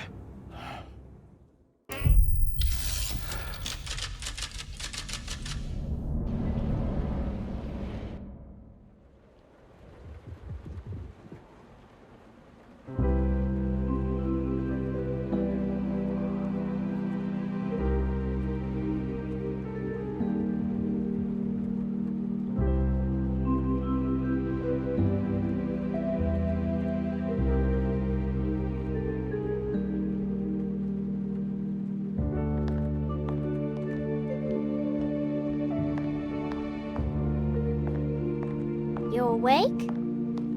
You are awake. Mr. Conby's up. Hey, buddy. I thought you'd be knocked out for the rest of the night. Come on out and join us, will you? I'll save you some gumbo. Good to have you back. You gave us all a good scare. What happened? You had a psychological breakdown. Sorry for manhandling you, but you're being violent, you see. You stabbed Jeremy and then punched Dr. Gray. Are they okay? Jeremy's a little strange, but everything's back to normal. Really? All thanks to you, combat. You want to try standing up?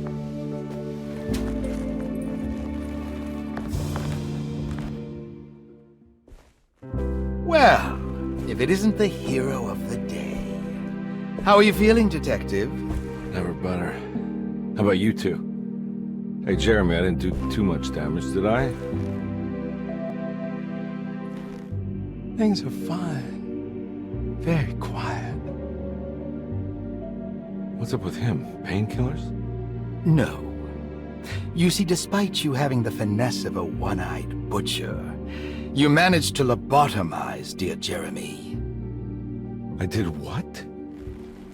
It's actually quite impressive. It's not like I hadn't considered it myself. I just wish Jeremy could have been helped without reducing his personality to that of an oyster. But he's gonna live. Of course. As long as someone keeps feeding him, he'll outlive the best of us.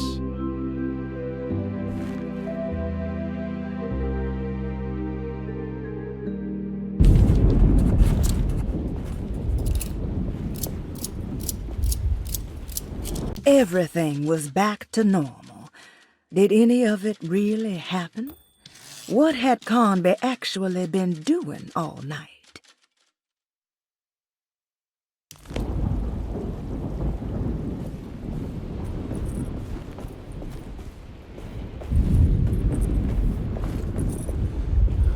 Does Emily know about Jeremy's condition? Yes. She seems to be handling it quite well under the circumstances.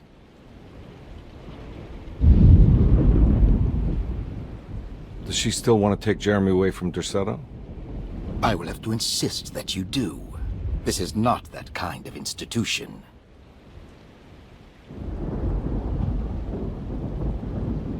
Jeremy, hang on for a little longer, okay? We'll be going back to New Orleans soon. Oh, good.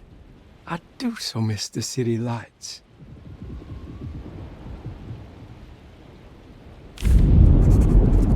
Case closed. Detective Conby had found Jeremy and brought him back to Derceto. He worried that Emily wouldn't be all that happy with his performance, considering Jeremy's impromptu brain surgery. Maybe she would refuse to pay him in full. It was the kind of thought that would normally infuriate Conby, but right now he just felt happy to be back. No matter if he would be seeing the $150 or not, he couldn't wait to rendezvous with Emily and go back to New Orleans.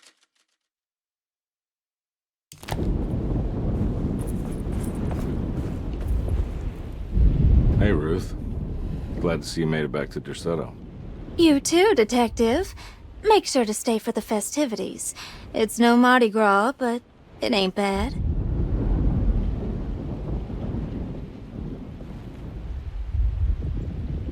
You seen Emily around? I saw her packing some things into that old jalopy you arrived in about an hour ago. I'm sure she hasn't given up on you yet.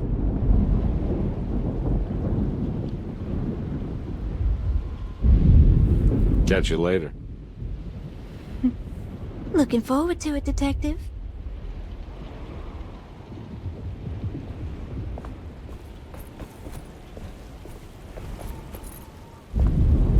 Good to see you back on your feet, Detective. Have some gumbo. Thanks. I'll save it for later.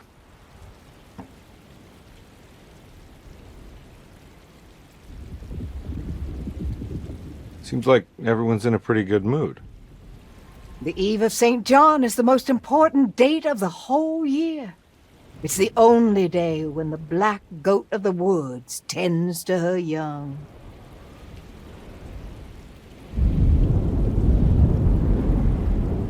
I'm gonna go look for Emily.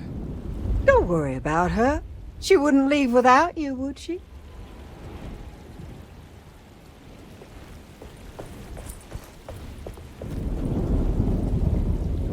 All right, tell me, what the hell's about to happen here? Every year we have a little turn-the-page ceremony by the tree. It's symbolical. It's like life has its cycles of grief and happiness. You know? Just like a tree facing the seasons. Things change, but remain the same.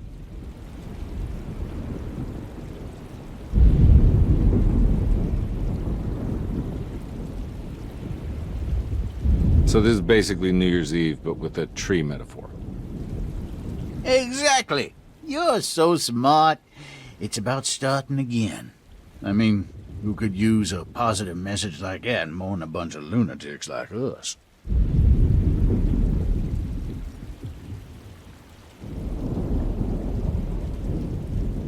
I get the feeling some of you think this year is going to be special. Any idea why? Well, we got some new words, thanks to your buddy Jeremy, and some other changes to the program. Let's just say we're all in this year.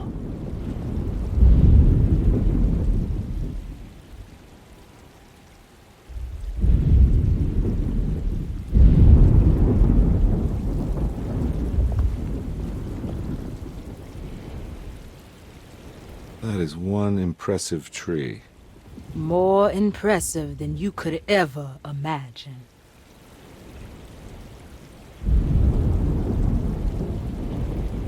So how does this all work? You dance around chanting? For the ritual, I mean? Stay and find out, Detective. It might just do you good.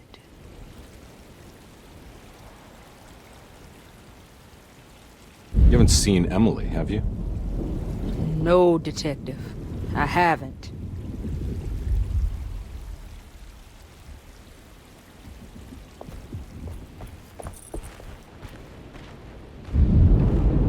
Hey, kid.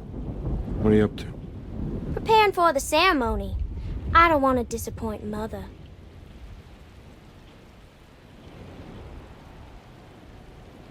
What's your part in this? I'm the Cabernet Corn. It's very important. Only I can settle our debt.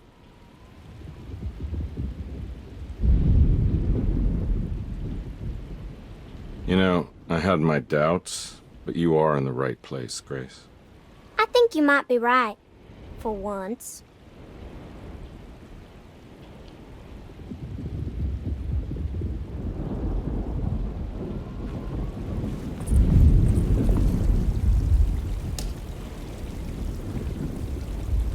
Everyone knows what to do?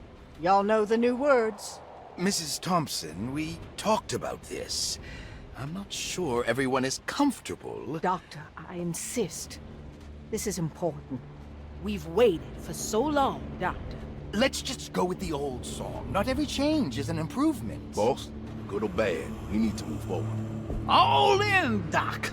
Let's bet it all. But we don't know what we're dealing with. It'll be okay, Doctor. Better even.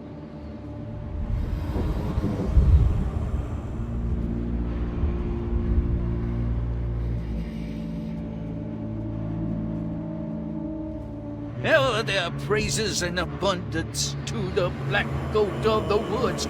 Hear us, Mother. Take pity on us. Take pity on us. Ever Hear their us, praises Mother. and Take abundance to the black goat of Take the pity woods. on us. Hear us, Mother, and take pity on us. Take pity on us. Ever there's bravery and abundance to the black goat of the woods. Hear us, Mother, and take pity on us.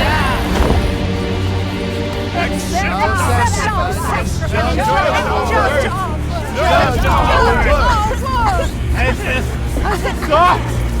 Are you crazy? This here's the least that can cause this. Grace! Stop! Stop! Shoot the ground!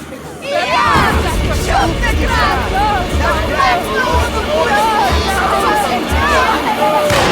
Stop in the ground! Stop in the ground! Get my uncle out of here! Jeremy, come with me! Get over here! Jeremy, come with... Jeremy, come here! No! There has to be a sacrifice! No!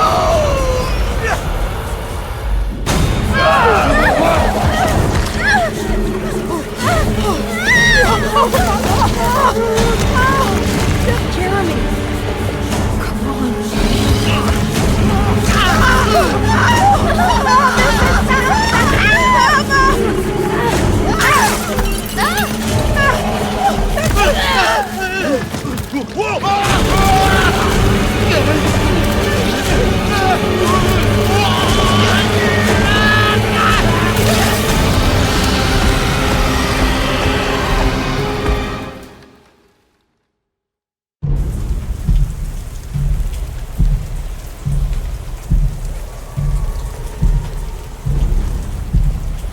can't let that monster leave Derceto. I have to stop it.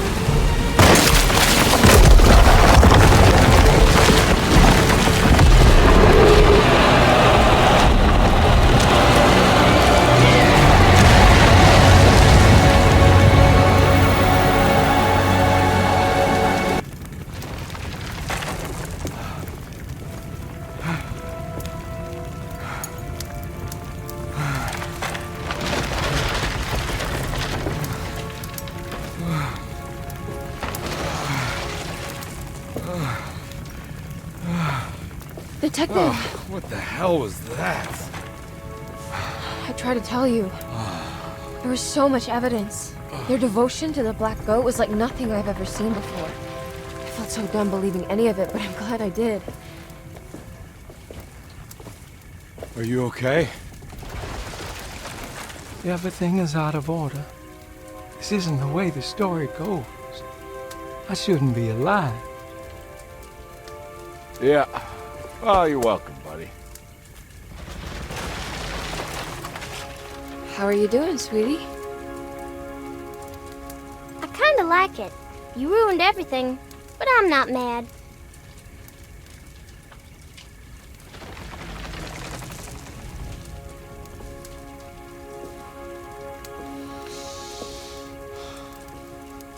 All right, you ready to head back to New Orleans? Come on, Jeremy. We're leaving. Can I come? I thought you said you didn't need saving. Don't leave her. She's important. Of course we're taking her with us. Yay, I'm important.